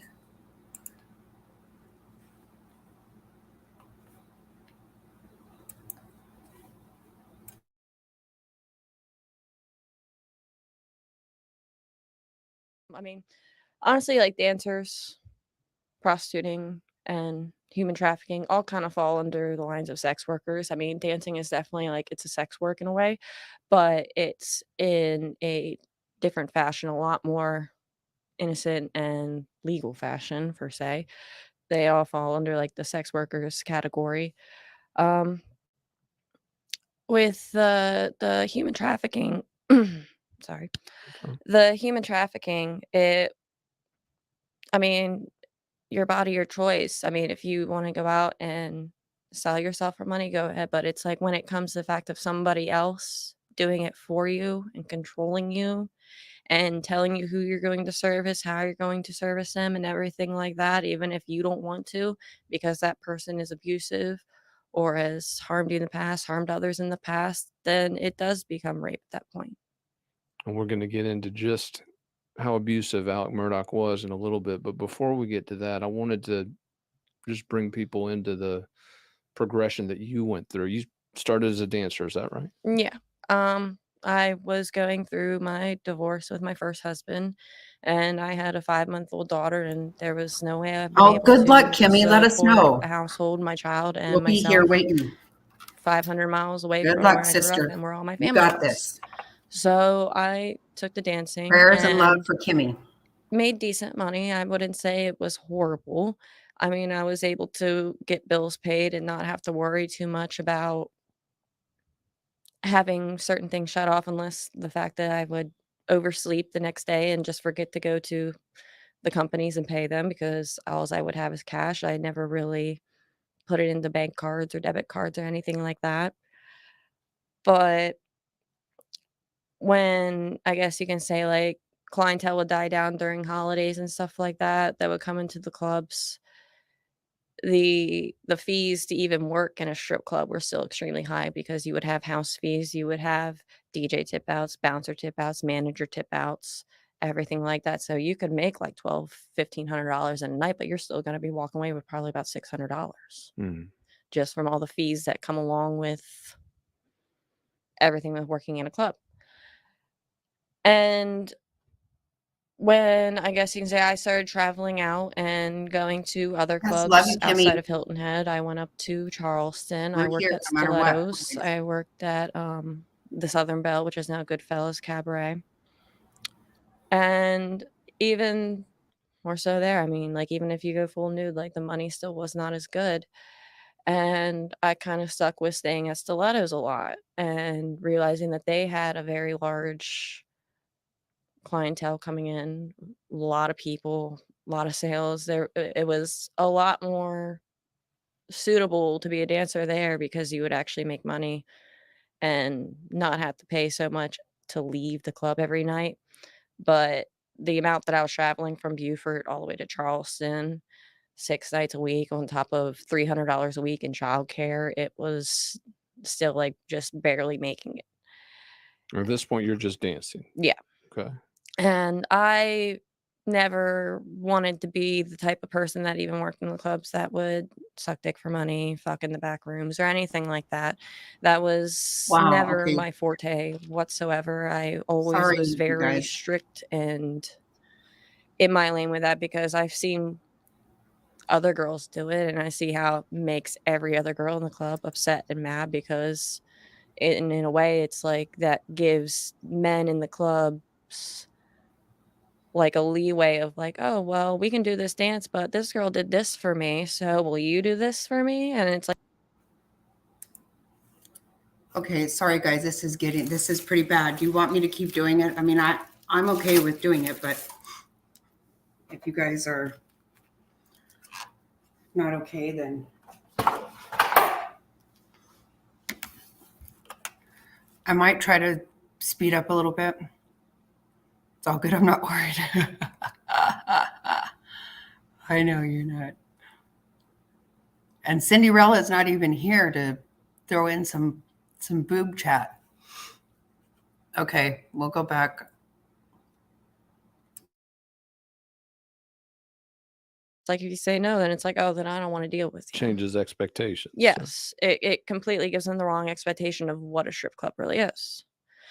It forces you to either do it or lose out on money. Yeah. And I still stuck to my guns. It was not something I wanted to do.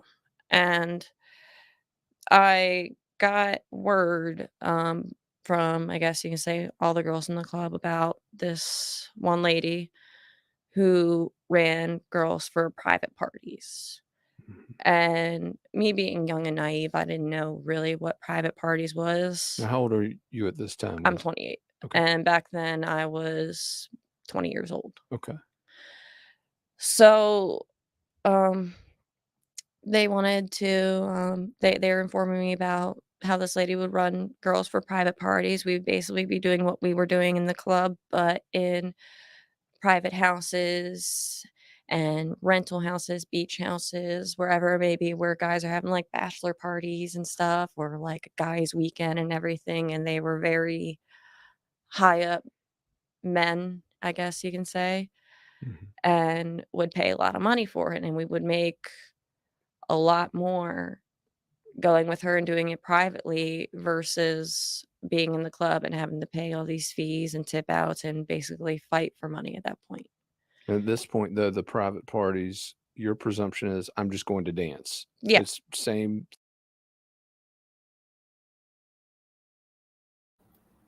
Okay. I did. I was just getting ready to write you back. You want boob chat? I got a story. I bet Rizzo's wife has a different idea about that. Okay, so right now we're figuring out why she went into this work. Apparently is what I'm getting out of it right now.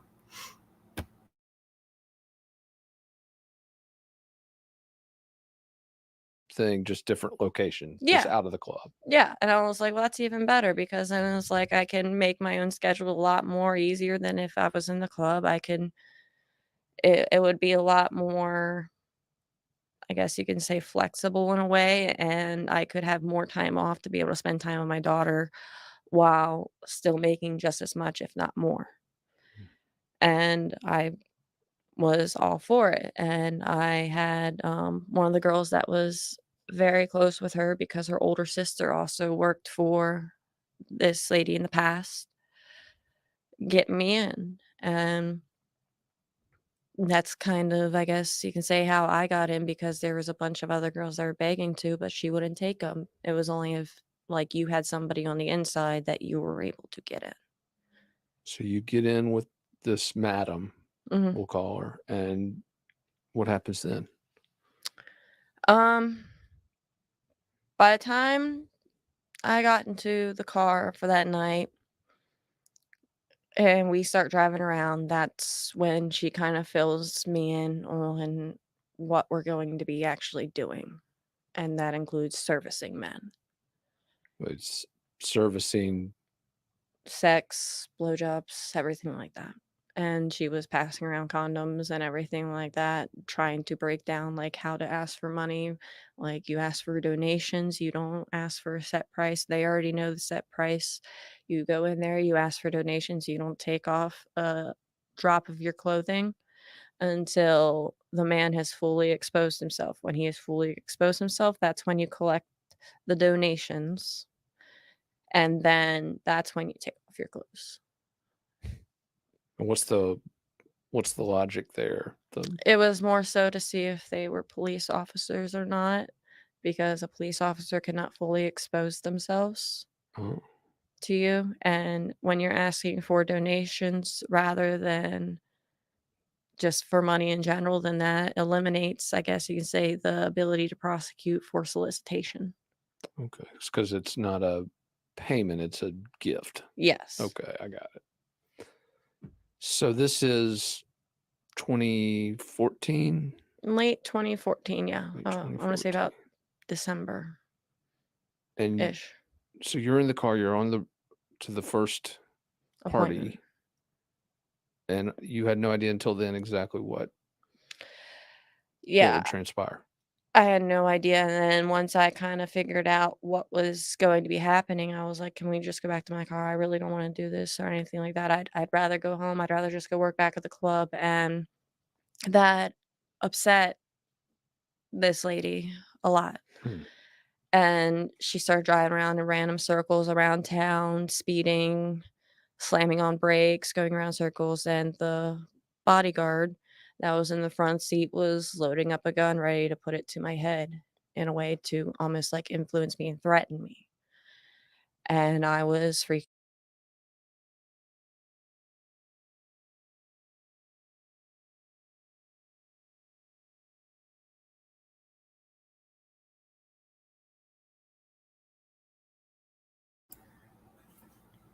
Wow. So you guys really think?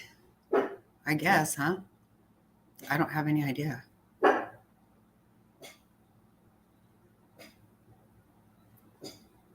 Yep, you are going to be fine, Kimmy. You are. No matter what, sister. Okay, we'll go back here now.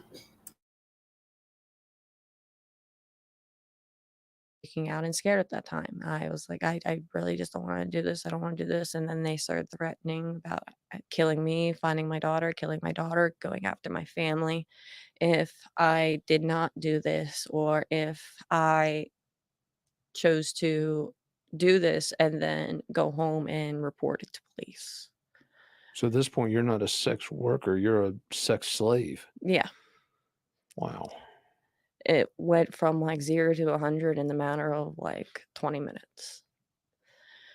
And I can say my first appointment, I guess you can say I went to, I tried to get off with just dancing, I guess you can say, away, and lap dances and stuff. Even though I did it fully naked and everything, but they kept requesting stuff. And then that's when I can say my madam got out of the car and then just came in the house that we were at and basically bitched me out for a good like 30-40 minutes, and then stood outside the door to make sure that I actually did service them. Unbelievable. You said something yesterday when we were talking, and it was sort of like the point where you went from, okay, this is a way I can make money, where I'm providing for my family, and that it was something like dancing you actually like to do. Yeah, I enjoy dancing. I mean, that was I still have a pole at my house and everything. It's like almost like a workout for me. It's just something that I've always enjoyed doing. I mean, even if I'm half naked or not, it's just I've enjoyed the art of pole work, I guess you can say. Yeah. But this was the first time I remember that you said yesterday, I did not have a choice. Yeah. There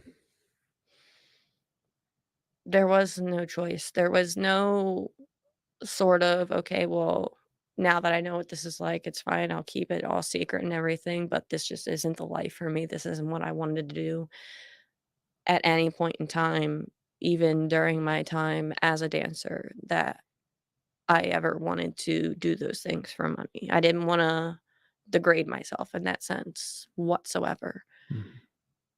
But I lost that choice. There was no way out at that point. No way that I felt safe.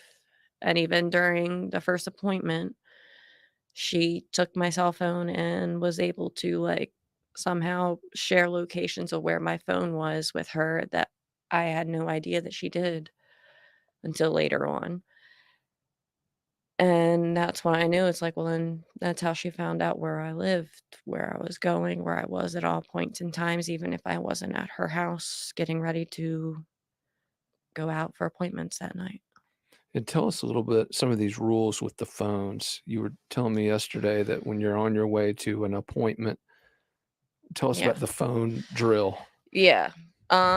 We couldn't have any sort of cameras out unless we were just like taking selfies of like us as like a group or whatever or anything like that.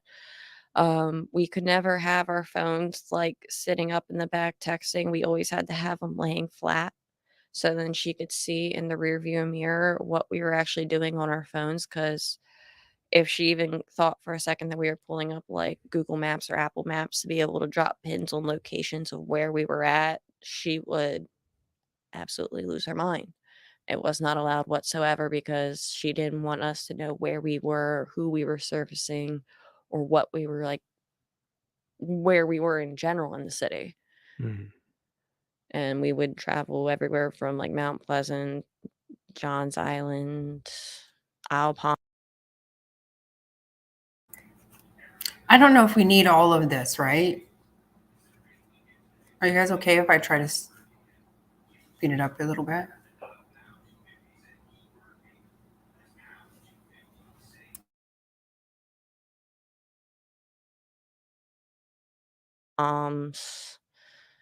Late 2014, early 2015. I know you don't have the precise date, Mhm. but you were dispatched with how many other girls was it? It was usually 2 to 3 other girls in the car. You were sent to a beach house on the Isle of Palms. Is that correct? Mhm. Tell us about that particular trip. Well, that was probably like, I guess you can say like one of the first times that it had sort of like a private party sense to it of like, I guess what was portrayed to me. We all went into a house, even my madam, and it was a group of us. We were going in there. It was apparently like a guys' weekend or something like that. And there was like a bunch of guys there drinking, doing drugs, had a fire going on the deck, and eating food, just hanging out and stuff like that, which literally for I think it was a good like the first hour, hour and a half that we were there, that's literally what we did with them. We were taking shots, doing cocaine, smoking weed, hanging out by the fire, and just talking and like almost like getting to know them in a way. And that's where I met Alex Murdaugh. And I remember that like I mean there was at least enough girls for, like, everybody that was there. There was one man that was passed out in a room, so I think, my madam didn't have to service anybody that night. And they kinda just, like, had, like, their pick of the crowd between, like, the girls and everything, and he attached himself to me in a way.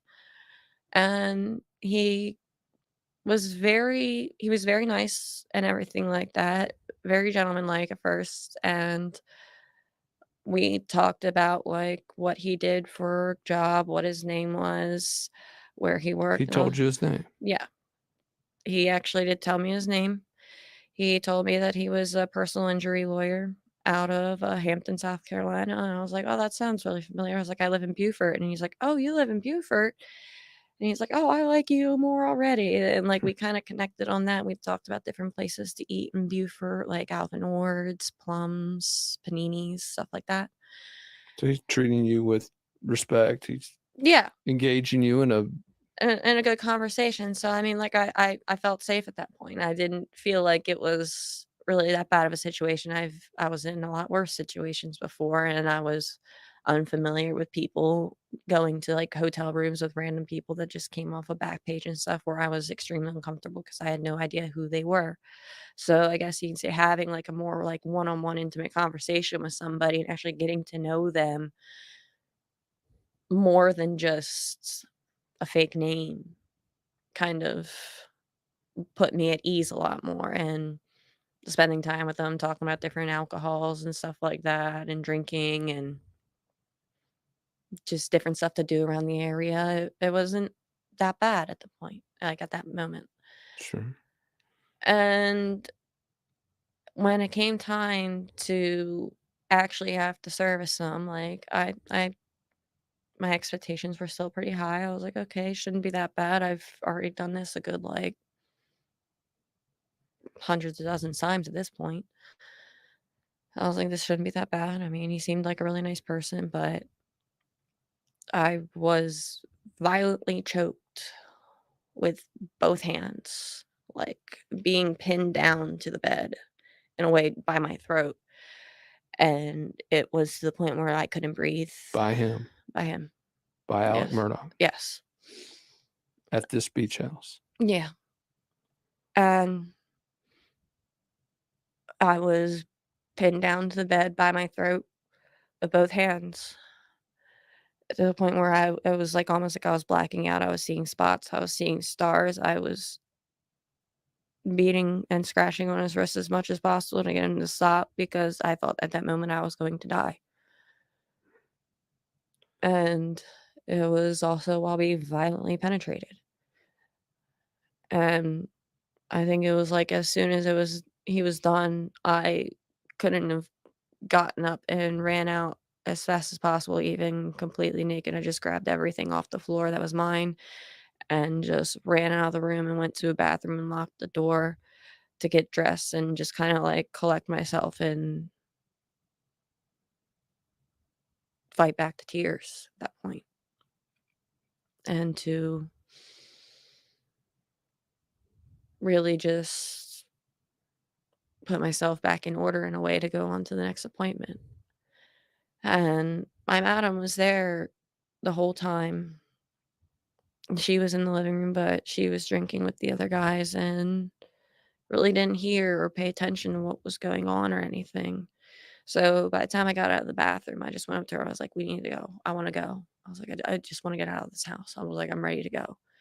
And she's like, oh, well, I'm not really ready to go yet. We still got to wait on the other girls. I was like, can I at least have the keys to go sit in the car? He's the bodyguard. Yeah. And she's like, oh, well, he's downstairs smoking. So, I mean, you can go down there with him. And I went out there with him and explained what happened. And he left.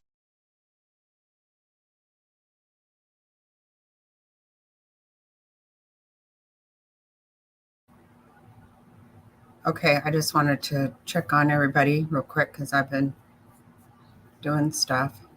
Sounds like I missed something good. I didn't hear what just happened, but I'll probably have to go back. But anyway, so I just want to check on you guys really quick. Make sure everybody's good.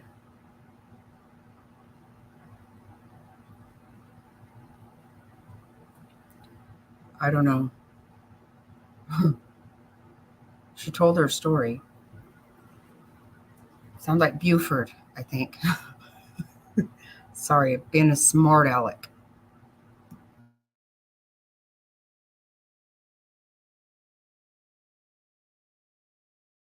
Let me go sit in the car, and he went up to go talk to my madam about what transpired and why I wanted to get out of the house so fast.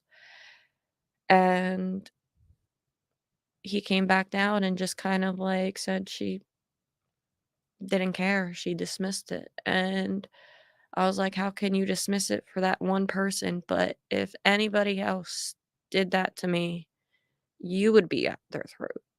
Mm-hmm. And he's like, I don't know.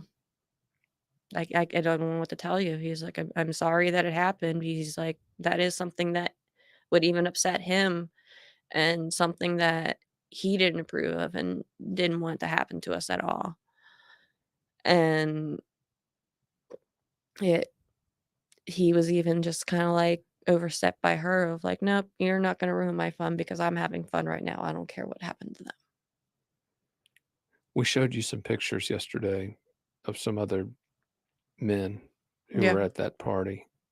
We won't get into those men now, but they're folks who are also part of this still unfolding criminal investigation, multiple investigations, as a matter of fact. But these are powerful men. Did you get the sense that after this happened, especially the way that your madam and the guy who was supposed to be protecting you, the way that they reacted, did you get the feeling that these guys were above the law? Or? Yeah.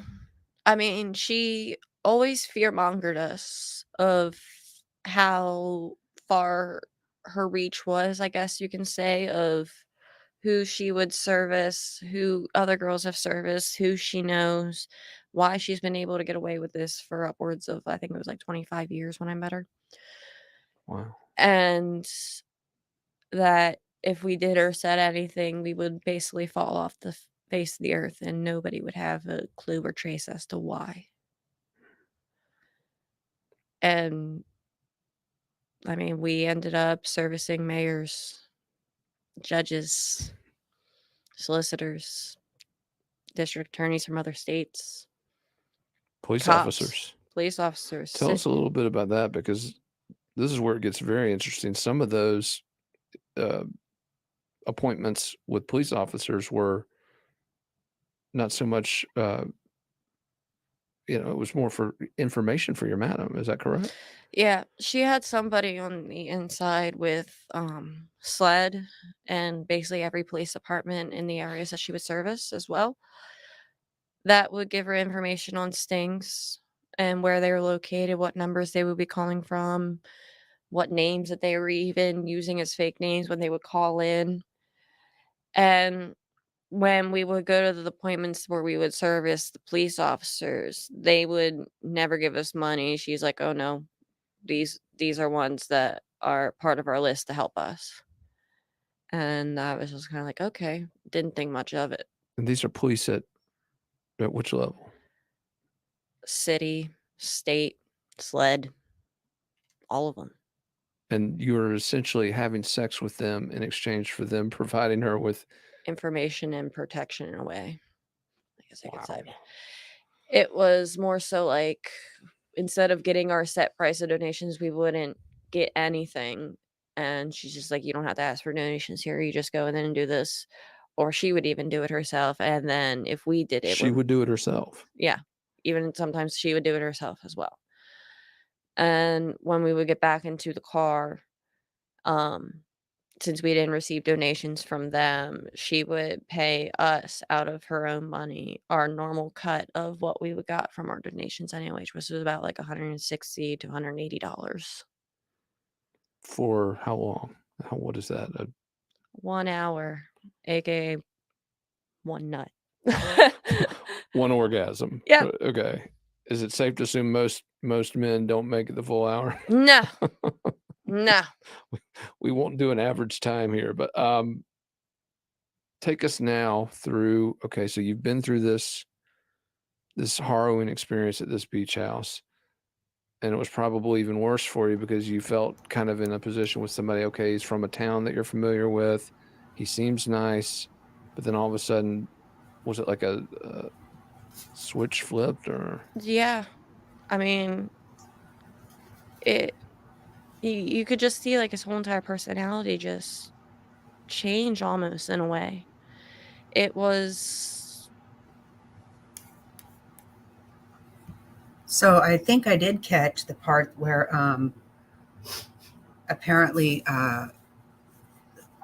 some of these other men working at these tables were there, or at these parties. Not that I'm a bit surprised, but Paul Pelosi, let's all have underwear parties with people waving hammers.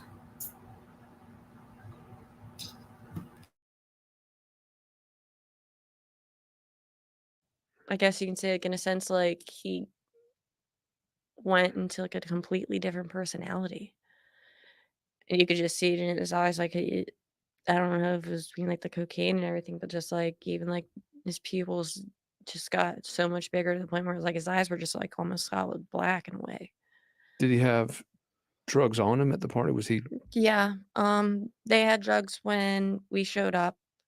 There was cocaine and pills going around, but they were running low, and so my madam had, I think it was like 2 more 8 balls of cocaine with her that she sold to them along with, a bag of Percocet, and they asked like, "Oh, what else do you have?" And she had like her own bag stash of Xanax bars, and they bought a decent amount of those as well. Not a whole lot, but I would say Did like, Alec Murdaugh buy any of these himself? yeah, they were all kind of like compiling money together and everything because it was like to be shared amongst like all of them.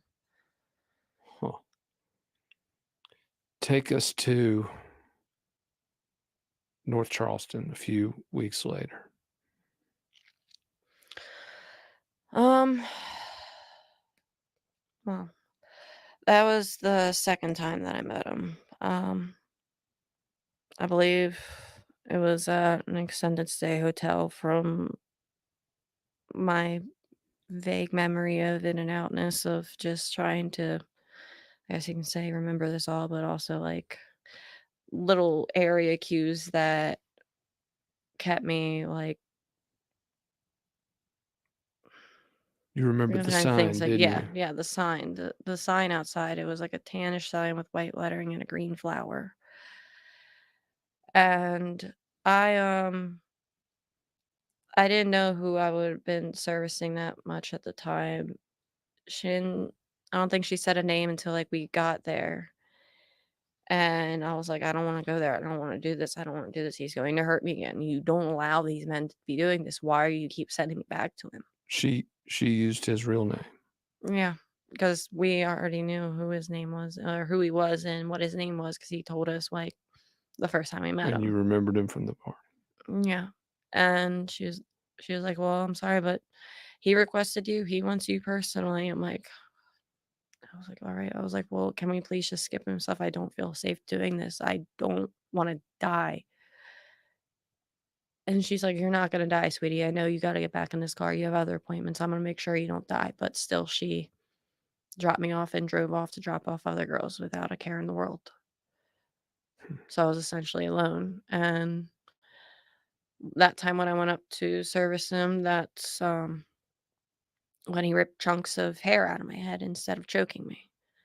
And I had bald spots in the back of my head, which it was like right at the crown of my head. And even the hair there is still taking a while to grow out, and it's nowhere near as long as the rest of my hair.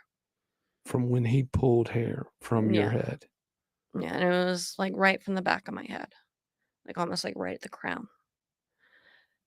And it wasn't really easy to hide or cover up whatsoever, especially having to have my hair.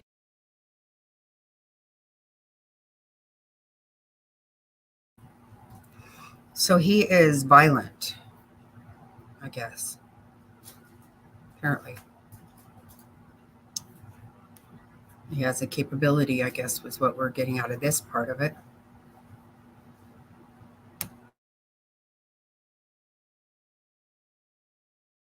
Hair down all the time, and So there was just no nice Alec this time. no, It was just straight into just violent penetration and ripping hair out of my head.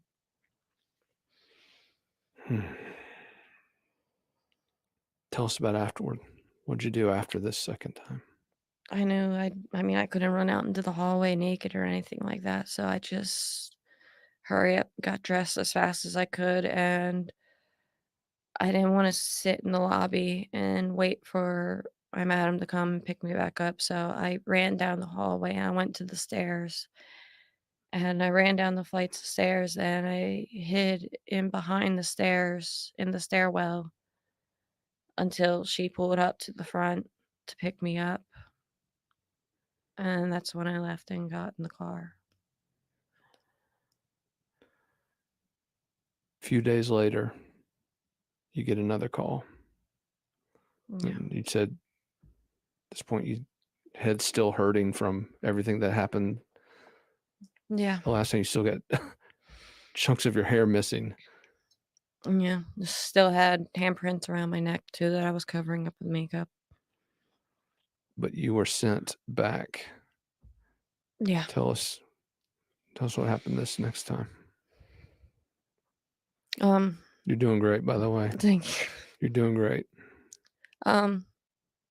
So my Adam made the mistake of telling me where we were going and who I was servicing before we like even left her house. So I was able to kind of like sneak away in a way and like hide my phone as much as possible and ordered an Uber to meet me where we were going because I knew that I didn't want to service him anymore. I didn't want to be put through that hell again. And so I ordered an Uber to meet me at the hotel when we got there. And I, of course, went into the hotel, kind of just like the lobby at that point, and waited for my madam to leave. She drove off and left after she dropped me off. And the Uber pulled up. I got into the Uber and I was like, I had the Uber take me back to my madam's house where my car was. And I was like, I'll give you $300 if you speed like you have never sped before. So you're bailing on the appointment. You're not. Yeah. I didn't even want to go up there. I didn't want to do anything. I was like, I just need to run. I need to get out of here. I did not want to have to do that again. I didn't want to be put in that situation. It's not like I wanted to escape my madam for good. I think that's what she was thinking in a way. I just didn't want to be put in that situation. You didn't want With to be him. in a room alone with Alex Murdaugh again, did you? No, because I had no idea what would have happened. And I'm kind of happy and upset that I did run away. We got all the way from that hotel back to Sangre, and my madam was maybe like a couple minutes behind us. I guess she was watching my phone, or Alec called her and was like, yeah, she's not up here. I don't know where she is. And she realized I bailed, and she, I guess, was following the direction of where my phone was going and realized that I was going back to her house and to her car. So when we got there, I already had all my stuff ready, unbuckled, like ready to just basically tuck and roll out of this Uber and run. And I get up to my car and I'm opening the door and I see headlights pulling up, like turning into the street at really high speed. And that's when I got in my car, started it, and I was backing out of the driveway. And I knew if I went towards the direction that she was coming, she would have just cut me off in the street. So I went the same direction she was going and backed up in to her in a way and hightailed it out. And we were basically in a high-speed chase throughout Sangre, and I didn't know that neighborhood well. So I'm kind of thankful that my GPS in my car already had my address programmed for home for Buford. So I just literally just had to hit 2 buttons and it showed me the route of how to get out Sangre. And I went around that route throughout the neighborhood and kind of like almost like did a circle through it and ended up back on the street that she lived on and that she came in on. Went out to the end of it, got on North Main Street in Somerville, was speeding down that way, got on to 26 and was going at least 100 miles an hour down 26, heading towards 17 to get back to Buford as And they're fast as still behind possible. you at this point. Yeah, they were still behind me, like almost rear-ending me at that point. Like if I hit my brakes at any time, she would have just rear-ended the shit out of me. So high-speed chase through a neighborhood, high-speed chase on the interstate. What a night. Yeah. I think it was like around the time that I think maybe we hit like North Charleston area, like by the airport, I want to say, that she just completely turned off and like kind of bailed in a way, in a sense, like, oh, I got other girls to pick up. I got other jobs to do. Fuck her. Just let her be. Let her go. So I literally, I didn't stop speeding. I didn't want to stop speeding. I literally sped the whole way back to Buford. I made. This is kind of crazy, huh? I don't know. And, I don't know. We don't have any way of knowing if this is true or not. I mean, I can't confirm anything here. I'm just, So I'm trying to catch up with chat and stuff here too. Hello, Simply Becca Lynn. I don't want to miss anybody. Yes, definitely prayers for Rizzo's wife and her son. Absolutely. Very sorry about that. So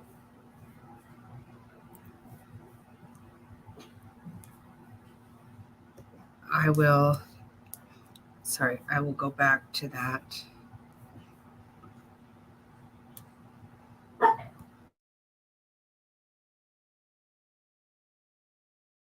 That hour and a half drive in 45 minutes.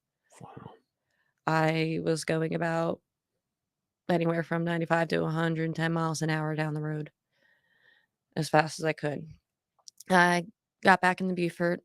I hid my car in like the tree line behind my house that I lived at and off of Joe Fraser Road. And I went and I hid in my house in my master closet behind a false wall with my hot water heater for about 2.5 hours.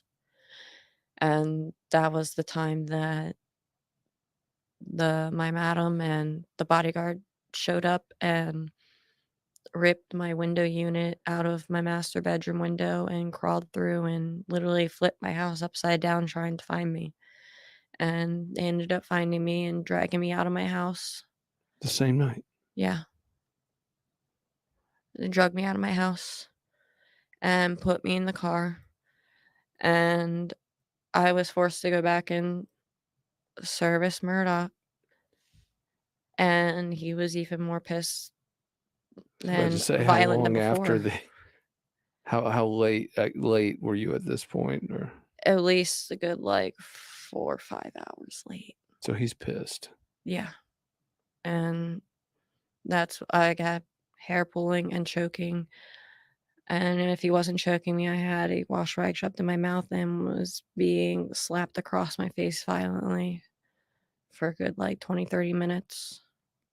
And whatever money I got from him, I had to turn it all over. I never got a cut from that. And literally the rest of the night, everybody I serviced, I never got a single cut from them. I had to turn all my money over, and I was forced to basically stay in the car and be serviced by her, or not really be serviced by her, but be of service to her and go to all these appointments till whenever she was tired and ready to go home. And then she ordered me an Uber to take me back to Beaufort because I didn't have my car. I was too much of a flight risk to drive.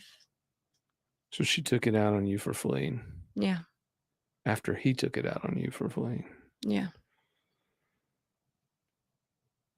There was one more time with him, wasn't there? Yeah. Oh, hell no. There would be no other time with him. No. Sorry. No more.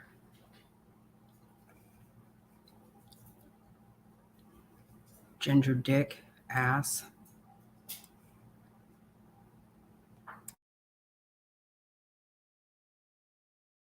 I want to say it was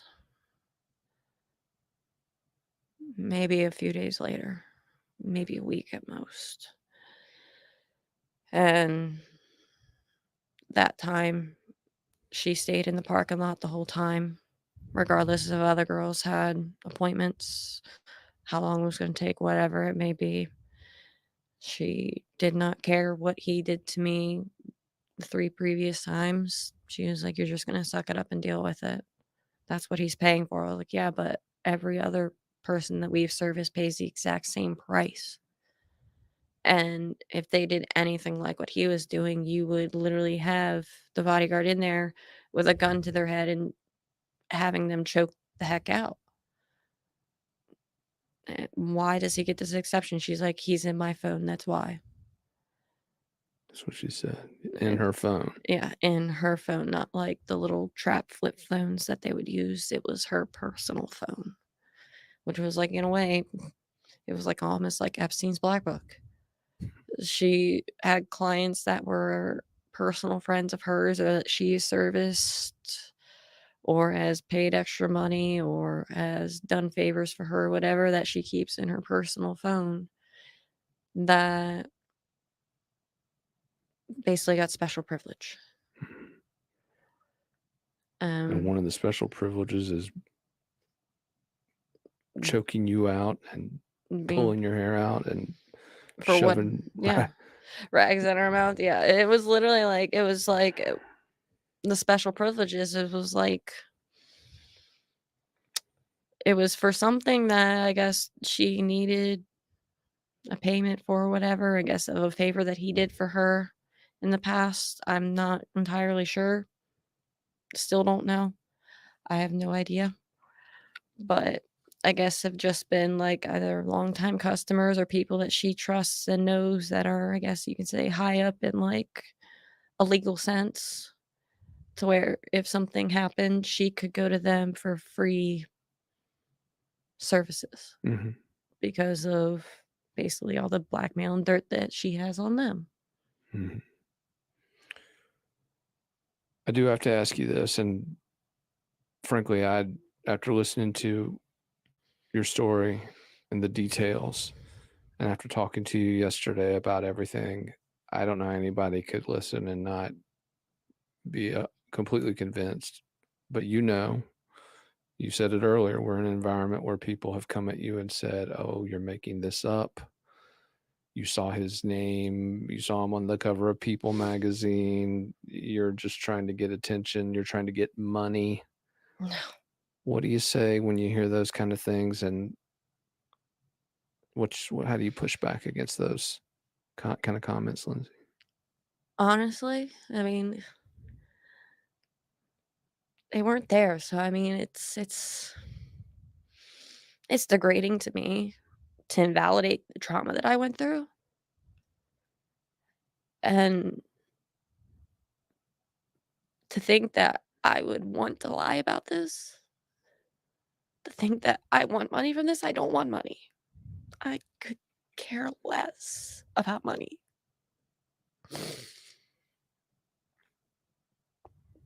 It's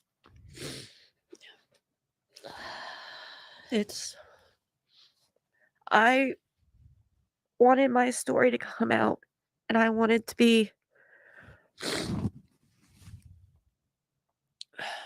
I wanted to have the attention it could be, so it would get the attention to the abortion bans and stuff that are going on in Roe versus Wade, and that this taking that sort of healthcare and ability away from women in this state that are most likely even still going through what I have been going through or have gone through is just going to put women in such more great harm. There won't be an escape or help or anything like that for even people who have been in my situation or have been going through domestic violence or whatever it may be, or even just Give me a ring when you have a chance. It'll be easier to talk over the phone than leave it on voicemail. Okay, so 326-80. I don't know.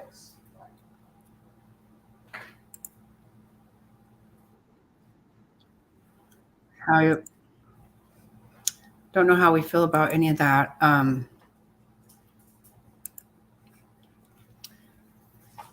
I personally don't think that, I mean, my feeling is she's probably not lying, but I don't know. So I want to be very clear about, I don't know anything, but it doesn't surprise me, quite frankly. I bet this kind of stuff goes on all the time. I know it does.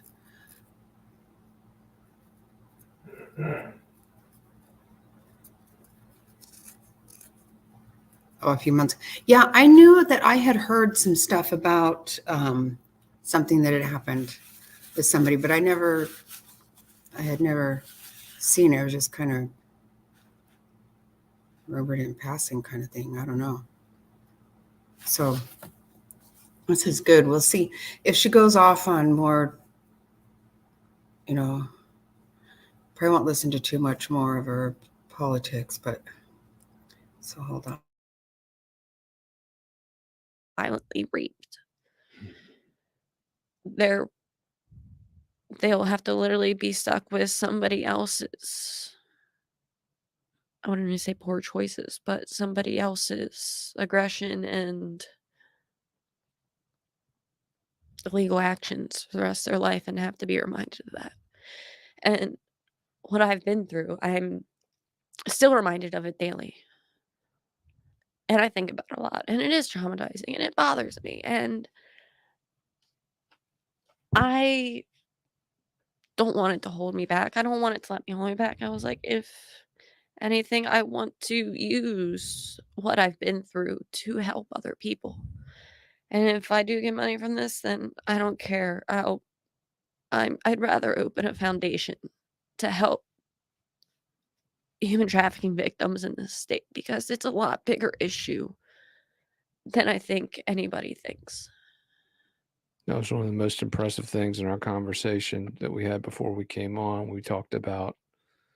You had talked about maybe talking to some attorneys because I think as you had mentioned, there are dates and locations and obviously cell phone numbers and cell phone signals related to this that will paint a narrative that will show, okay, if people say you're lying, let's look at these numbers. But when you had talked about the lawyers, you'd said that about how I don't want anything from him.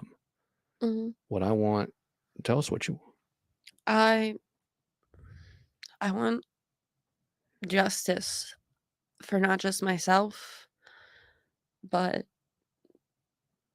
for everybody else that's been going through this. I would like to open up a foundation for human trafficking victims they can start their lives over and not have to fight tooth and nail like what I had to get to where I'm at today. And to make it to where if these victims of human trafficking, if they're owned by a pimp or a madam, whatever it may be, if they can provide enough information to lead to their prosecution that these victims should not be treated like as criminals and be charged for solicitation, prostitution, whatever it may be. They need to be treated as victims and victims as such, because once you get those type of charges on you, you can't get jobs, you can't get any sort of government benefits to help you, even if like you end up out of that situation and the pimp or madam is locked up. Okay. I think that's probably enough. Yeah, court should be getting back here very soon. I hope that nobody was triggered in a way that upset them. I apologize for that. Like, people have gone through things, and I hope that nobody was upset by this. And hello, Cindy.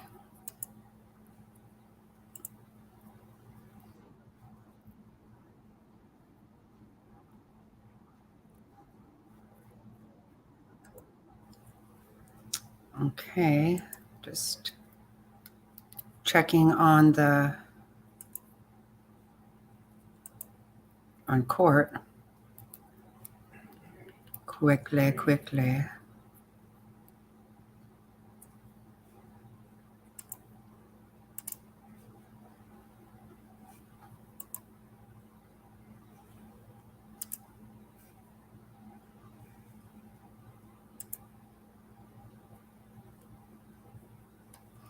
Okay, it's not quite back up yet, but I don't want to put it up because they are doing something there.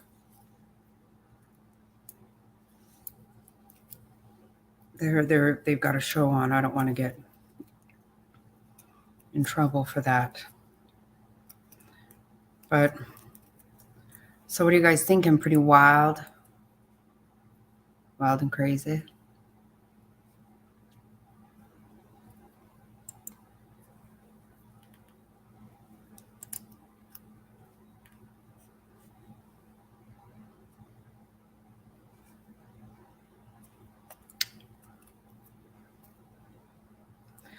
I want to know who else in that room.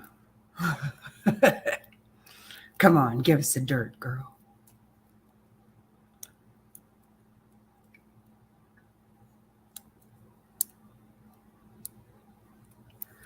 Oh my gosh. Okay. And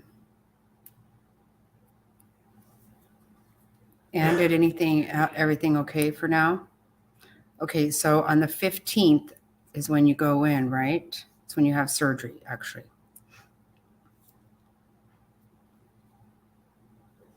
Miss Ira.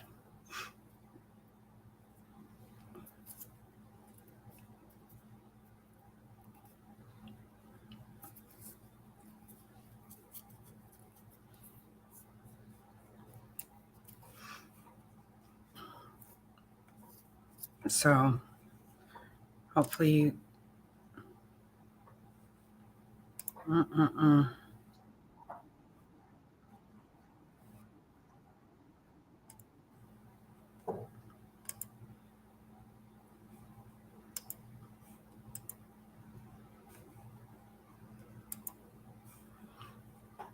okay.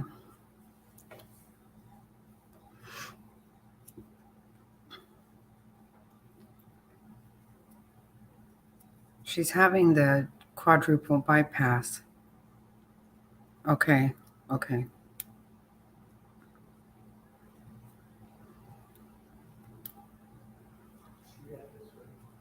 Yeah, Ira needs prayers, everybody.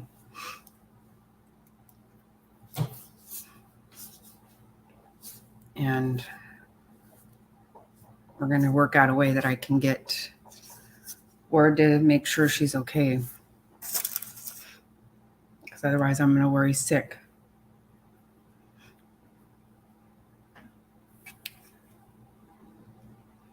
The 22nd. Oh gosh. You know what, Cindy? I was thinking about that the other day. That I know it says month. Yes, Cindy needs prayers, everybody. Oh gosh. That's scary too. Oh my goodness.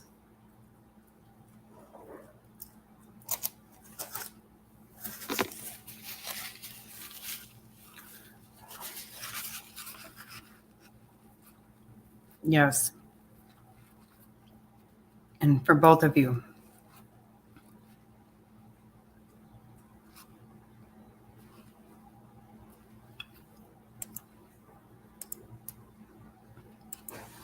So Cindy, you didn't hear any testimony this morning?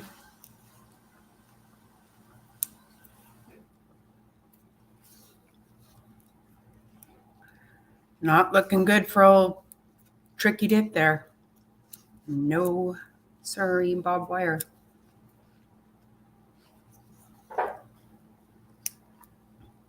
And so much of that stuff. Oh, so Top Hats and Fig, maybe you guys would know.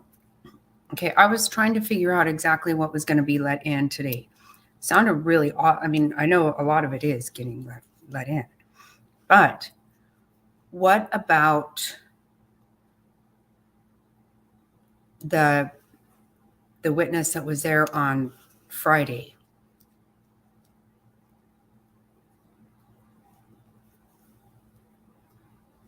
Oh, the jury was there already. That's right. Okay, I'm getting so confused. So that's already in. Right. No wonder I was confused.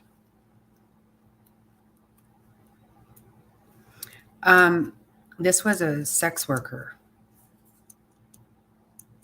Right, but that, you know what? I forgot. I apologize.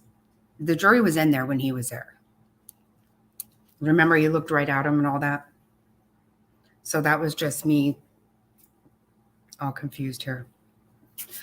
That was a sex worker that was working, that had, her words not mine, serviced Dick Murdaugh. And he choked her and pulled her hair and, you know, was very violent with her. 15. Okay, that's what I thought. On the 15th. I don't know how I feel about this one, but it's on my late husband's birthday. Oh, wow. Is that until I was waiting for the test to be done? But yeah, freaky. Yeah, it is. Wow. I say that's a good sign. I'm thinking that means it's a special day.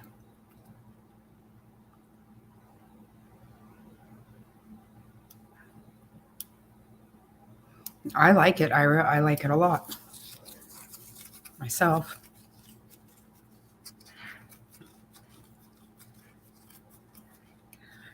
I mean, nobody's going to get a scheduled surgery on Jesus's birthday.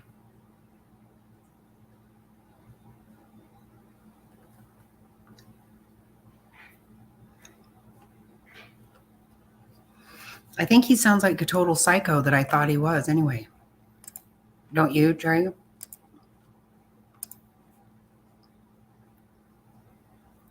I think she seems believable. I mean, again, I don't know. We don't know any of this for sure. We can't.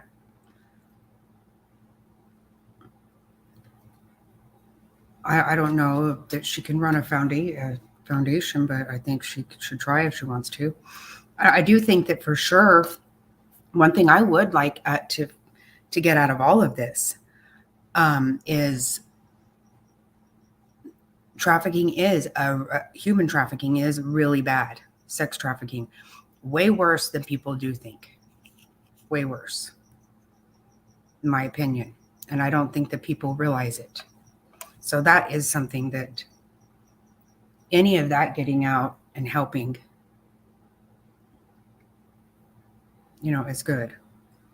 What did I say? Well,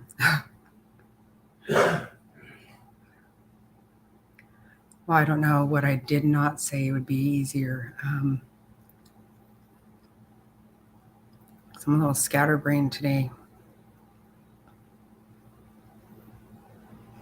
Unlike most days, right? Yeah. No, I think that tells a really good tell of how he will snap, and that he does have a very violent side. We hear all about how great he was. Again, he was very generous with other people's money. I'm not impressed with that for a damn second.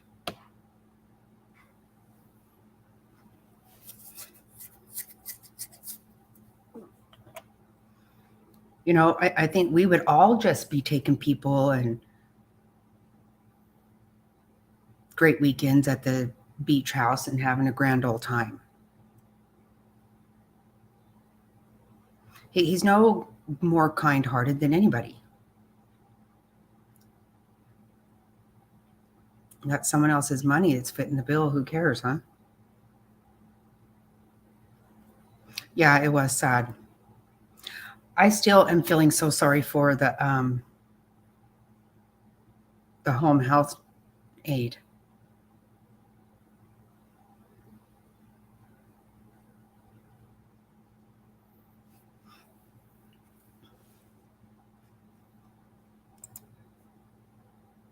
Oh, they're only 14 minutes late, or 4 minutes late right now. So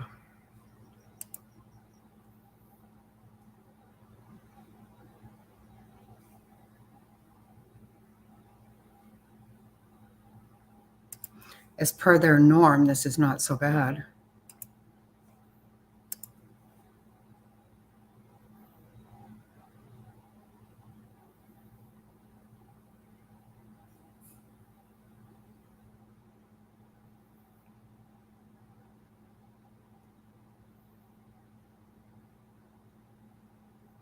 No, you're right.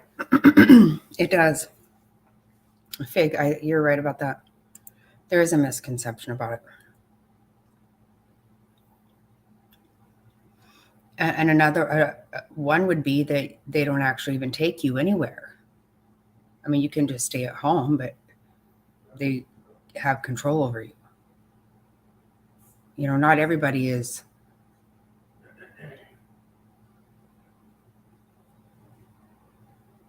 You know. Oh, okay. Yeah, we're starting. Sorry. Sorry. Here we go, folks.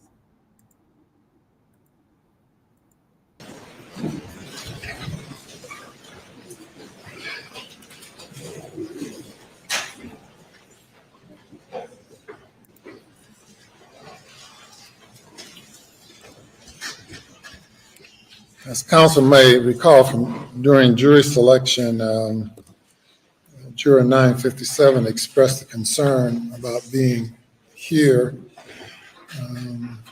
if the trial goes too long, and he mentioned 3 weeks as his limit. So he's brought that to my attention, and he's 729, juror 729. So he's brought that to my attention, and he's pondering the issue. So just bring you all up to date on that issue. Ready for the jury? I just want to raise one issue. All right. It doesn't relate to this witness, but the next group of witnesses the state intends to call relate to this blue rain jacket, and that it was seized as a result of a search at Ms. Libby Randolph's Murdaugh's house, and it was found in the closet. Based on what this witness had previously shared with law enforcement, there's no evidence that we've been provided in discovery that connects the defendant with this blue rain jacket. And so we'd move to exclude any evidence of the blue rain jacket unless they can represent to the court that they have any witness who connects the blue rain jacket with this defendant, Alex Murdaugh. Thank you. All right. From the state?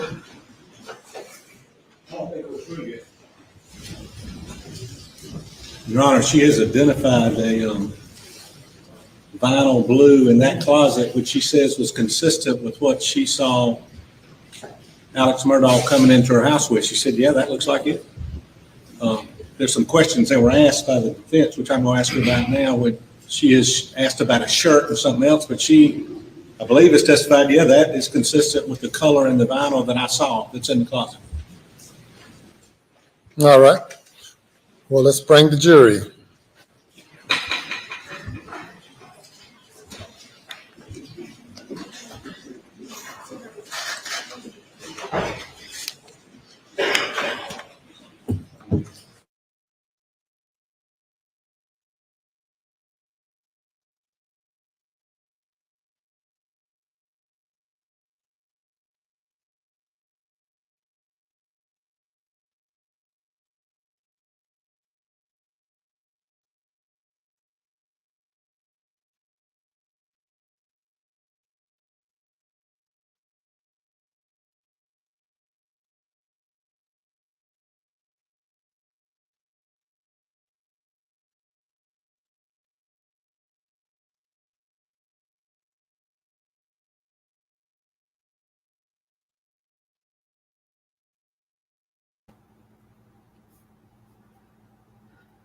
You know, of course, the thing is, so she saw a blue tarp. Of course they can go find a blue jacket. They can, of course they can. They can find a blue something that they can say that's what it was. That doesn't mean squat. All right, thank you. You may proceed, Mr. Meadows.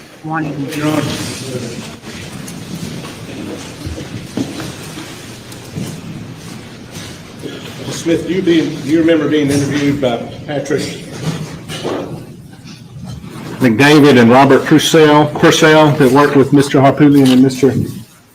Griffin in October 20th of 2022? Yes. Okay. And I believe Mr. Griffin had asked you about some shoes in response to our questions. Do you remember telling them that he had, these investigators, he had on some cloth-like shoes? Yes.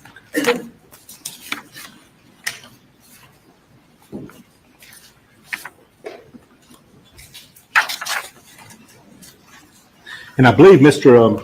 Griffin asked you about the length of time you were there. Do you remember these investigators asking you about the length of time that Mr. Murdaugh was at Alameda the night of June 7th? Yes. Objection, Your Honor. He's offering a prior consistent statement, and no one's in, I don't know why, not impeaching her with it. You can't bolster her testimony with prior consistent statement. Mr. Metters? I believe he had questioned the 30 or 40 minutes and was questioning whether or not Alex asked her to say that. Through their investigators, it's clarified for me their conversations that directly contradict what she said early on direct that I have through their questioning and interviews, which I just got a little while ago. All right, Ms. Griffin? Again, he's offering a prior consistent statement, and it's not admissible unless it's being offered to rebut a claim of recent fabrication, and that's not the situation we have here. The entire statement right now. The objection to the statement being entered into evidence. Yes, Your Honor, it's not a statement. There's a whole 30-minute audio recording. Yes. All right. Rule 613B addresses this issue, and you may proceed. The objection is overruled. Mr. Griffin asked you the length of time that Mr. Murdaugh was there when these investigators questioned you in October of 2022. Do you remember them asking you about how long he was in the kitchen and in the room with Ms. Murdaugh? Yes.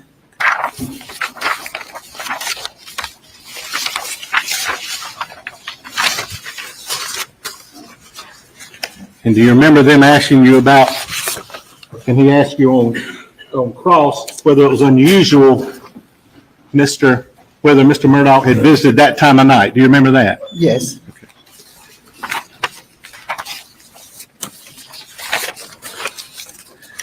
And do you remember telling the investigators that he would not come on your shift after 8 o'clock? Do you remember that? Yes. And that was unusual? Yes.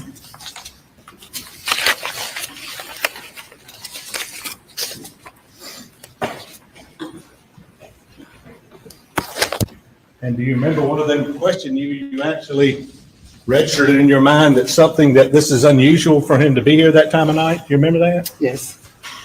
Was your answer yeah? Because I was like, yeah, to be honest, I was like, oh, why are you here this time of night? Why are you here this time of night, you know?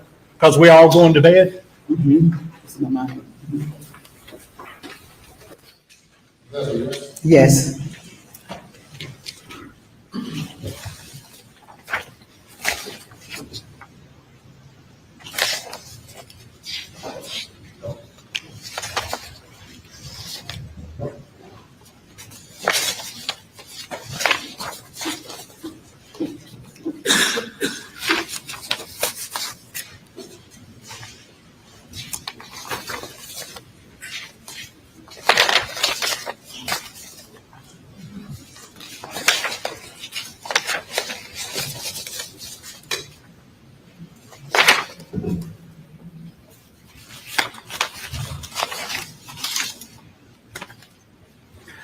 And as far as the length of time, do you remember them asking you how long? And you said it was about 20 minutes?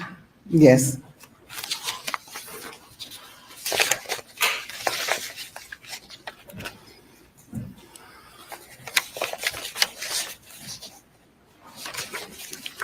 You know, and I'm trying to speed this up. Maybe for some indulgence.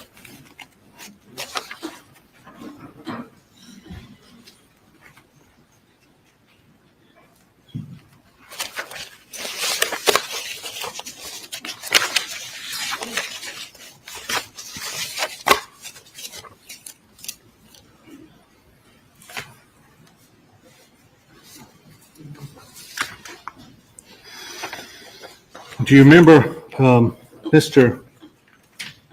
Griffin asked you about your recollection as to what Mr. Murdaugh said asked you about the 30 to 40 minute period? Do you remember that? Remember just a little while ago when he was asking you about that? I'm not trying to be, just a little while ago. Yes. Okay. About whether if anybody ever asked you if I was here or not? Yes.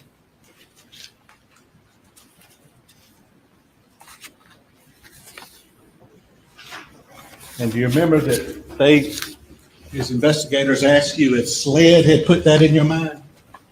No.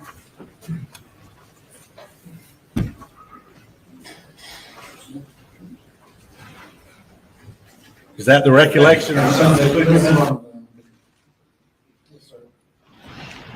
He's leading the witness. He's publishing a document that is not a certified transcript of anything. Object.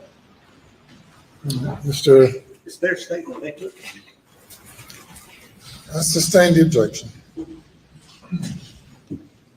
Did Alex Murdaugh ask you to tell somebody how long he'd been there? He said, someone asked you, I've been 30 to 40 minutes. That's what he said. He said if somebody asked you. Yes. Just repeating her answer. Mr. Meadows? Is that the answer you gave his investigators? Yes. Back in October of 2022? Yes.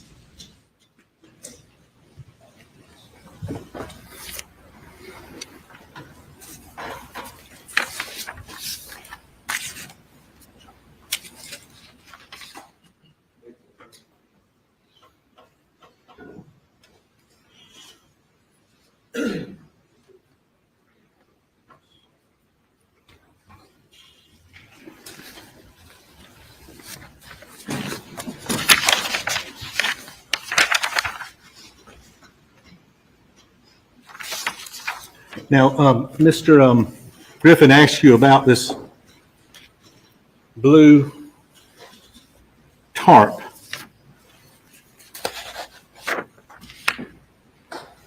Did his or Mr. Harpin's investigators ask you about that when they met with you? Yes. Did they bring something with them? Do you remember them showing you something? No, a picture. Okay. Did they also show you a tarp? Yes. Okay. Did they tell you they just got it from Kmart? Yes. Just bought it from Kmart? And I can't.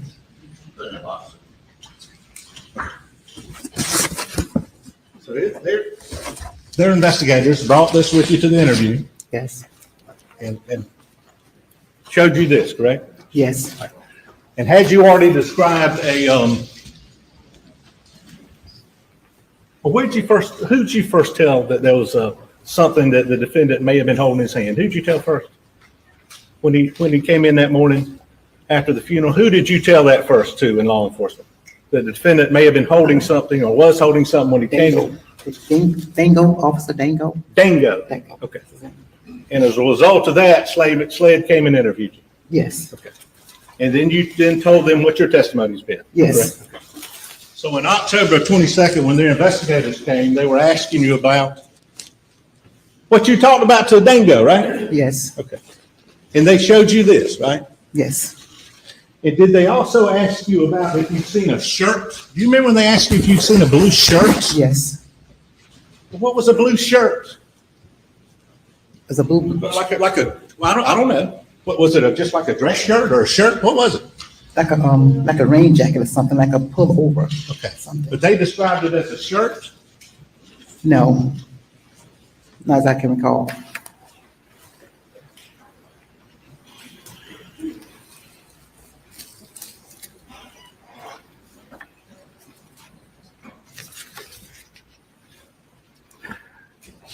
Do you remember them asking you, you're positive it wasn't a shirt? Yes. They Yes. asked you that? Yes. And your answer was it's vinyl. It was a vinyl, right? Yes. Yes. Don't lead the witness.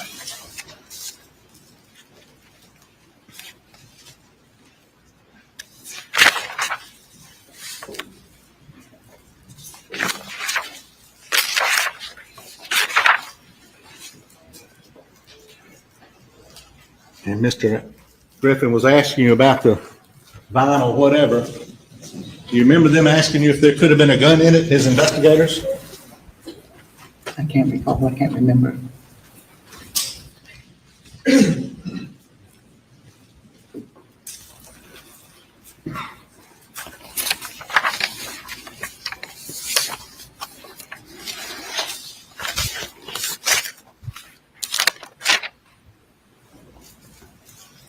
Last question, Judge. Can I have that picture?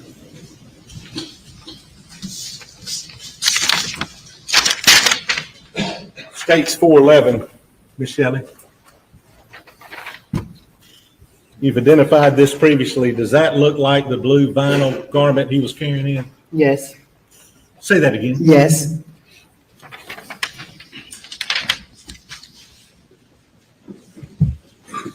Was it all crumbled up in his arms? It was balled up, yes. Was it folded out? No, it wasn't. Was he wearing it? No, he wasn't. That's all. Thank you. By the defense.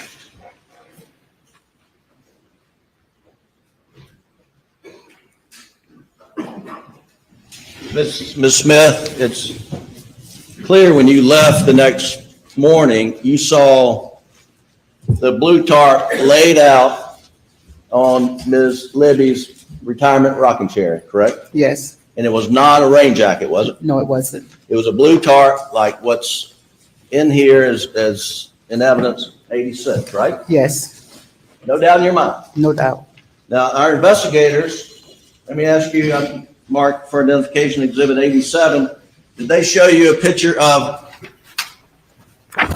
this rain jacket? Yes. Have you ever, and you told them you never seen that rain jacket, right? Correct. You know, I would introduce exhibit 87 into evidence. Objection. Can I put it up here?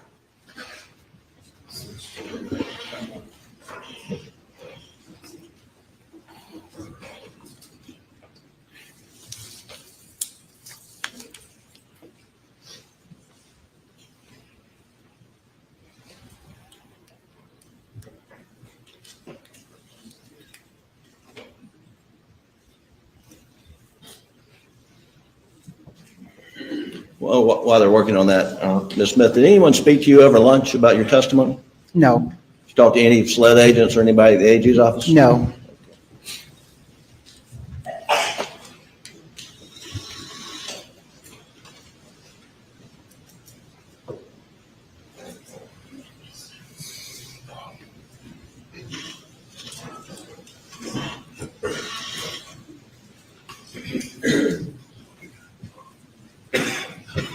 Trying to get that going.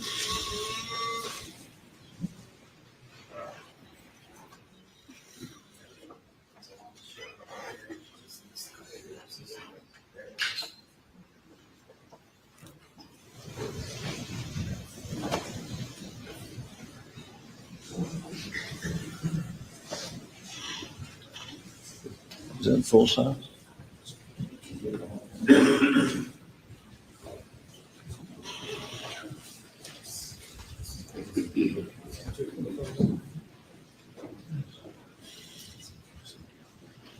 Yeah, let's see if we get the whole picture in there. Okay, thank you. Thank you, Doug.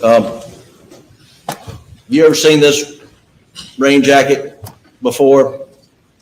No. Did Alex Murdaugh have that rain jacket with him when he came in to the Ms. Libby's home on the morning, I believe, a few days after the funeral? No. Okay. And if this photo, exhibit 41, states exhibit 41,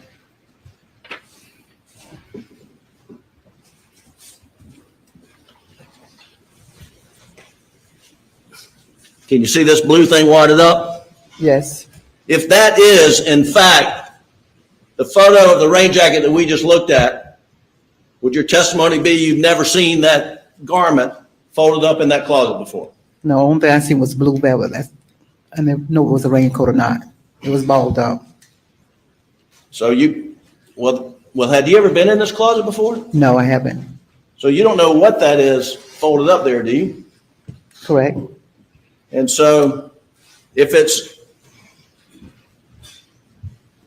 this rain jacket, if that's what's in that closet, you've never seen Alex Murdaugh with this garment before, have you? No, I haven't. All right.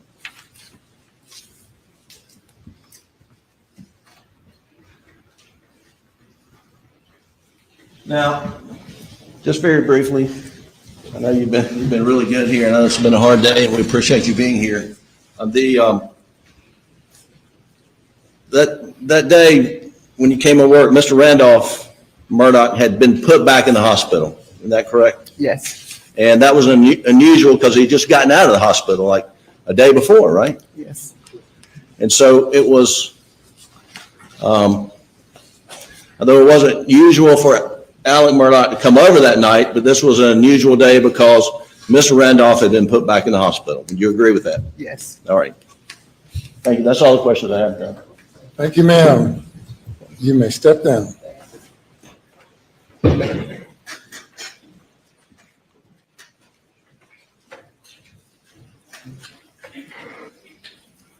You may call your next witness. State calls Kristen Moore.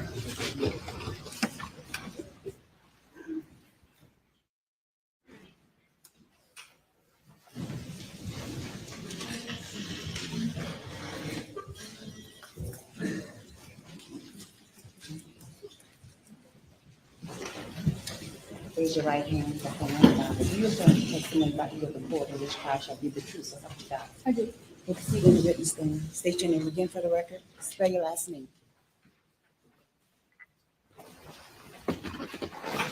Kristen Moore. Moore. Good afternoon. Good afternoon. Could you tell the jurors where you work? I work for the South Carolina Law Enforcement Division. Okay. And Agent Moore, you might need to pull that microphone a little, speak up so we can hear you, make sure to hear you out here. Thank you. And what do you do with SLED? I'm a special agent assigned to the crime scene unit. And did you have an occasion to become involved in the investigation of the murders of Paul and Maggie Murdaugh? Yes, ma'am, I did. Were you involved in the execution of a search warrant? Yes, ma'am. And where was that search warrant executed? At 2175 Yemassee Highway in Barnville, South Carolina. And do you know what that residence was or is? It was the residence of Alexander Murdaugh's mother. And who was there when you executed the search warrant? Several SLED agents were on scene as well as family members. What were you looking for when you searched the residence? We were advised that we were looking for a blue and colored tarp-like material. And what areas of the residence did you search? We searched the entire interior of the residence. Let's talk about the north bedroom of that residence. Do you recall what you located in that bedroom? We located a blue tarp inside the closet in the north bedroom on the second floor.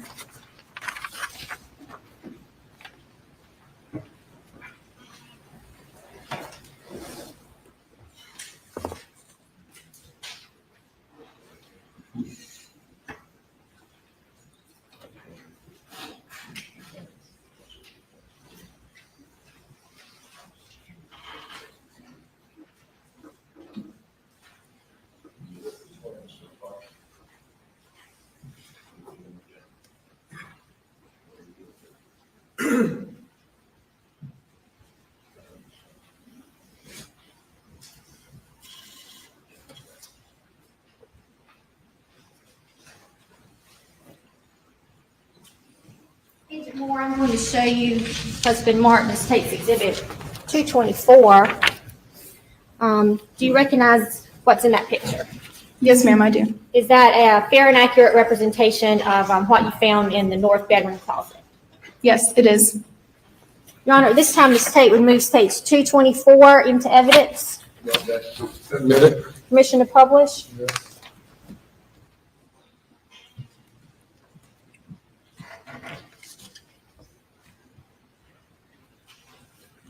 Agent Moore, could you describe for the jurors what you found in that picture?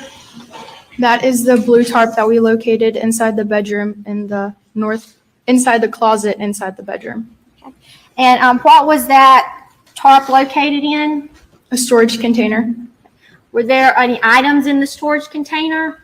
There were miscellaneous dishes underneath the tarp. After you found the tarp, did you continue searching the residence? Yes, ma'am, we did. And what else did you find? We located a blue raincoat in the coat closet on the second floor.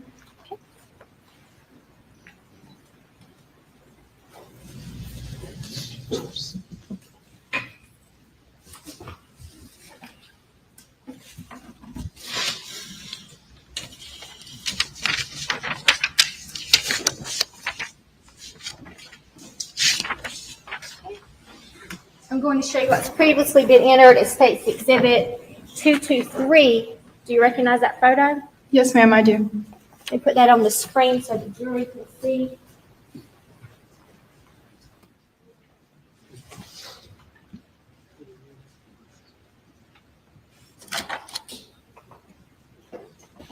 Could you point out that closet for us?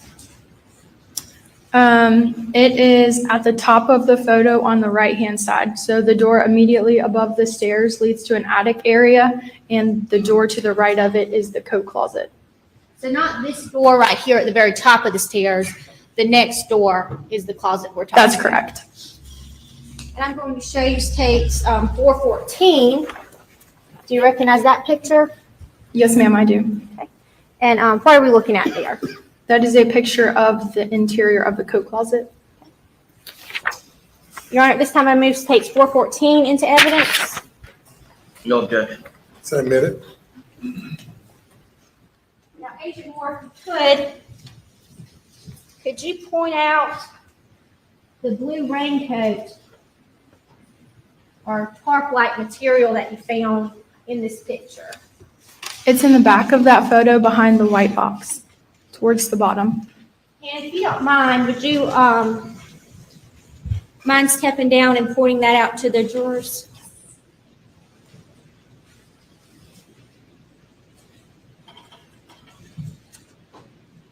Okay. Would you come down to the big TV? Thank you.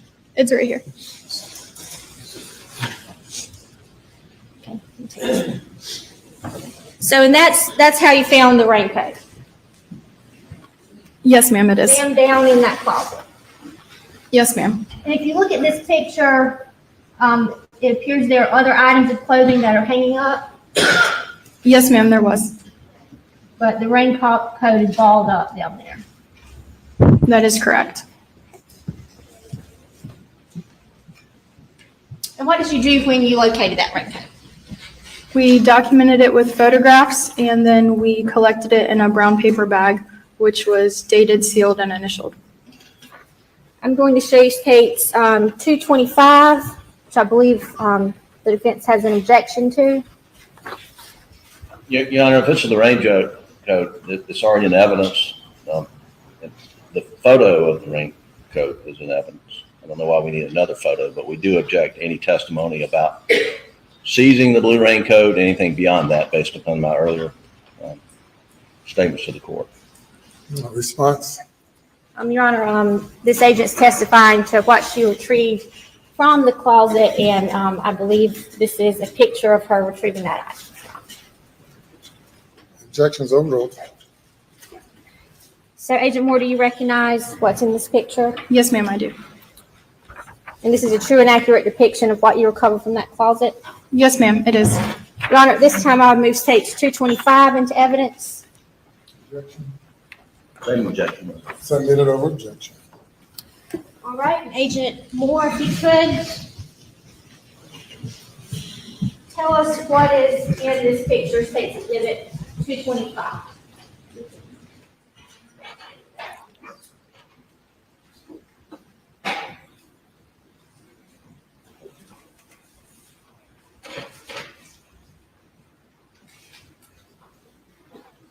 That is a photo of the blue raincoat that I collected.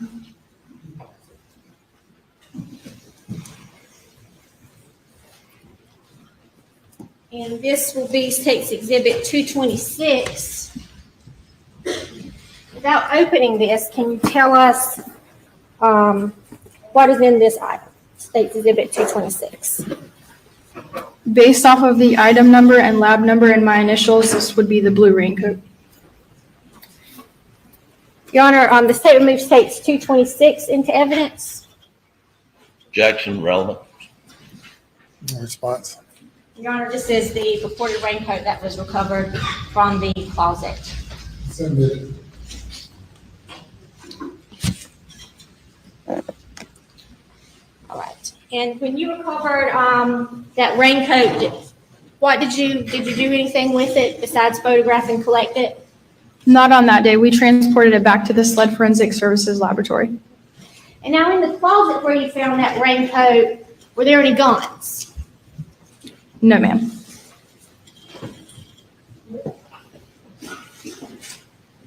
Were you involved in any of the processing of the raincoat? Yes, ma'am, I was. And what part were you involved in? On October 7th, 2021, at the SLED Forensic Services Laboratory, I met with SLED serology personnel to document and do additional processing on the raincoat. Okay. And what processing did you take part in? It was documented with photographs. The stains on the raincoat were then documented with scale tape and labeled, photographed again. SLED serology department then tested the stains with phenolphthalein, which is a presumptive test for the presence of suspected blood.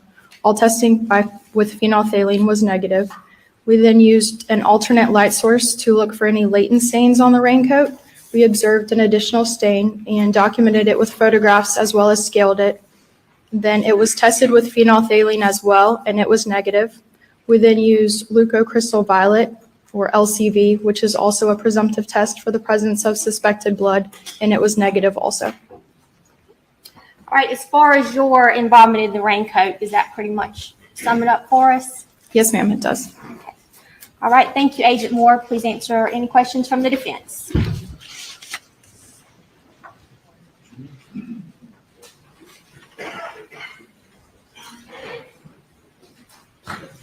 Good afternoon, Agent Moore. Good afternoon.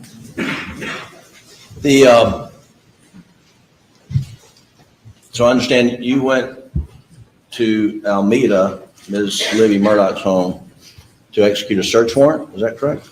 Yes, sir, it is. And what was the day? September? September 16th, 2021. September 16th, 2021. And you were looking for a blue tarp. We were advised that we were searching for a blue tarp-like material. Okay. And you found a blue tarp. Is that right? Yes, sir. And in that blue tarp, there were dishes wrapped up in that blue tarp, right? No, sir, no dishes were wrapped in the blue tarp. It was folded on top of the dishes. Okay. So you seized the blue tarp, right? Yes, sir. And did you do any testing of the blue tarp to see if there was blood? No, sir, I did not do any testing on the blue tarp. You know anyone who did any blue testing on the blue tarp? I am unaware of any testing done on the blue tarp. You seized this rain jacket in here, in this box. Is that correct? Yes, sir, it is. And back in the lab, you did some presumptive testing. We sprayed it with phenol first. Phenolphthalein was first utilized, yes, sir. And phenolphthalein is a presumptive test for blood, meaning, you know, it could test positive, but it not necessarily means it's blood, right? That is correct. And in order to determine whether something that has tested positive with phenolphthalein, you do another type of test to confirm human blood, right? That is correct. But the blue rain jacket never tested positive for the presumptive test using phenolphthalein, right? That is correct. So it was negative. Yes, sir. So after getting negative with phenol, then you use another product called LCV. Is that right?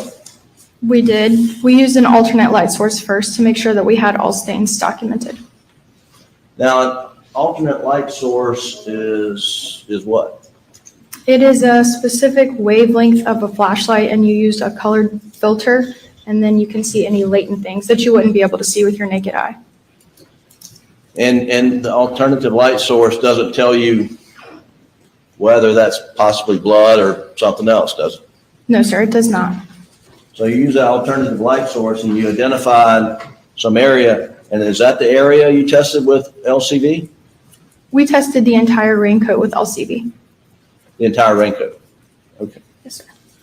And again, that's a presumptive test like phenolphthalein, Yes, sir. and that tested negative? That is correct. Okay. And so there's no more blood testing done of the rain jacket, right?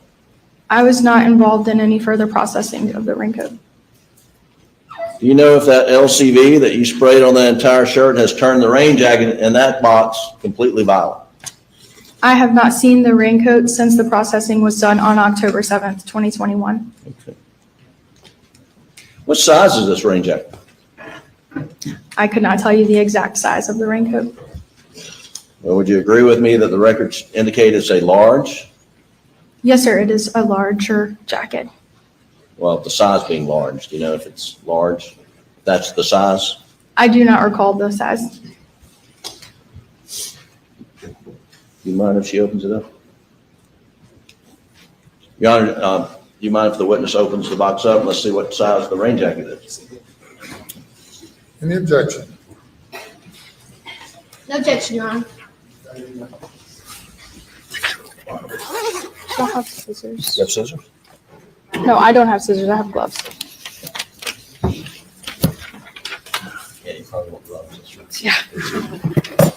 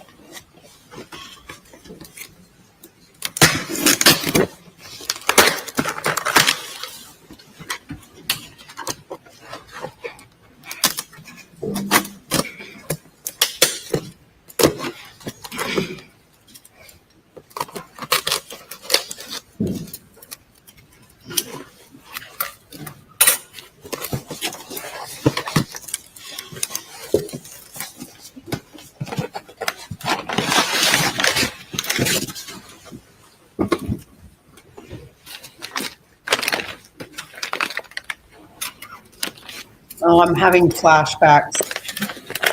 I don't like it.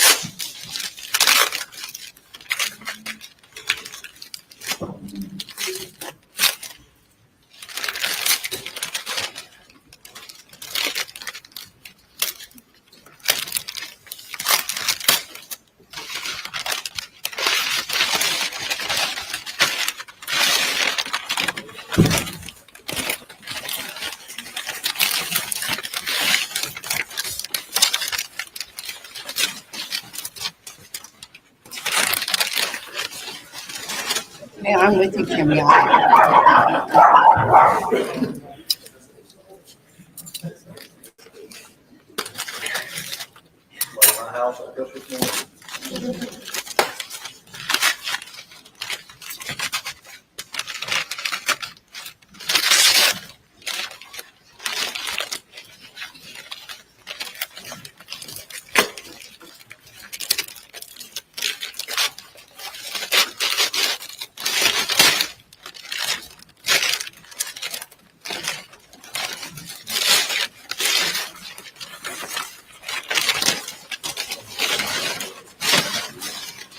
Right, Kimmy? I know. I think everybody has had it.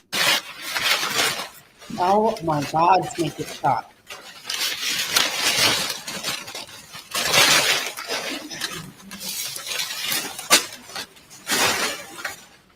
Thank you, Jesus. Tell us what size it is. Yes, sir.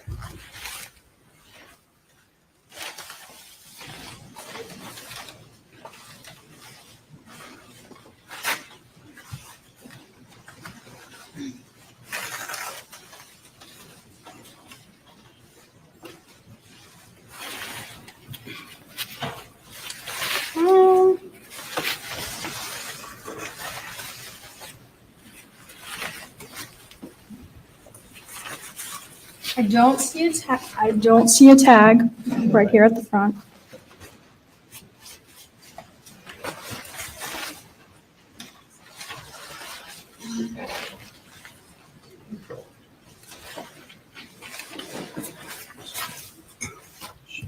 You may want to put gloves on. It has chemicals on it. Ooh, I don't want to touch it then, which I just did, okay. Well, do you mind standing up in front of the jury and show them how large it is? We'll just show you.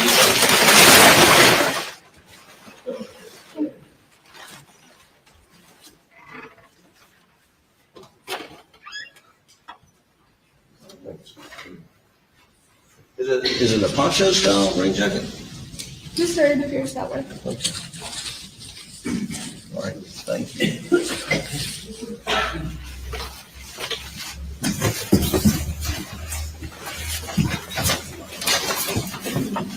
Thank you. It smells too good.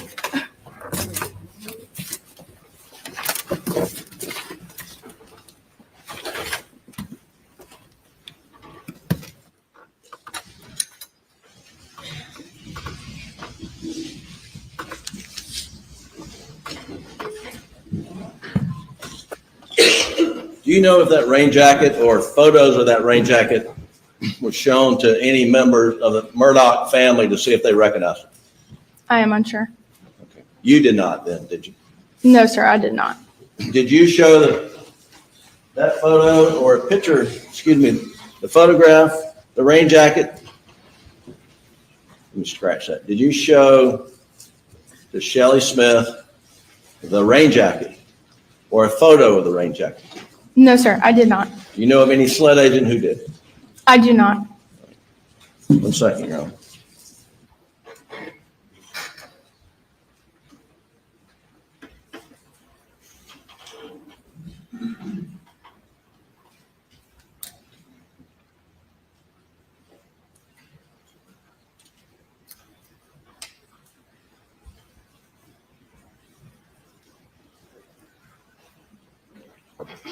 That's all the questions I have. Further questions? Your Honor.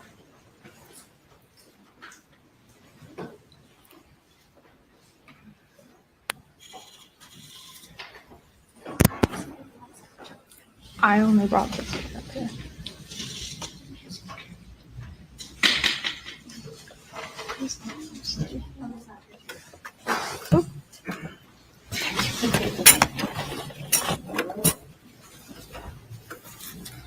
All right, Agent Moore, what happened to that tarp or raincoat? Where is it? It's in the back box. box. Yes, ma'am.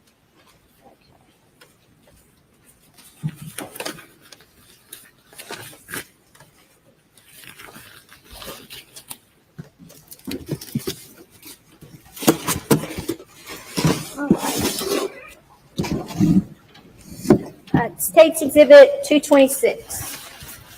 This is the raincoat you collected from that closet at Alameda. Yes, ma'am, it is.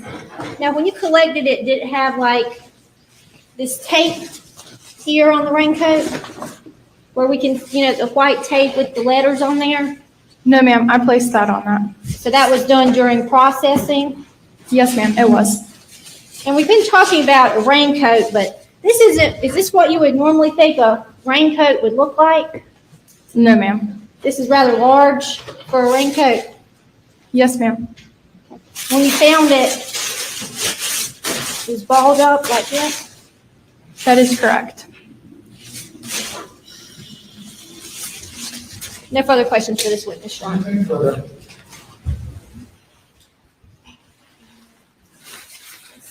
I thought they didn't search the house on Alameda. Thank you. You may step down. What in the AF is going on here?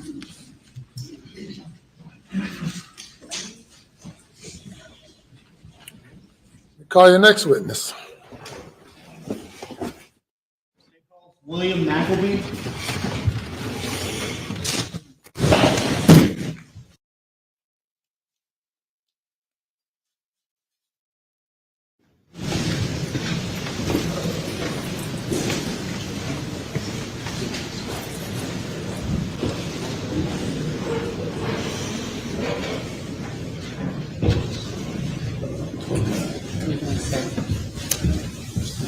Raise your right hand, left hand on the Bible. You affirm the testimony about your shall be the truth, so help you God. Take a seat in the witness stand. State your name again. Spell your last name.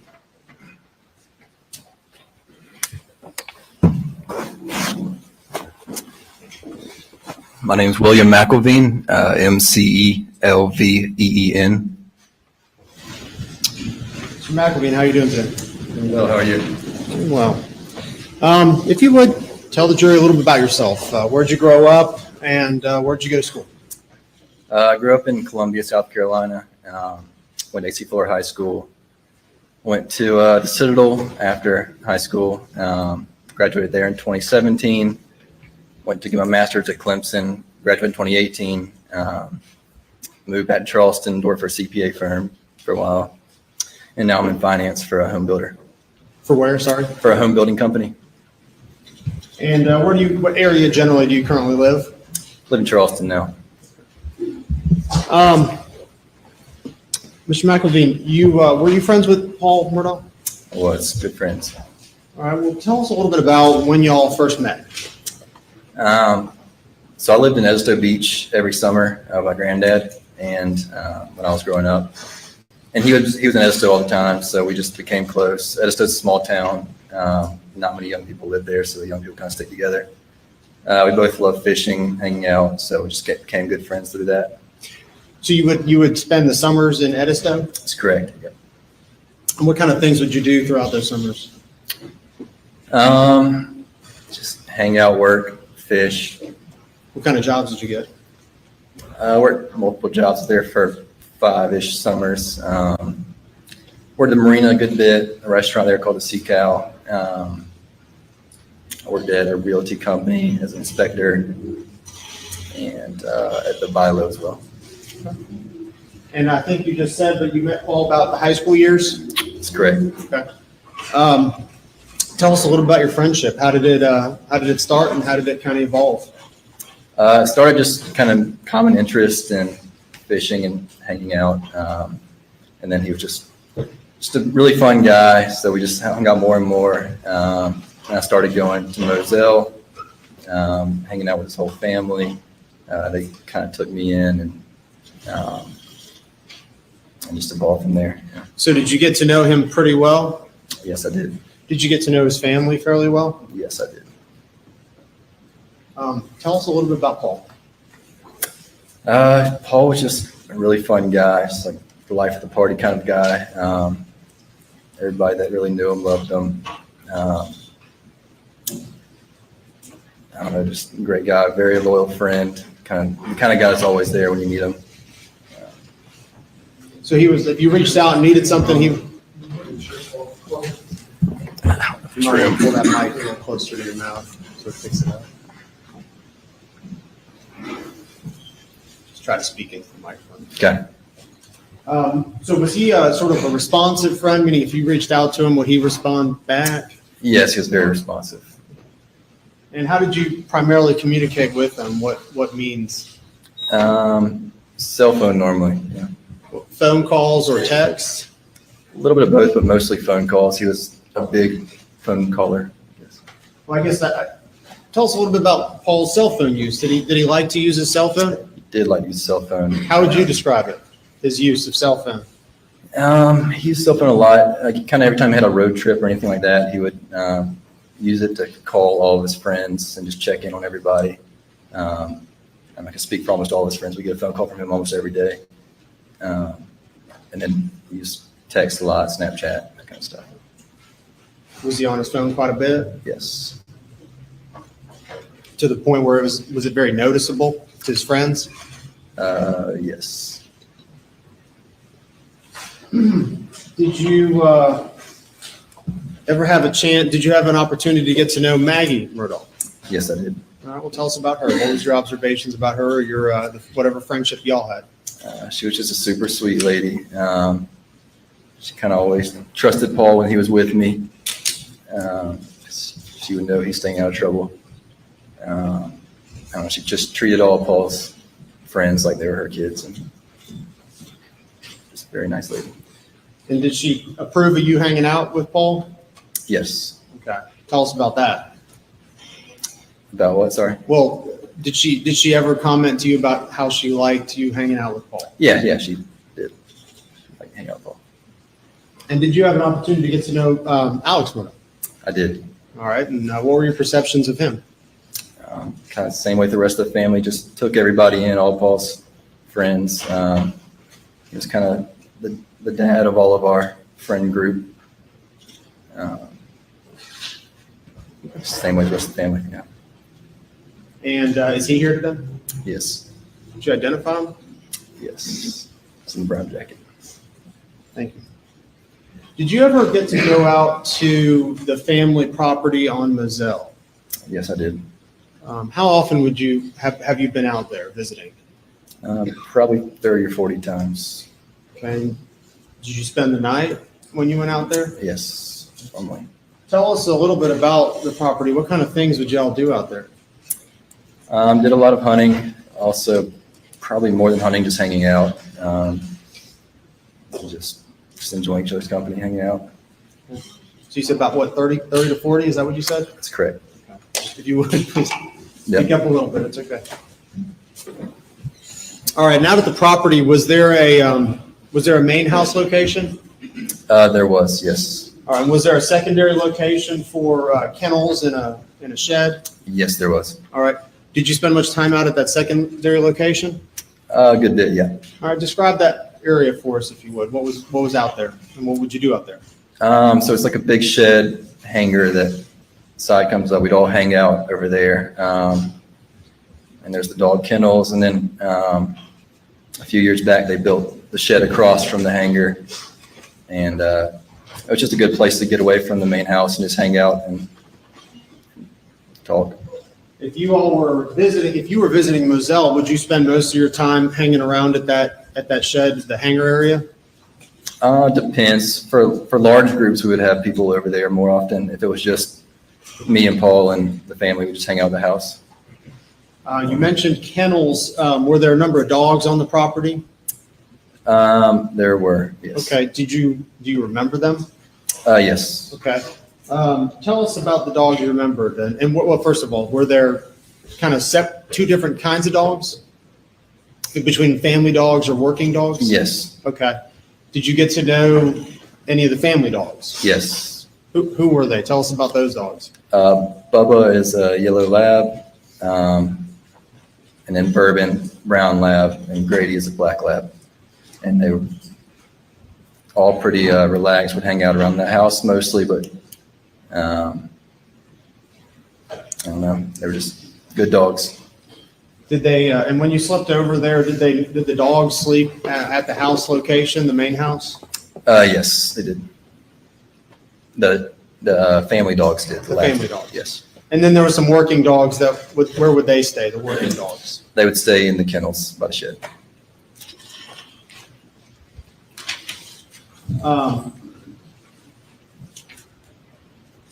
Yes, the location. So the Moselle location, when you started going there, did it have one or two entrances and exits? Two entrances. Okay.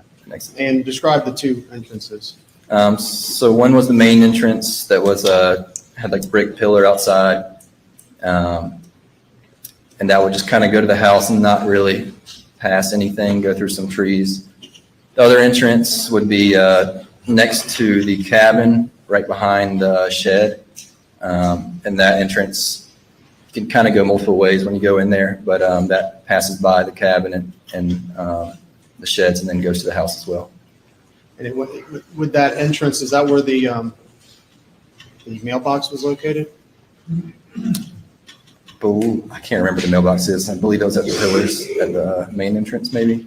Is that the location near the dog kennels? That second exit? Yes, yes. Was there one exit that was used more often than the other? We probably more often use the one by the sheds.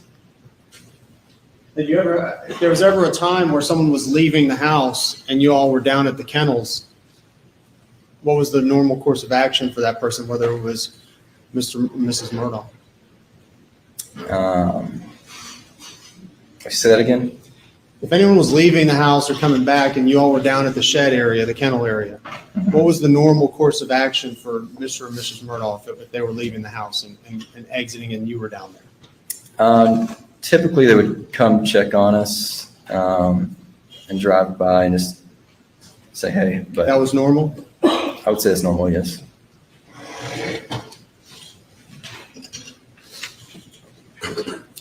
Did you, with Paul, were you guys close enough where you shared your location with each other? We did.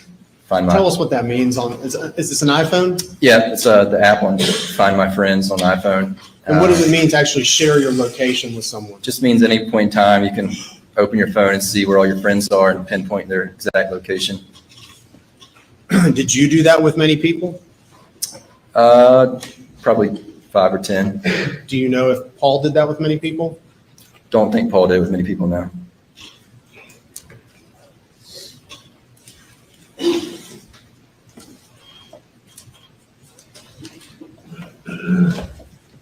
When you spent time down at the hangar and the kennels, was it common for firearms to be stored down there or left down there?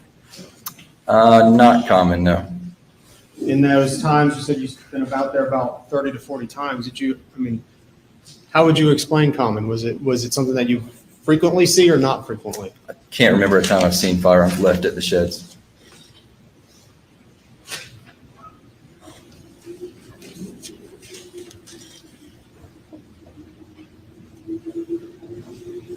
When's the last time you saw Paul Murdaugh? June 5th, I think, 2 days before. That weekend before Yes. Monday? Yes. June 7th? Tell us about that weekend. I can't remember much. We were hanging out with my friends' houses. I think we went to a bar called the Windjammer in Charleston. But I don't remember much from the weekend. Did you see him on Sunday? Do not think I saw him on Sunday, no. Did he stay at your house that weekend? I don't think so. My friends and I were talking about that. We can't remember if it was my house or one of my other friends' houses. Would Paul commonly stay at, when he was visiting Charleston, would he crash at people's houses? Yes, he normally stayed at our house. But you don't remember if that particular time he did or not? Don't remember. How were you kind of told about the murders? How'd you find out? So I missed a few calls in the middle of the night that I didn't wake up to. The next morning, my roommate came in my room and told me. And your roommate is who? Frank Chapman. And he told you what happened? Yes. Did you make it out to the property at all?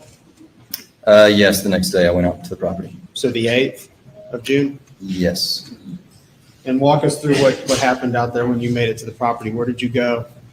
We just went to the main house and just went to see the family and be with everybody. A lot of friends and family were there? Good bit of friends and family, yes.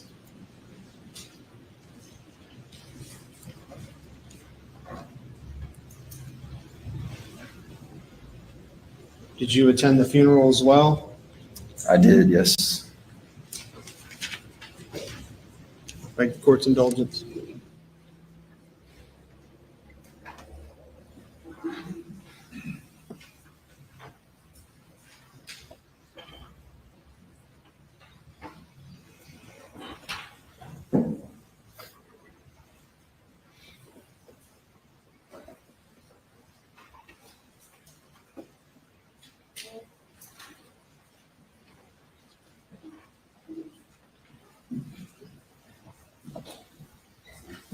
No further questions?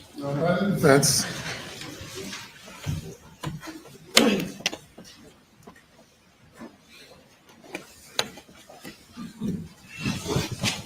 Good afternoon. Afternoon.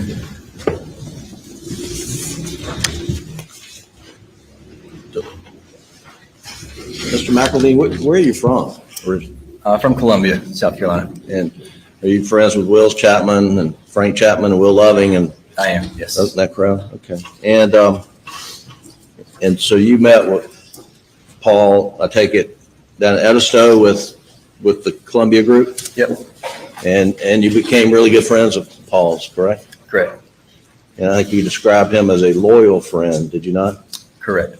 And you became close not only to Paul, but to the entire Murdaugh family, right? Correct. You know, there are houses that kids, teenagers, young adults congregate at their parents' house. Was the Murdaugh house at Edisto one of those houses where people would congregate? It was, yes.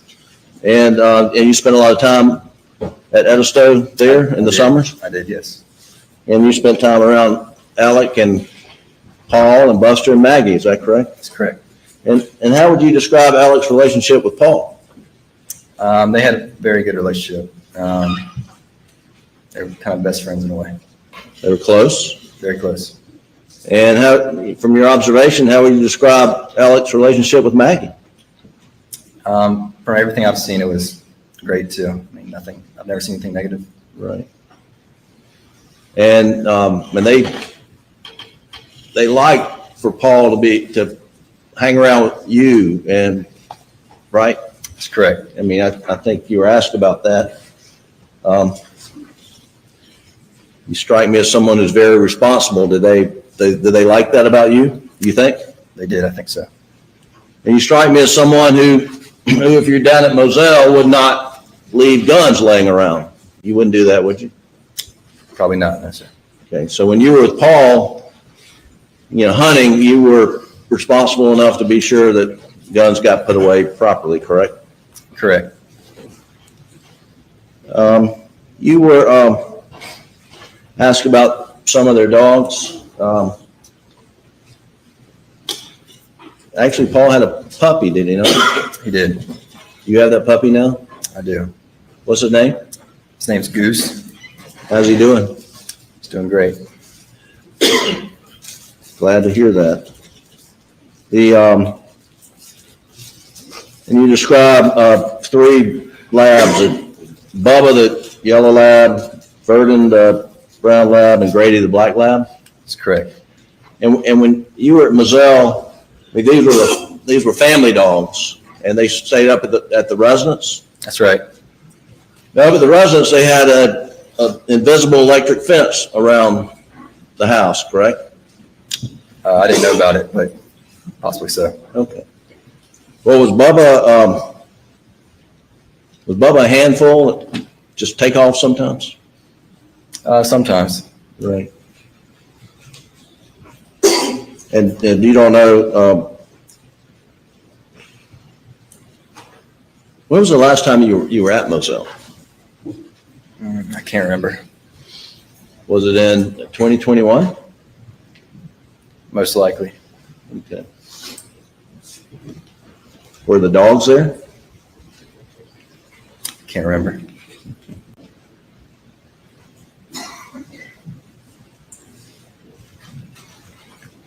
When you heard that Paul had been murdered, did Will Loving come down to your house in Charleston, or was it another friend's house? Will went to another friend's, but I think he came to our house later in the day. But we had a group at our house as well. And then you went to Moselle? The next day we went to Moselle. Would that have been on that Wednesday? Murders were Monday night, late. So yes, I guess that Wednesday we went to Moselle. So not the Tuesday, but the Wednesday. I believe that's correct. And who all went with you? I think Frank Chapman went with me. And that might be it. Okay. And who was there when you got there?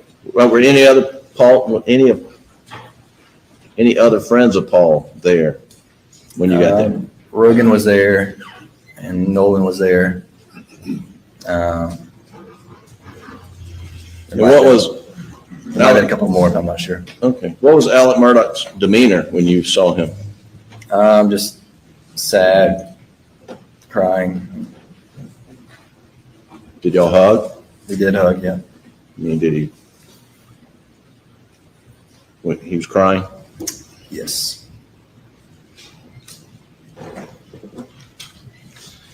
And did you go back over to Moselle after the funeral? Yes, I did. And were there a bunch of Paul's friends there? There were, yes. And can you tell me, was Alex, is he still crying, hugging all the Paul's friends? He was still crying. I mean, there were so many people there that it's kind of a line to see him, but from the little bit I saw him, yes.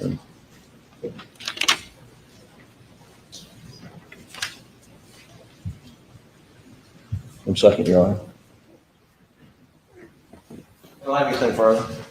Anything further? Thank you. You may step down.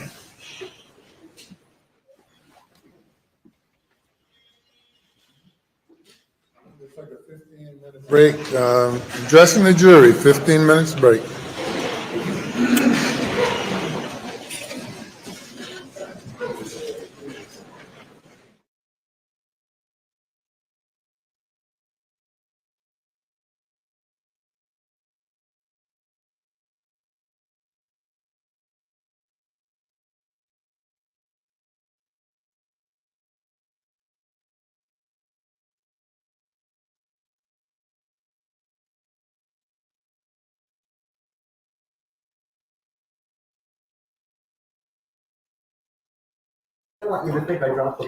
Okay, sorry.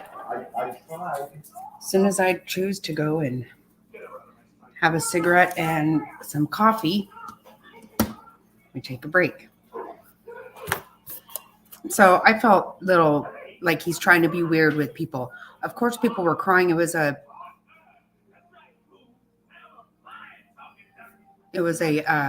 funeral service. But they don't need to be trying to act like just because he cried doesn't mean he didn't do it.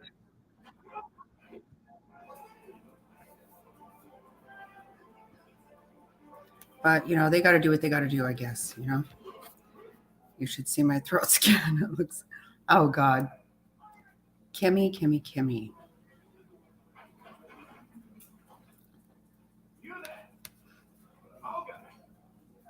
Yeah, I wasn't paying attention. I didn't see. I was trying to give this baby some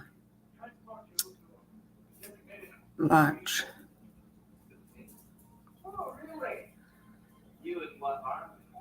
So do we know what's coming up next? Right, that's what I'm saying. I don't get what that was about.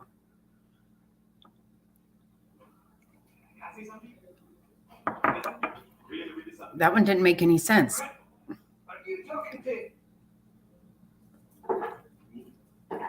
So if we notice, whenever that girl is doing the girl on the state side, she's going to have boxes that need to be opened. We're going to have to hear a lot of ruffling of paper.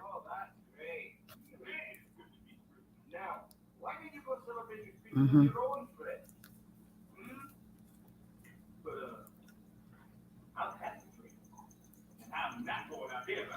Yeah, I don't think that the raincoat necessarily helped anybody. And because, quite frankly, could you not put a gun in a raincoat and just as well as a tarp? That doesn't make any sense to me. I mean, what's the big deal? I don't even know what Kmart was all about either. I mean, that's where they got it, but that doesn't mean anything either. Yeah, weird. That didn't really look like a man's coat to me. I mean,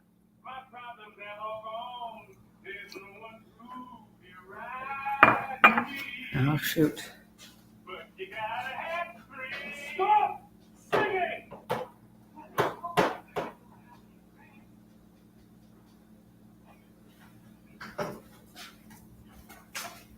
Better turn Shrekky down.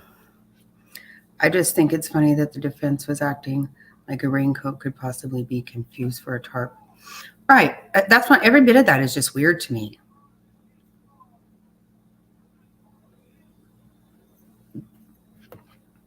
Yeah, it gets unboxed for 30 minutes. Unbelievable.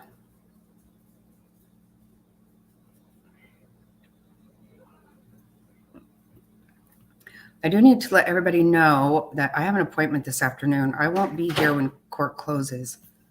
So I don't know if I'll have my phone. I can probably still, yeah, I can chat from my phone and probably even turn this shutter down from my phone. I know, that was weird. Oh, is it? I've never watched Dexter. I've heard about it a lot, but I've never watched it.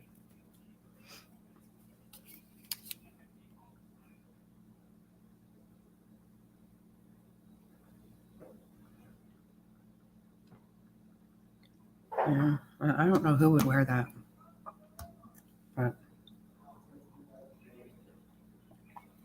But you know, I'm sure that he wasn't telling you know, Paul's friends about his bunga bunga sex parties. You know? So yeah, he was nice to him and all that.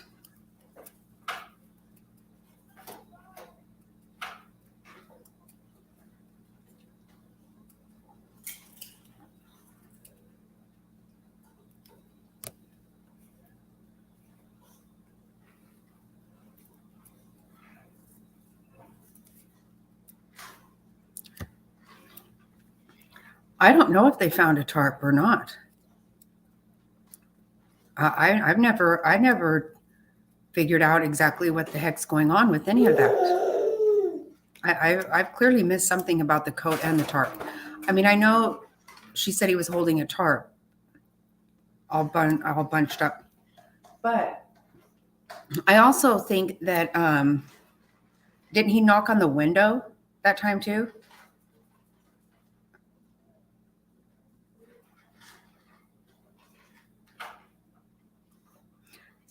I don't think they found a tarp. Not to my knowledge.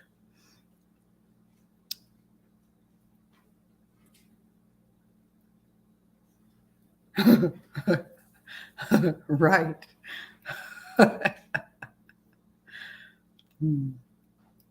But I think the weird part was he went to the window. Or am I wrong?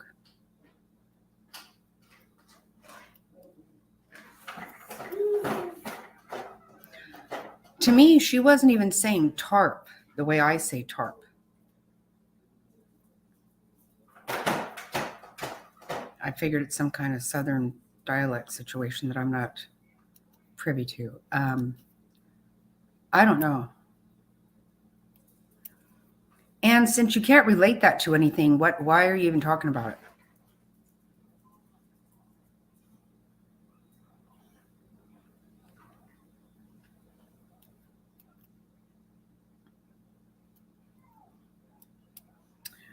What now? He could have been holding the raincoat. Assume it was that's what I'm thinking too, Kimmy. Yeah, I misunderstood something too, Top Hats, because I don't know. And now you're saying dishes. Ugh. So now I definitely. Oh, tote.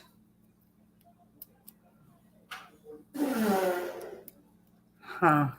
Well, I also thought that they didn't search the house on Alameda. So what? I'm completely thrown off by all this. Yeah, I can't imagine that the jury's not thrown off. I'm completely lost about this situation.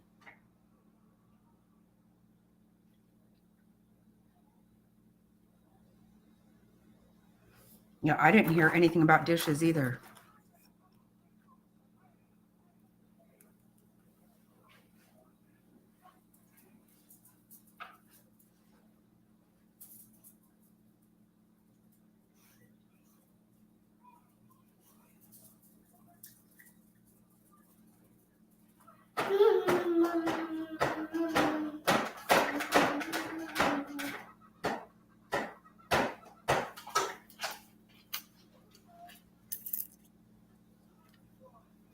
Oh.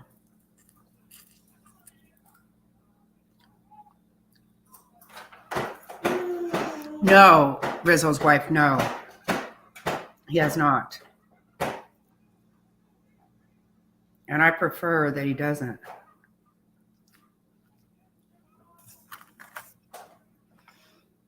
I didn't care for anybody who questioned from the state today.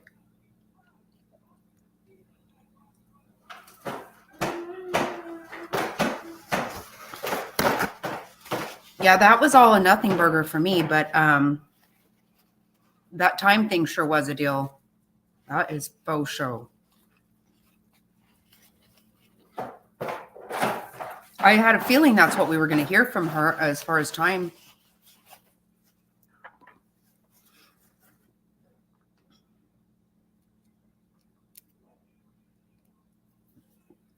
I can't wait for that woman that worked with him, the CFO. That's going to be my favorite. Besides the gun guy.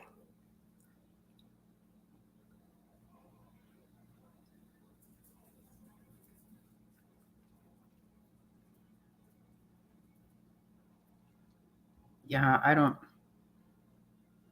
Yikes.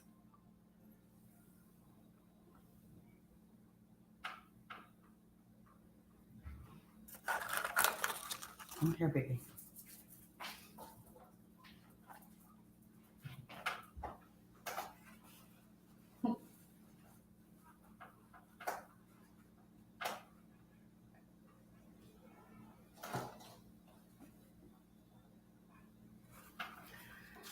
This silly boy over here.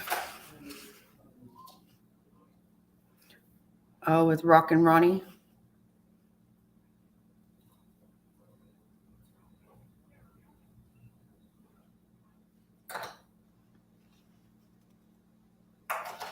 Yeah, I'm going to have to check that out too because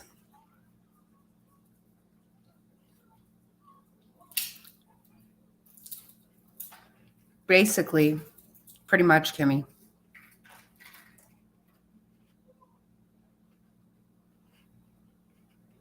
That's the way I see it.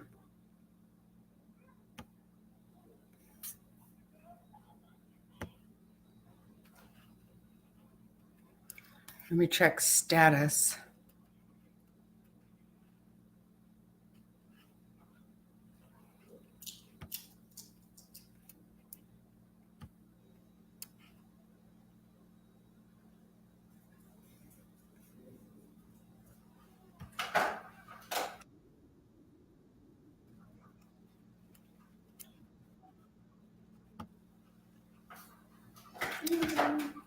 Okay, they're not back in yet. Another nail in that Puke's coffin. Checking it. Yeah, I just checked real quick.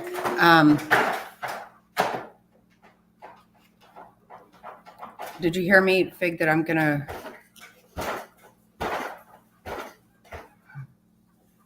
I have an appointment. I'm gonna leave here around a little after 3.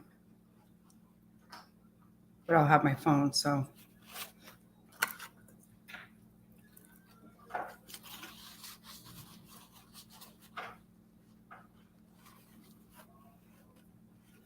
Oh. Okay. Okay. Well, then that makes a little sense, I guess.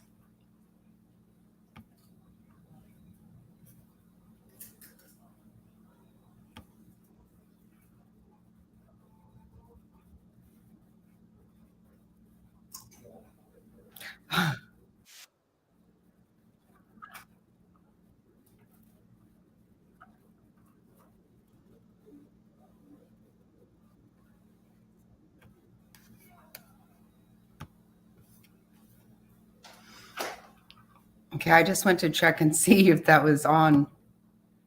And it's funny, I didn't hear all of what was said, but I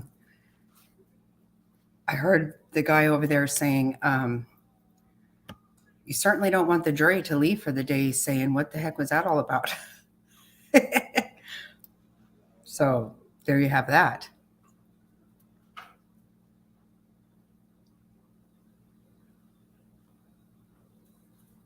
See, right.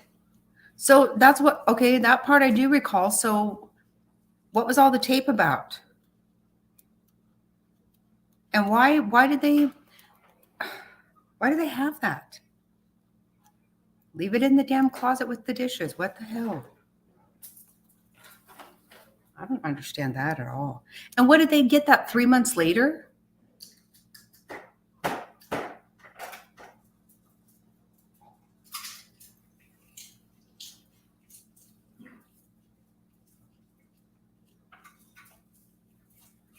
I don't like any of what's going on here with this nonsense.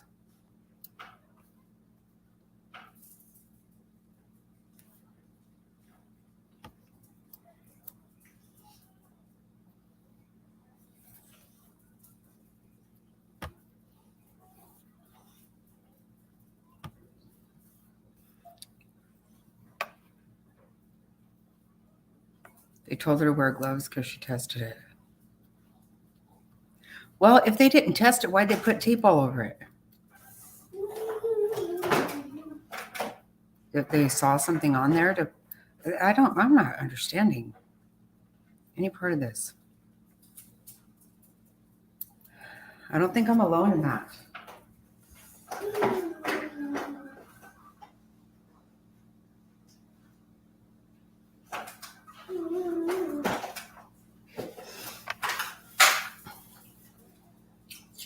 Hey, give me that.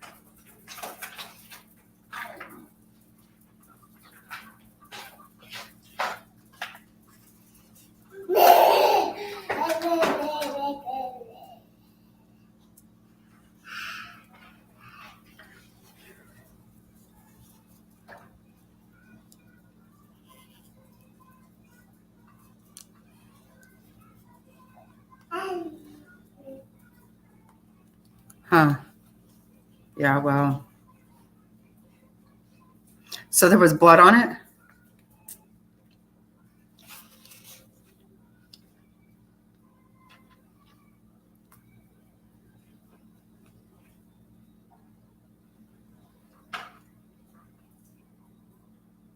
Oh, me too. Timmy, me too. Then what in God's blessed name was she even doing there, that woman? Seriously.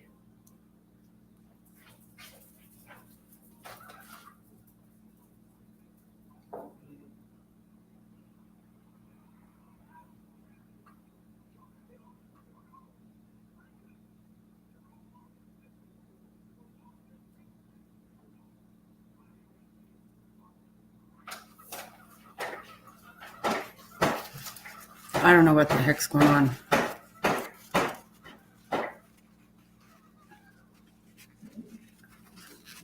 I just don't know that it means anything. Just because that woman saw him with something blue that was appeared to be tarp-like, you don't have to find that thing. Especially if you go back 3 months later, you shouldn't expect to find squat.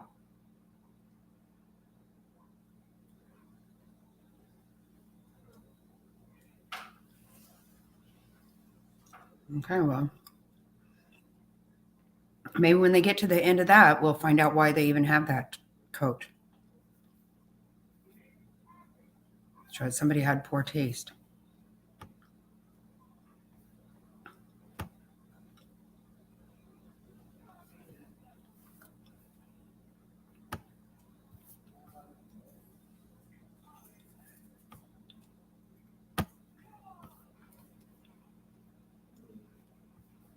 Yeah, it's all weird to me. Not a fan.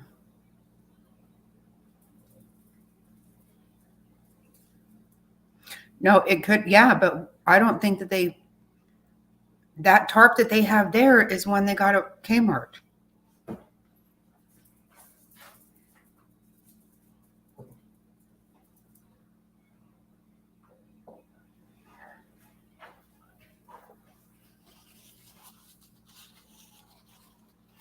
Oh, the coat. Oh my God. Okay, okay. Oh, okay, okay. Now I'm understanding. Wow. Takes me a while. I apologize. I see exactly what you're saying now. Yep. Yes, I get you.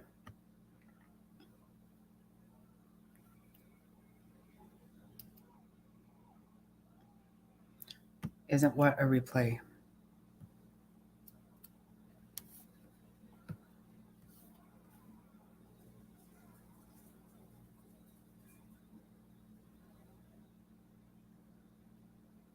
Okay, okay.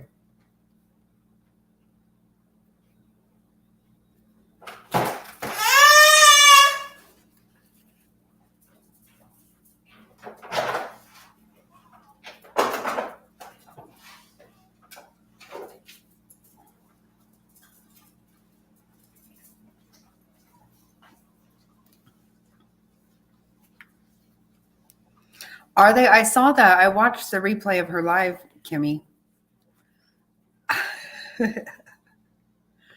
I thought you were going to make butter and it just never happened.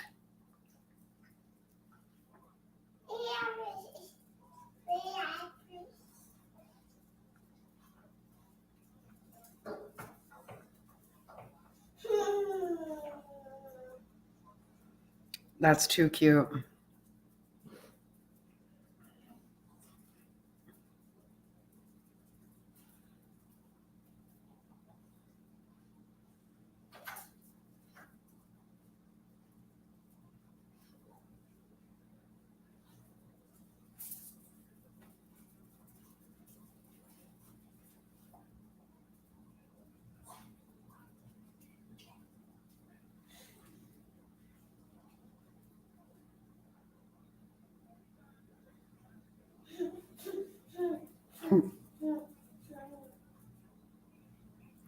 Well, I was just, well, it could be me. We all know that.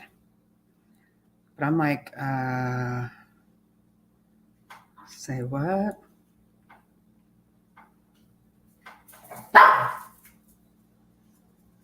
I know, right? Frazzled, it was cute. I was watching.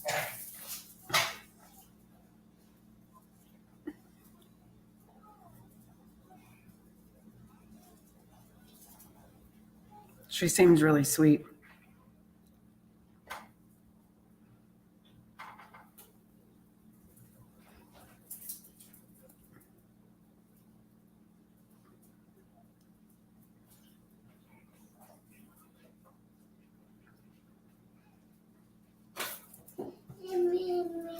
Right. Oh, God. Yeah, I remember that. I remember you said that, Kimmy.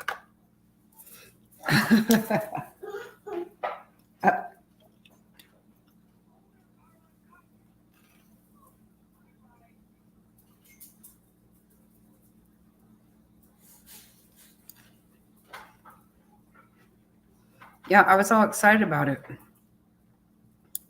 But that was cool watching do the pendulum thing.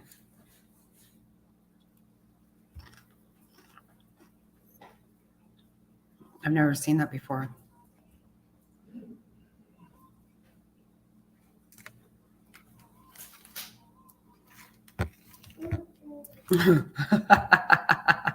This is what you know her. Oh my gosh.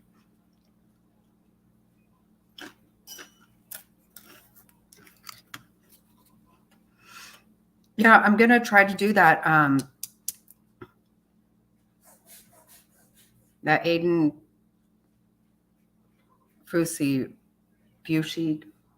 I don't know. But what I got out of it, they were thinking that they would have jury selection all this week. So these two might overlap a little bit, but I'm going to try to at least do an update each day of that trial or something. It's really sad. It's so sad.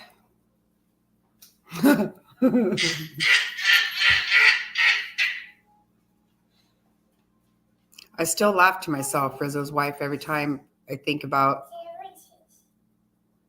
And Kimmy said, "Do you want to hear a story?" And you said, "No."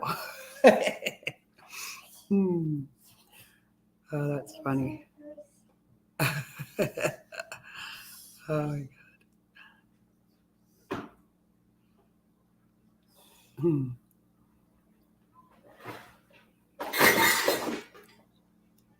She's gonna get me a pink hog slapper.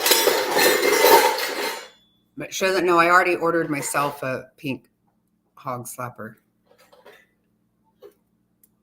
So it's on the way, Kimmy.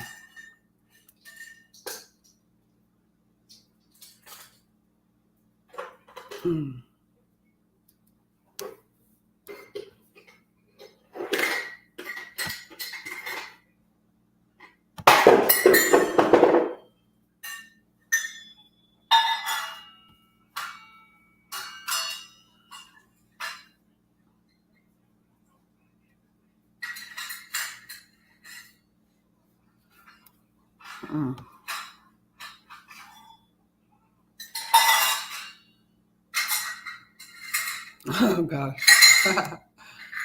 Oh my word, Kimmy.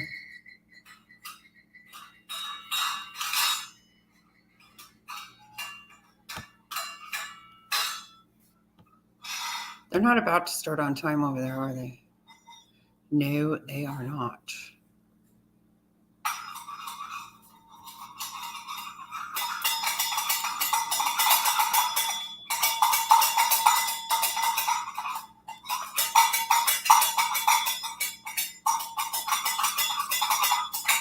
Jack. What's up, dude?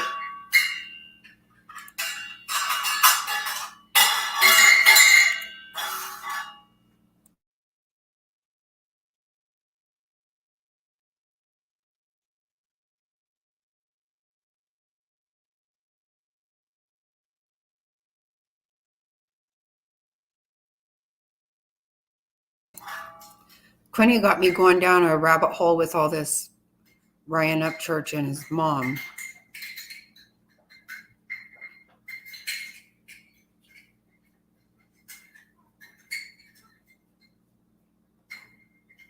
Oh God.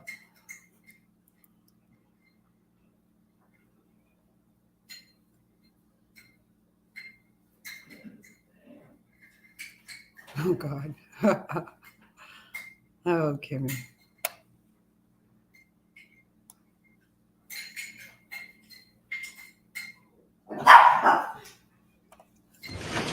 Please be seated. We're back. Is there anything before the jury comes? Thanks for your vote.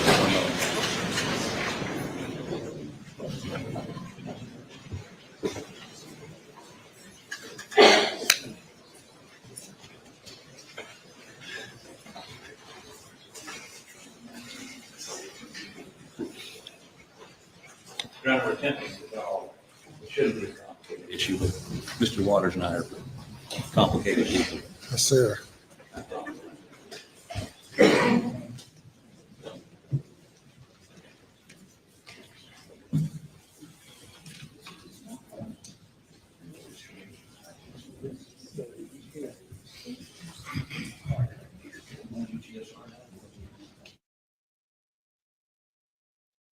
Mr. Waters and I agree for some consternation on your part to this charge. And of course, obviously, I was just suggesting to you. Yes, sir. We're just suggesting that you obviously have the authority. All right, Mr. Waters.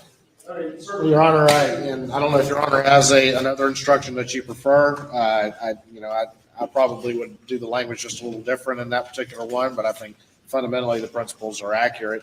I do think that the next to last sentence is superfluous because that's already said, but I think that's fine. And in the end, I don't think that there's too much that we have an issue with that particular charge. And Your Honor, other matter before we bring the jury in, would you want to hear from me now? The state intends on introducing through, not this witness, if this witness is another witness, the GSR person, specific GSR person. That's correct. It'll be the witness after this. Okay. Evidence of GSR gunshot residue on that blue jacket. We would object to any such testimony under a 403 analysis. Prejudice outweighs the probative, and I'm struggling to figure out what the probative is. So I'm in this, I think it's factually driven. I think the state needs to give you some sense of what it proves. A jacket, I might point out, no one has put in the hands of the defendant. And the tarp that they found, they never tested for GSR, blood, DNA, and everyone says tarp. That's a jacket. I don't know how you connect it to the defendant. If the prejudice far outweighs any probative value in that it's not been connected to him, even circumstantially not connected to him. The only witness to it, Shelley, who I've talked to a couple times, indicated that was not what he had in his hands.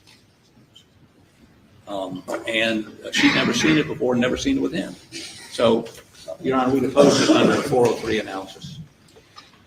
Yes, Your Honor. I think if you listen to the testimony of Ms. Smith in totality, first of all, she identified a picture where she said, yeah, that looks like what it was. It was balled up. And that picture, of course, was then identified by Ms. Moore as where they recovered the actual raincoat, which, of course, is a very, very large raincoat and very easily could be identified as a tarp. I think any issues that Mr. Harpootlian wants to make, he can certainly argue those to the jury, but the connection has been established between Ms. Smith and that particular raincoat, and looking at the picture and saying, that looks like what I saw. Additionally, with that other tarp, she also testified that there was no silver on that tarp, and if you look at the picture of that other tarp, it is half blue and half silver, so it's a very... Which other tarp? There was, I think, Miss, and I'll have to find the exhibits for me real quick, Your Honor. Today, yes, please.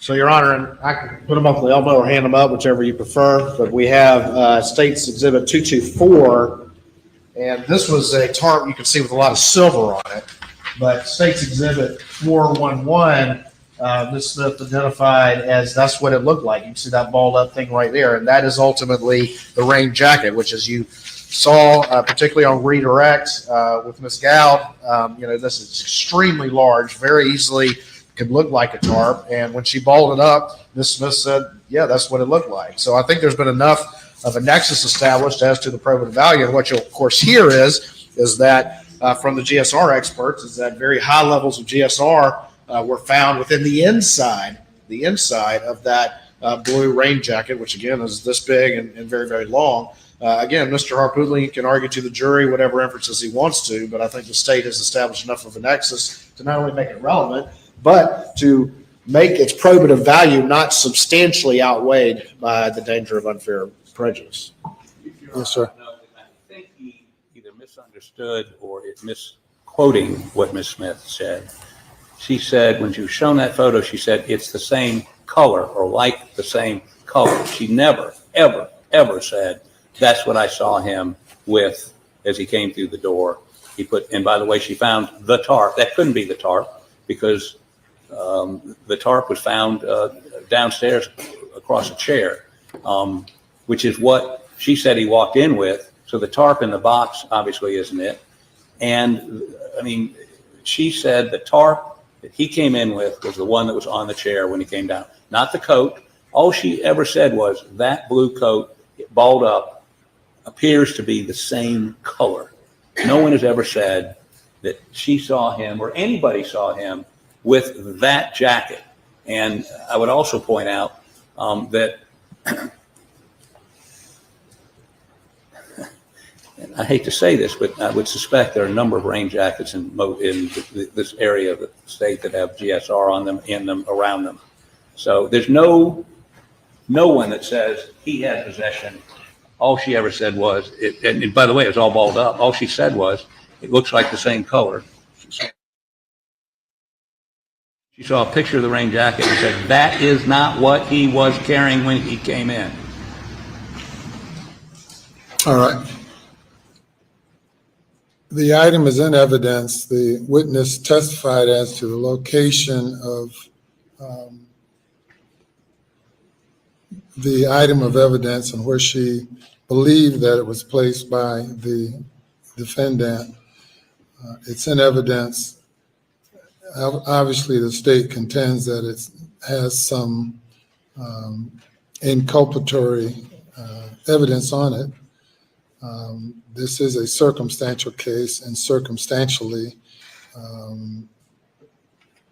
proof may be offered on the issue of whether or not this gunshot residue or whatever it might be can be traced to the defendant. And I overrule the objection. I find the evidence offered is more probative than prejudicial, though I do not believe a probative versus prejudicial analysis is required on this issue. But to the extent that it is, I find that it's more probative than prejudicial, and I deny the motion to prevent the state from offering testimony. Accept your ruling. Yes, sir. If you bring the jury.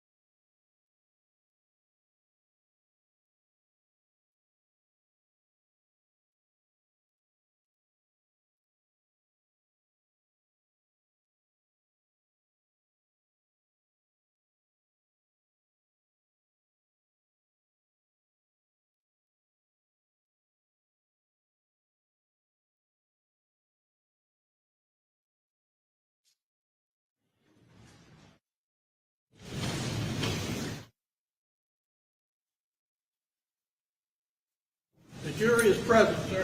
Thank you. Your next witness. State's next witness. Johnny James for the state calls Natasha Moody.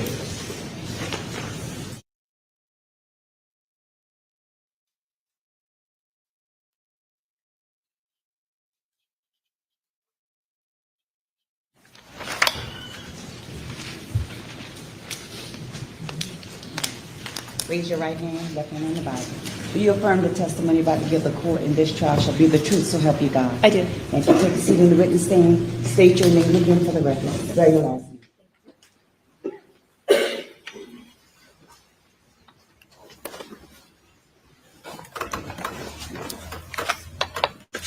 My name is Natasha Moody, last name Moodie.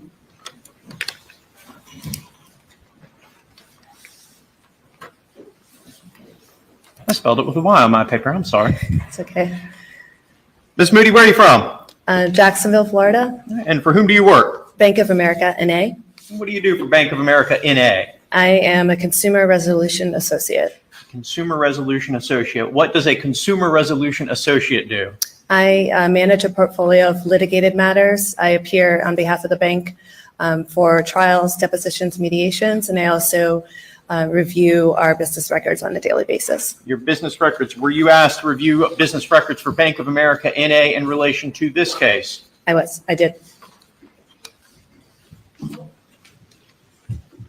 I am showing you 3 items labeled for identification as States Exhibit 415, 416, and 417. Do you recognize these items? I do. And how do you recognize them? I reviewed them and I also initialed them. And generally speaking, what are these items? These are documents for this case, opening account documents, monthly statements for various accounts, and copies of checks for this account, for various accounts. So are they bank records? Yes.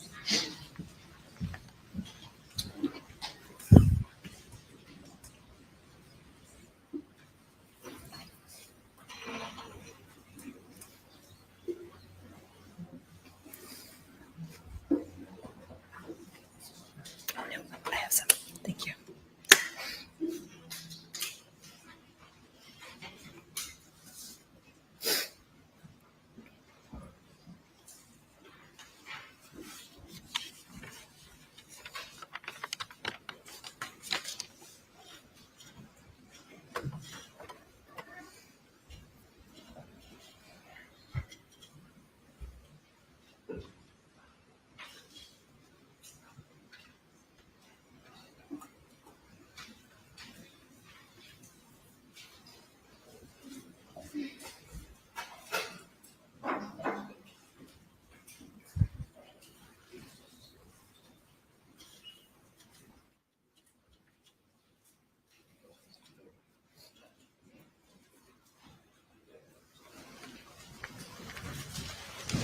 Your State moves to introduce Exhibits 415, 416, and 417 into evidence at this time, my understanding, with subject to any objections from Your Honor's previous ruling off today. Yes, sir. Ms. Harput. Your Honor, may I confer with Mr. Murdaugh? Yes.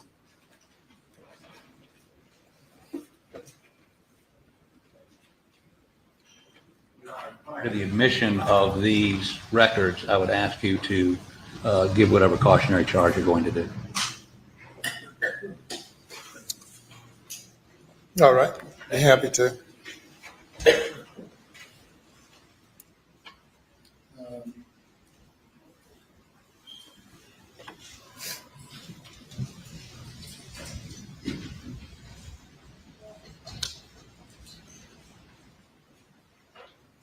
Ladies and gentlemen, evidence or testimony is about to be offered that the defendant may have been involved in other criminal activity. And that evidence is not evidence or proof that he committed the offenses charged in the indictments. This testimony has been allowed and is being allowed for the limited purpose of assisting the state in proving motive. You may not consider this evidence for purposes of character of Mr. Murdaugh, nor may you consider this evidence as evidence of his propensity to commit other crimes, or that it is more likely that he committed the crimes with which he is currently on trial.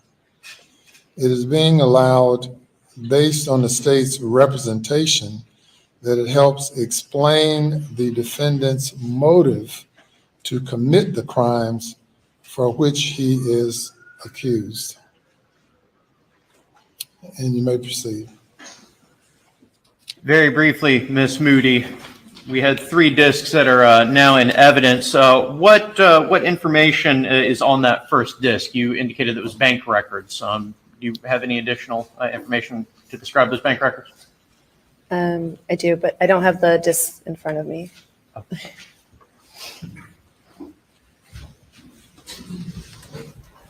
Showing you State's Exhibit labeled 415. What records are on that disc?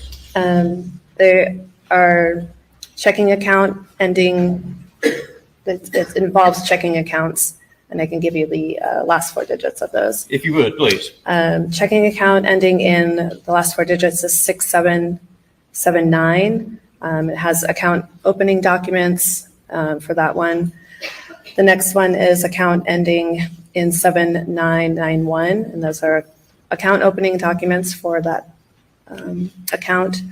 And then checking account ending in 7625, and that's account opening documents for that account, and then also monthly statements and supporting documents for all three accounts.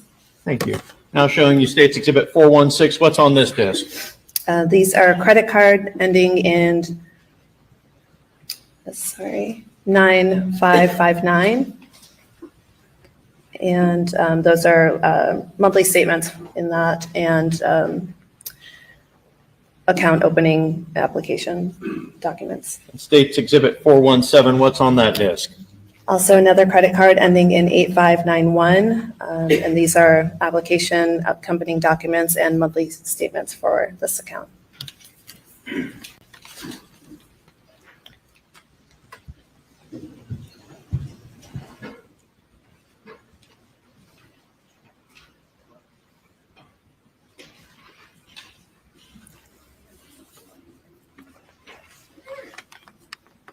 I don't believe these are in evidence, but we would not have any objection to them except as to our previously made objections.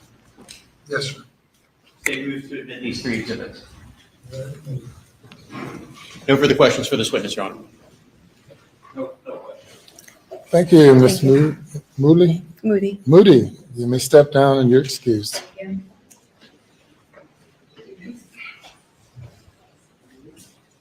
Let me call your next witness. Yes. Statement now called Jamie Hall.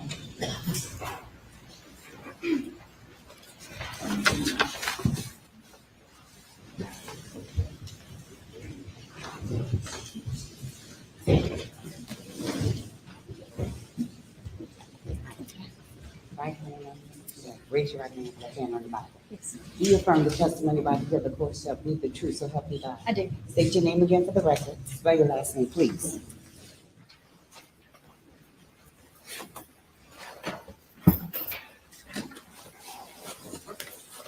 My name is Jamie Hall, Hall.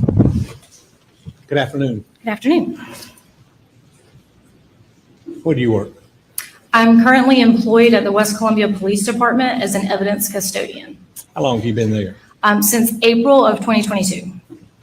Will you please tell the ladies and gentlemen of this jury about Jamie Hall, as much of your background, as personal background as you want to. I'll leave that to you, but specifically your education and background that led you to law enforcement, please. Yes, sir. I grew up in the Midlands area of South Carolina. Upon graduating high school, I attended Clemson University and obtained my bachelor's of science degree in wildlife and fisheries biology. After that, I spent a couple years traveling and working some various jobs. I moved back to the area in 2013 and began looking to start a career, and ended up at SLED in 2015 as an administrative assistant in the trace evidence department in the forensic services laboratory. I was an administrative assistant until 2017 when I became an evidence technician, a forensic technician too, in the trace evidence lab. When did you graduate Clemson? In 2010. So after you traveled some, you started working in SLED in what year? In 2015. Okay. What was your job then? I was an administrative assistant. And what does that mean? For the trace evidence department, that involved answering phone calls, filing documents, pretty much normal administrative duties. Did you further your education or your experiences while you were at SLED in that field? No, sir. When I became the technician in 2017, that's when I began the in-house training for that career. Okay. Tell us about the in-house training when you became the the- forensic technician? Yeah, so that training involved oral and practical examinations in-house under the supervision of an analyst, in which I learned how to properly handle the evidence and process the evidence for potential GSR. I also oversaw some testimonies of some analysts to be familiar with courtroom policies as well. And I took some outside training from Hook College in Chicago as well. Hook College in Chicago? Hook, yes, sir. What was that training? It was training regarding the scanning electron microscope, which is used for GSR analysis. That's the acronym is SEM for that? The SEM, yes, sir. And when did you leave SLED? In March of 2022 And do you mind, you're working where now? at the West Columbia Police Department, West Columbia Police Department, and you are there what? evidence custodian. Now, back in June of 2021, you were a forensic technician for SLED. Yes, sir. Special agent, forensic technician? No, sir, I was not considered an agent or considered law enforcement. I was just the forensic technician too. So then, in June of 2021, what was your job on a day-to-day basis? My primary role in the trace evidence department as a forensic technician was to prepare evidence for GSR analysis. That include GSR kits as well as inanimate objects that came in for potential GSR testing. And we're going to have Ms. Fletcher testify right after you, but what is a GSR kit? A GSR kit is an envelope that goes out to officers or investigators so that they can collect on scene from a potential suspect's hands. And it involves, it has all the items they need: gloves so that they can make sure they're not contaminating the subject's hand. And then the little vials that contain the GSR particle lifts with a double-sided adhesive that's used to dab across their hands to pick up any potential GSR. So those are kind of done in the field, if you will? Yes, sir. After a local law enforcement agency uses one of these kits, what happens to it? When they decide that they need it analyzed, they submit it to the laboratory. And then when it comes into the laboratory, I prepare it for analysis. So that involves me making sure it's been properly sealed and initialed, handled properly, the correct kit. There are a variety of kits out there. Our lab has particular kits that we accept, so I confirm that it is an acceptable kit. And I also confirm that it was collected within the allowed time frame. On a living person, we're touching things all the time and possibly contaminating or removing the GSR. So we do have a 6-hour time limit on kits collected from individuals. So if a kit comes into SLED or your possession, do you check to see if it was collected during that 6-hour time period? Yes, sir, I do. And how do you do that? We have what we call an information worksheet included in each GSR kit that the officer fills out that includes the time or the estimated time that the shooting occurred, as well as the time that the kit was collected.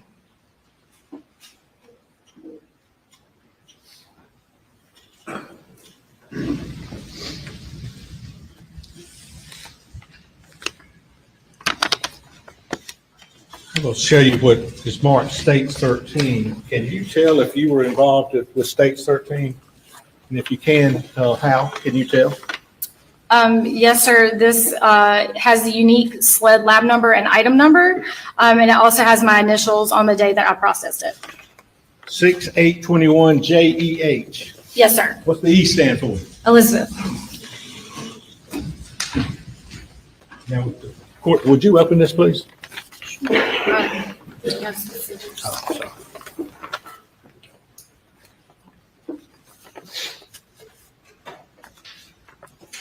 Thank you.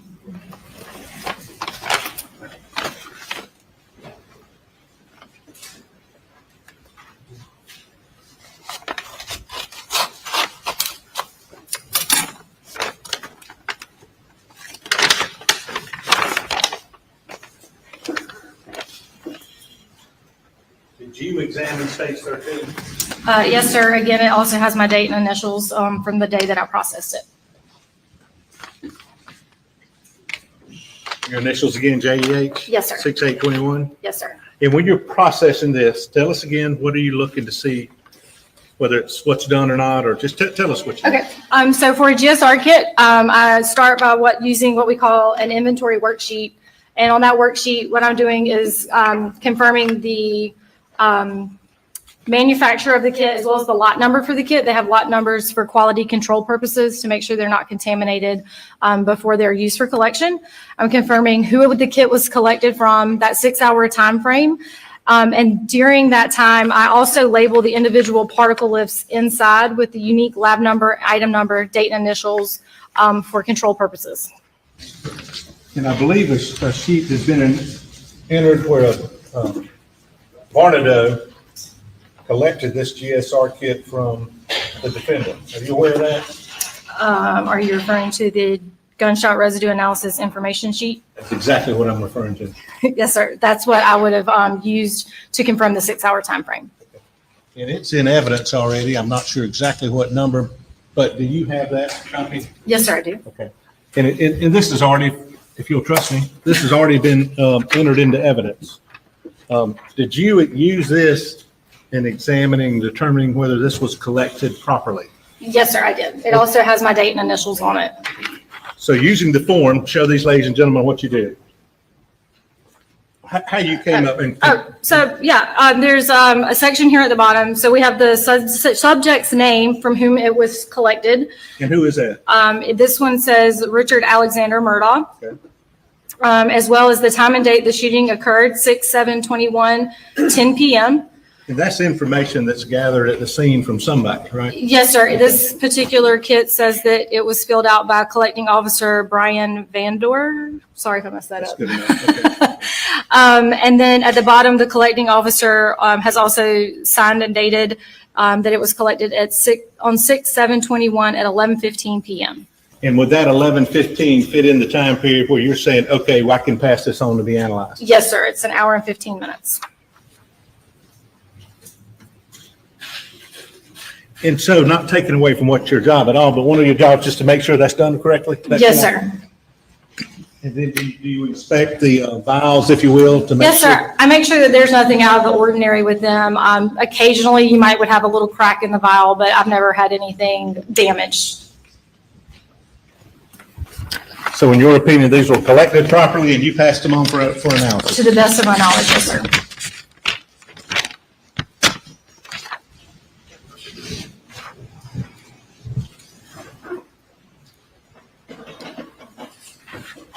Now, were there, let me ask you this much.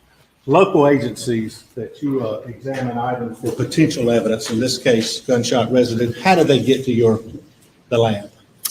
Typically, the officers from the local agency submit them through our evidence control department.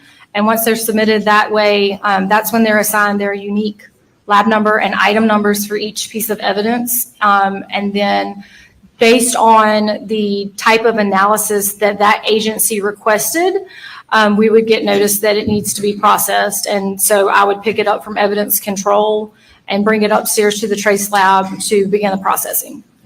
And is all that documented from local agency to y'all and where it goes from there? I can't attest to what the outside agencies do. I believe it probably varies agency to agency. But once it's been logged into our system downstairs, it is tracked throughout the laboratory for every hand that touches it. That's kind of what we refer to as a chain, correct? Yes, sir. It's Chain of referred to as the evidence. chain of custody. Chain of custody. Now, did you have some other items of potential evidence in this case that you examined? Yes, sir. I had several other items. Okay.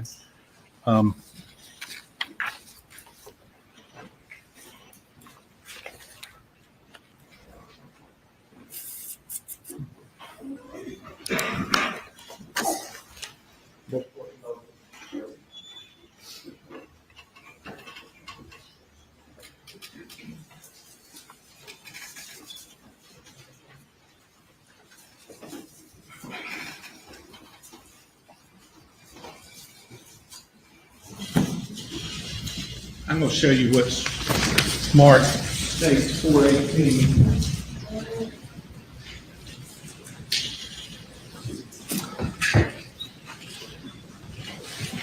Ask me if you can just identify this.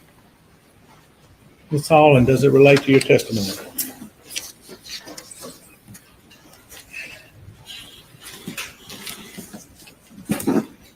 I can no longer see my initials, but I did process items that were in container D, and this is marked with container D for this case number. Yes, sir. And would you open it up then to see if you Yes. can further find your mark with the court's permission?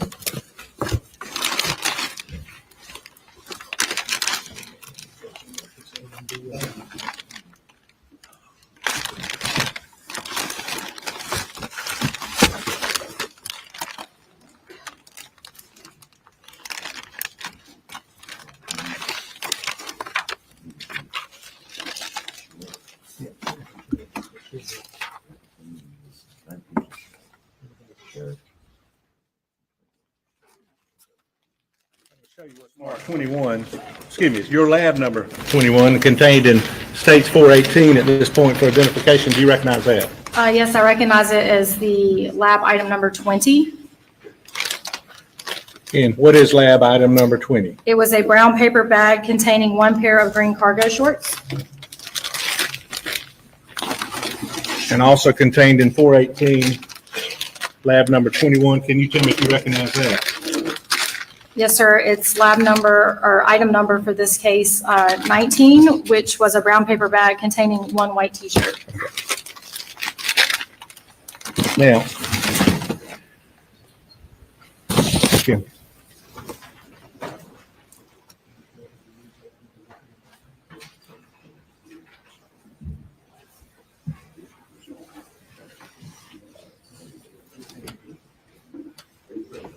I don't have an objection for it. Your Honor, all 418 without objection. Without objection. You're admitted. I'm going to show you what time purpose.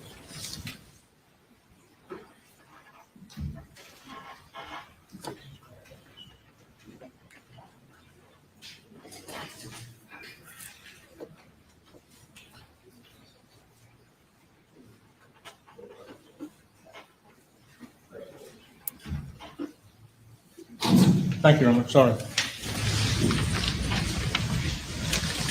was going to ask you, please, man, I'll just put this question. Look at 423, 424, and 425. Do you recognize these, and do they relate to what you're talking about right now? Yes, sir. These are PGSR collection worksheets from clothing that I generate during my process of collecting from inanimate objects. Okay. Inanimate objects. Yes, sir. Okay. Now, let's start with the shirt, 423. Yes, It's in sir. evidence. Tell these folks what you did with the shirt. So anytime we're processing clothing or an inanimate object in the lab, we start by making sure everything's been thoroughly cleaned. And we also place down parchment paper to just as an extra check and balance to make sure there's nothing contaminating the evidence. We also place what we call a clothing blank out onto the table where we are processing. That's just another one of those double-sided adhesive stubs, and it's left open and exposed to the environment to make sure there's no contamination in the environment. That's how I start all of my clothing. Then I confirm that everything is adequately sealed and documented, and I open my items and lay them out on the parchment paper. I photograph items, and then I do label those items for identification later if needed. And then I will sample the clothing item closest in the areas that would be closest to the discharge of the firearm. So in this case, we're talking about a T-shirt. So I will sample the right chest and sleeve area together and the left chest and left sleeve together. So if you want to draw a line down your midline for right and left, and then we typically go down to just below the chest area. And is that what you do with every shirt? Yes, sir. If it's a long sleeve garment, I would typically use a separate particle lift for the chest area and the arms, just because the adhesive doesn't last quite as long. And if you said this, I apologize, I'm tired. Why are you doing those areas? It's closest to the discharge of a firearm. Potential discharge, so that's where you test. Yes, sir. Well, looking at the shirt, look 418, the shirt that's contained in here. Which one's the shirt? 19. 19? Yes, sir. Before you get to doing the particle list, what's the first thing you do? I confirm what the item is and that it's properly sealed and initialed. Do you open it? After I clean, I open it. Yes, sir. And do you make observations of items when you first open it? Yes, sir. Anything that seems out of the ordinary for any item is documented on the worksheet in the comments section. And you have a comment section. That's where you put your thoughts, right? Yes, sir. Anything that may, again, be out of the ordinary or affect the analysis later.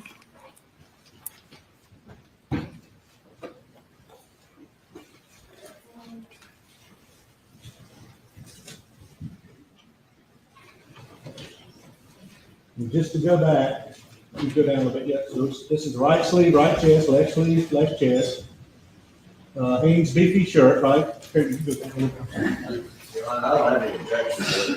423 in the evidence. I don't think it's in evidence yet. But no objection. We offered it a little while ago without objection. 423, 24, 25. I have no objection to those three exhibits going in. I thought I'd said that. If I didn't, I apologize. Is this a Hanes beefy t-shirt? Yes, sir, it was. And item 19.1, what are your comments underneath there? Small reddish brown stains observed. Shirt had an odor of laundry detergent. What do you mean by that, an odor of laundry detergent? It just smelled freshly laundered, which is not typical of the lab. Typically, clothing smells slightly musky when we get it. And you examined this shirt when? On June 8th of 2021. Now, you didn't know, did you have any knowledge about this case whatsoever? I just knew that we had asked to make it a priority in the lab.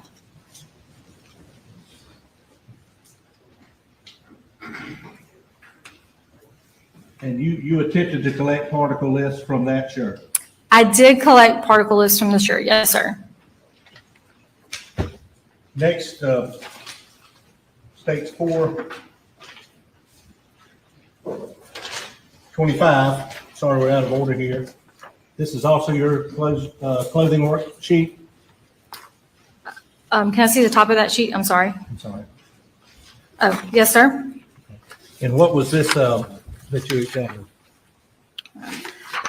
This was the worksheet we generated when we collected from a seatbelt that was collected from a 2021 Chevy Suburban, South Carolina tag CZL420.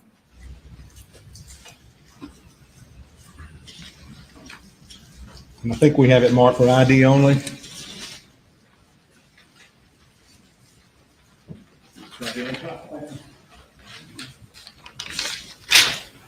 Do you recognize this?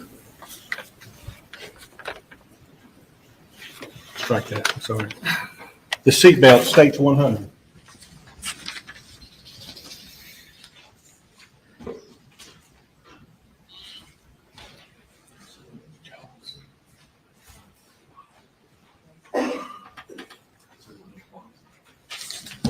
Thank you to everybody.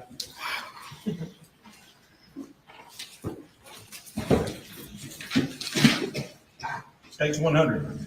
Can you look at this and see if you haven't examined that before? Does it relate to your testimony? Yes, sir. This was SLED item number 142, and it also has my date and initials on it as well. All right, what did you do with states 100? At the direction of the analyst, Megan Fletcher, I collected samples from various areas on the seatbelt.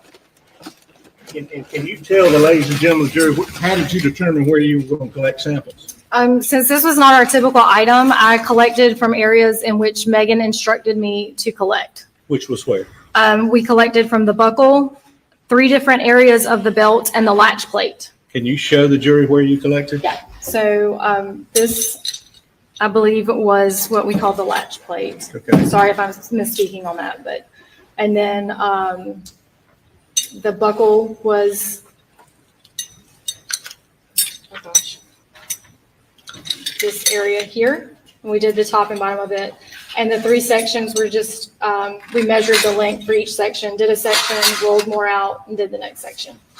And how are you actually doing it with the particle lifts? How are you collecting that? So as stated before, the particle lifts have a double-sided adhesive on it, and you just repeatedly dab that across the garment or the item that you're collecting until it loses its adhesive abilities. 100, we'd offer, Your Honor. No objection, Your Honor. Did it? Thank you. And looking back on the sheet, this noted here, that's where you went through and did your inventory sheet, correct? Yes, sir. And this is to document you did what you did, right? Yes, sir.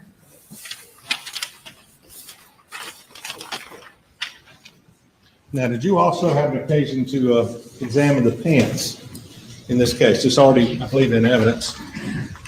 I did collect from some cargo shorts. And those were also included on what I just took down off the OMO, but can you tell the folks where you collected or tried to collect lifts off the cargo shorts and why you collected in those areas? Yes, sir. For any type of pants or shorts, we always collect from the right groin and the left groin area. Again, that's the area that's closest to the discharge of a firearm. And that's standard. That's what you do. That is standard practice.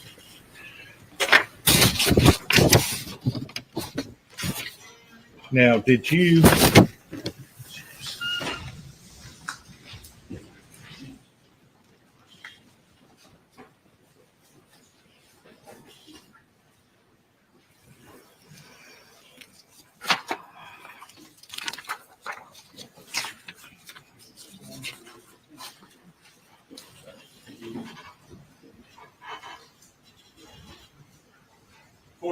without objection?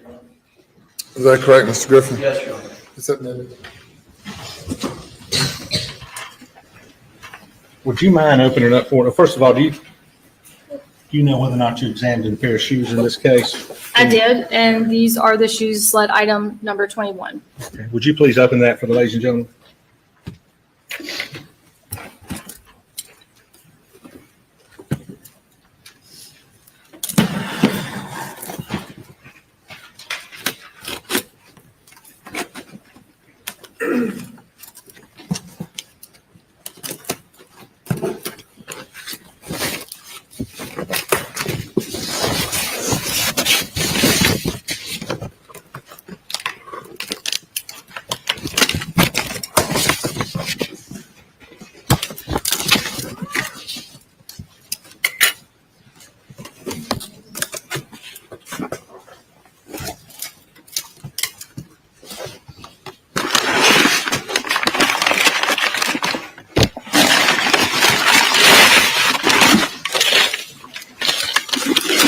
Yeah, it's gonna be a lot of stuff on it. I use gloves. Sure. Yes, ma'am.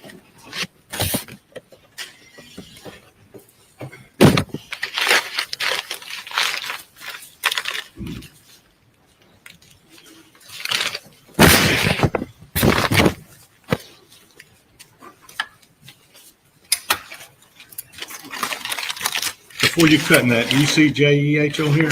Yes, sir, I do. On 6/8/21, I signed my initials.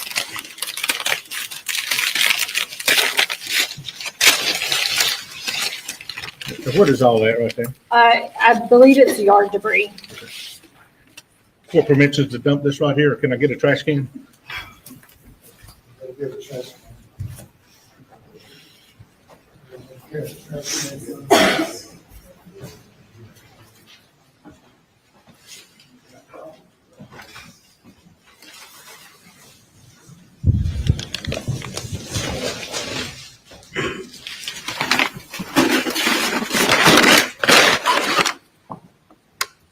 These are states 419 in without objection. Can you show these to the jury? Sir.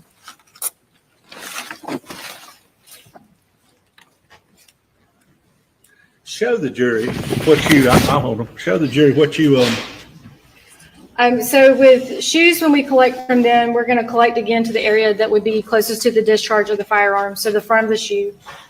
So in this case, I would do the area where the laces would typically be and the front toe. Depending on how well the adhesive continues, it will depend on how far back I go, but I start with the toe and then work my area down the sides.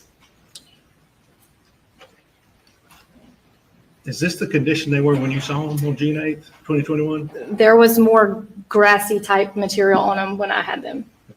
And what I just dumped in the trash can with the court's permission and in here, did you indicate on your comment section Yes. whether or not yard debris was present? Yes, sir. I commented that shoes were wet with yard debris present. Wet with yard debris. Yes, sir. Did you, on June 8th now, go back in your mind, Mhm. when you saw these, in addition to wet and yard debris, did you make any other notes in the comment section about those shoes? I did not. Do you remember, did you see anything that looked like blood? I did not make any note of that. No, sir. With your naked eye? No, sir. Top or bottom? No, sir.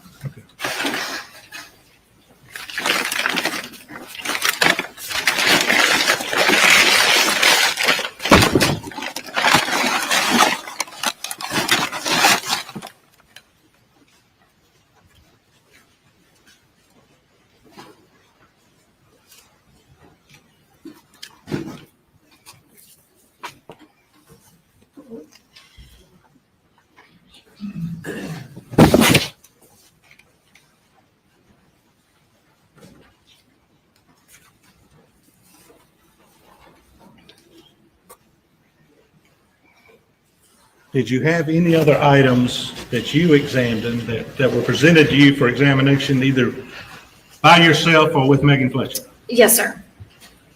What was that? It was sled item number 173. And it was, we described it as one blue rain jacket / poncho. Okay. And was this the same, when did you examine the poncho? I believe we began on October 5th, 2021. Okay. So is it fair to say that the clothes, the shirt, the pants, and the shoes were on June 8th of 2021? Let me check my notes.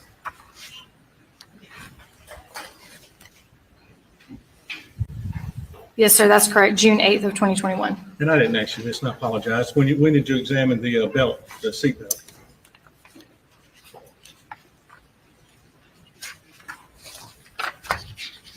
The seatbelt was examined on September 1st, 2021. And again, the specific date for the raincoat was what? October 5th, 2021. Tell the ladies and gentlemen, take us to the lab now. How did you examine that garment, the rain jacket? This was also not our typical garment, and I believe there was some information provided from investigations. So everything I did in this case was at the direct, or in this, for this particular item, was at the direct supervision of Megan Fletcher. She essentially told me where she would like me to collect, and she documented everything on the note sheet while I physically collected the particle list.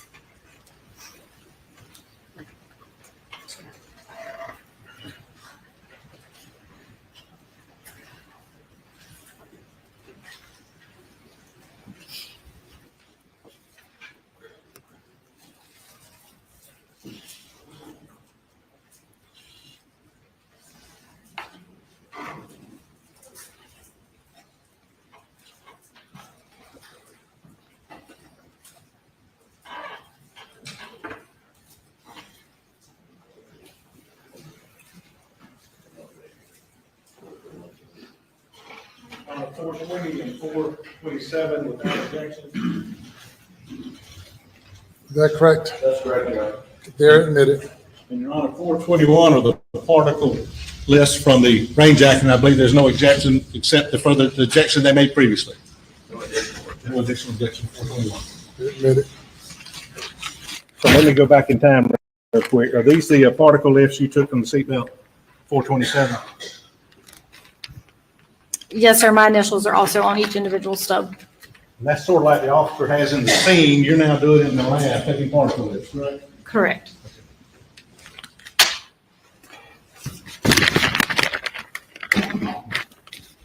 And particle lifts from 420 lists from 19, 20, and 21, which I think are the pants, the shirt, and the shoes. Were these the particle lists in 420 that you actually took? Yes, sir. Again, in the twos. Yes, sir. And your initials is on. Yes, sir. Now, 421, you said it was a little different, unusual. How did you take the particle list on this rain jacket? I believe everything was considered in Megan's custody while I was doing the collection. And then it was transferred directly to my custody when I carbon coated the particle lifts. That's just a process where a thin layer of carbon is added. It allows the analyst to get better images on the instrument. It doesn't do anything to add or remove GFSR. It just simply adds a very thin layer of carbon. So it was in my custody at that time, but prior to that, it was in Megan's custody. Okay.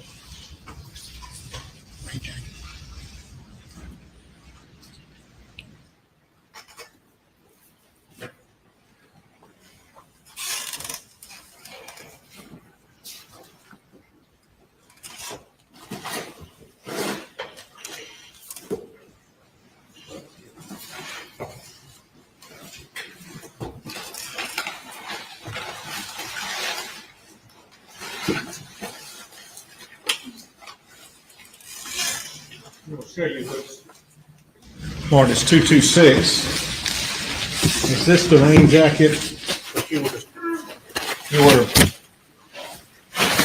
describing? If I can check the bottom cuff.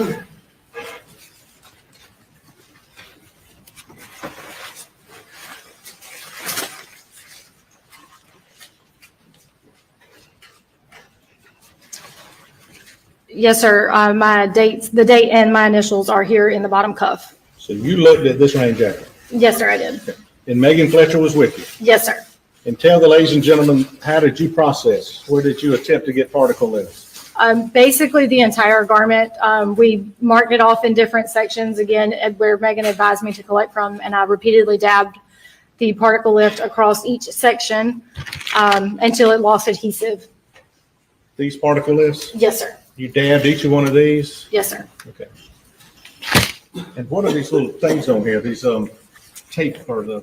I'm not sure what those are. Now you did the outside of this garment.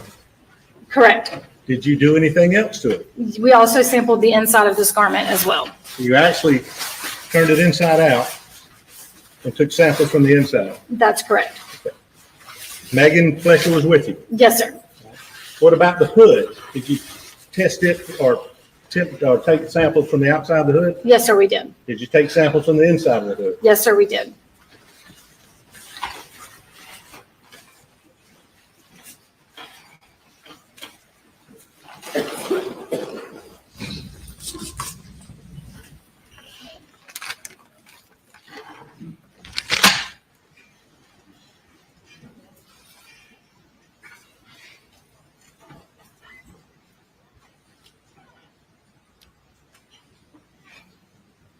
Sorry, yeah.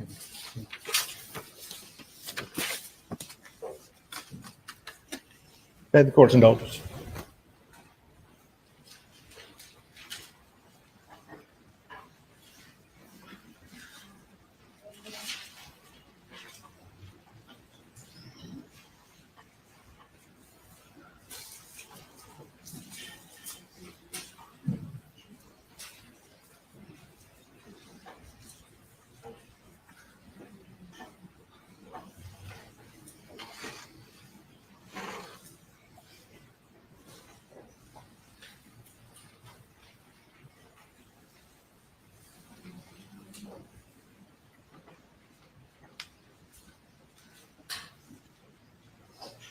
I'm not wearing gloves here now, but when you're examining all of these items, do you wear gloves? Yes, sir. Does Megan Fletcher, did she wear gloves? Yes, sir. Why?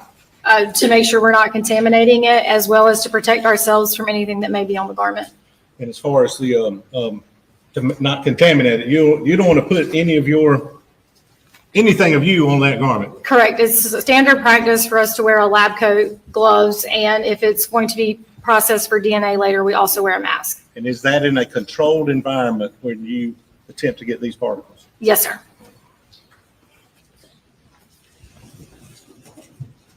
Thank you, Judge, that's all. Line of defense. Yes, Your Honor, thank you.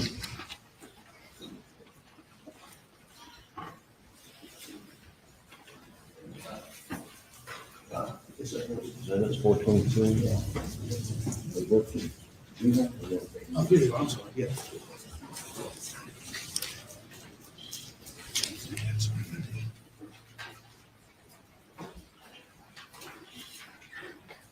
Good afternoon, Ms. Hall. Good afternoon.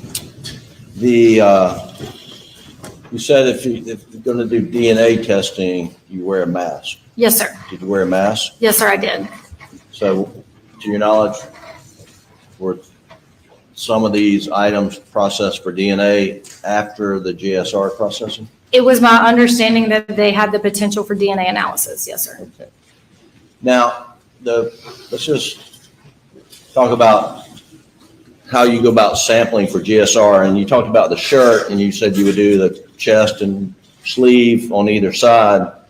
How does that work? Do you lay the shirt out on a table? Yes, sir. So as I stated, the table is thoroughly cleaned, and then we place down parchment paper as well, sterile parchment paper, and lay the garment out on that so that we can access all the areas.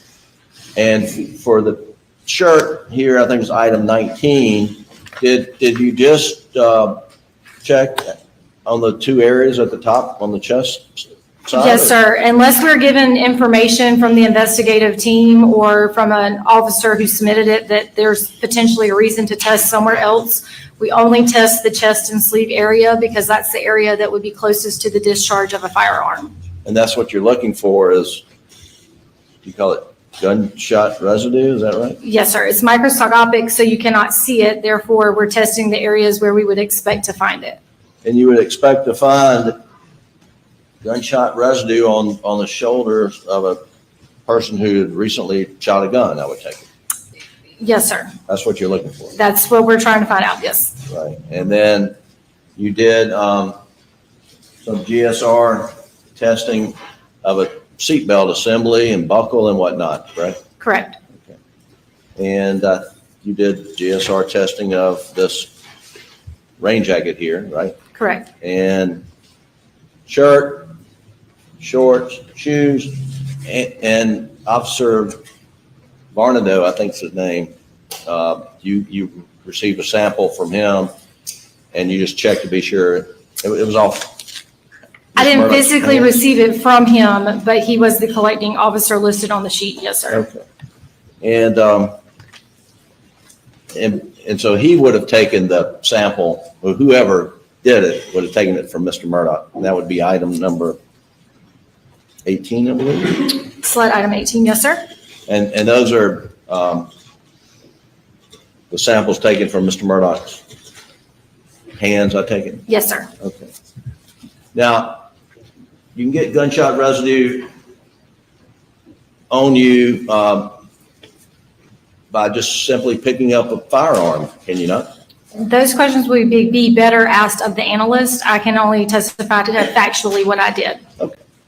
And the analyst here is Ms. Fletcher? Yes, sir. Okay.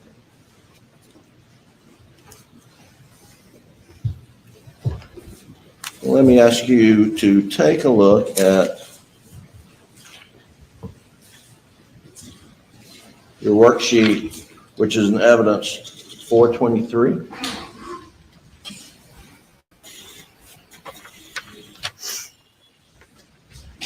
And do you have that up there? Yes, sir. You know, I think I'd rather put it on the Elmo, so we can, do you have it in? I have my copy. Yes, sir. Okay, great. So,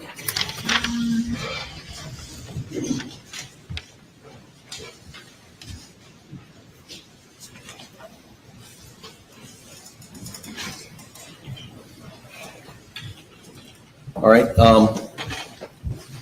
yeah, go to the top. Okay, let's stop right there. Agent Hall, it says that this was a brand Hanes beefy T-shirt, Yes, sir. and then particle lifts, right sleeve, right chest, left sleeve, left chest, correct? Correct.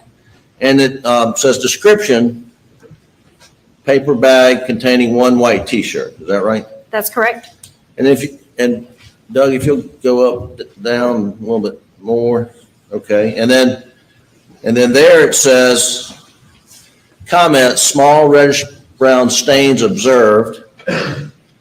Shirt had odor of laundry detergent, is what it says, correct? Correct. Do you know what those small reddish brown stains looked like? They looked like small reddish brown stains on the shirt. Were they tested? I have no knowledge of what was done after I handled the object. Okay. Now below here, it says sealed brown paper bag containing one pair of green shorts. Is that just an entry for another item? Yes, sir. That's item number 20. The sheet is designed where we can put 2 items on one sheet. Okay. So when you received the shirt, item 19, was it in its own separate bag? In this case, it was. Yes, sir. That's why I made the note that that individual item contained its own brown paper bag, while the description says brown paper bag containing. Okay. And the shorts, those are green cargo shorts. And again, you lifted, it says right groin, left groin. Correct. And it's just is it on the inside of the pants leg or? Well, it's on the outside of the garment, down to, a reasonable distance, depending on the type of fabric, could depend on how much adhesive it has, depending on how large the garment is from the person. A small garment versus a 3XL is completely different. It depends on how far I can go down on the garment. And to do this, you take a sticky something or another, and it's a double-sided adhesive on an aluminum stub within those little vials. The bottom has a holder for that, and then we grip it by the bottom and repeatedly dab it across the garment until it loses its stickiness. Correct. And then, do you do 1 vial per area or multiple vials? It's 1 vial per area listed. If for some reason I needed to use an extra vial or an additional vial, that would have had its own listing on the worksheet. Okay.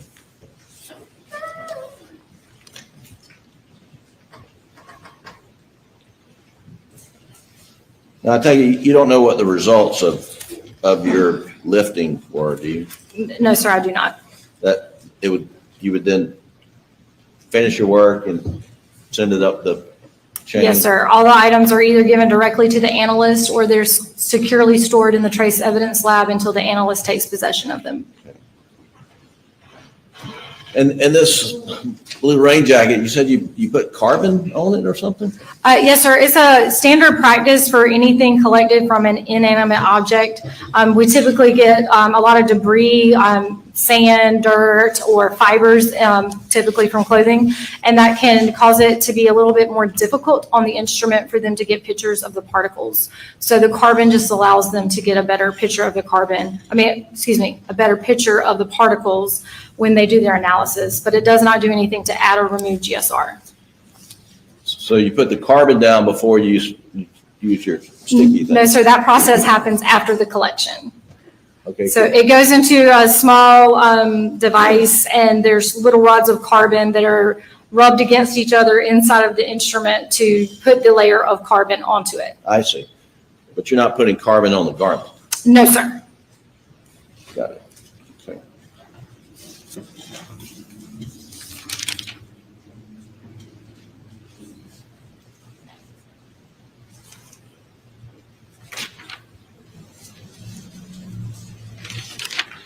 One second, Your Honor.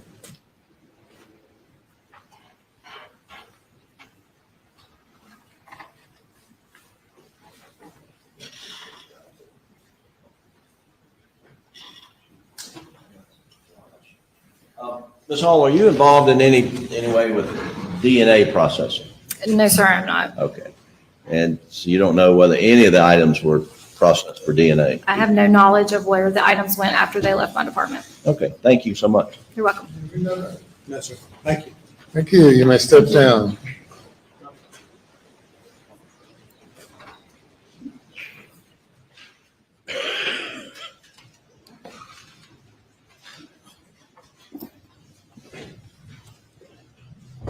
Unless you have a 2-minute witness, this will be it for today. We don't, Your Honor, unfortunately. Ladies and gentlemen, that'll do it for this day. We'll resume at 9:30 tomorrow morning. Please do not discuss the case.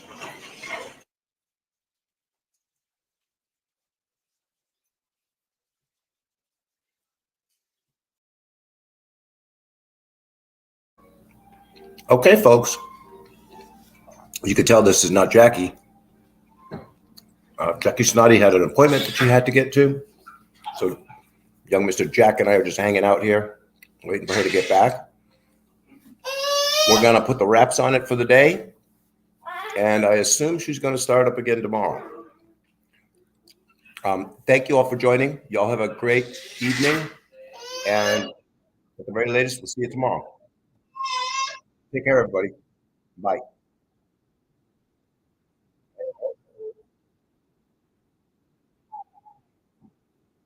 Hold on. Okay, they just started talking again. Hold on. I thought they said they were putting the wraps on it. Hang on just a sec. No. Didn't tell me.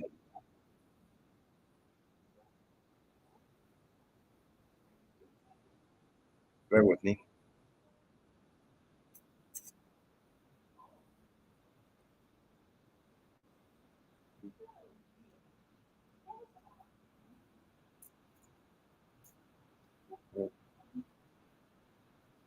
I think if you're still on, help me figure out how to straighten this again.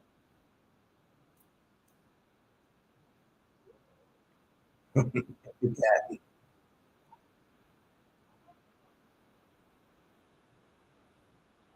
Thank you, Jimmy. Yeah, end broadcast. Okay. And end the broadcast. And so should I say end it? I'm gonna say end it.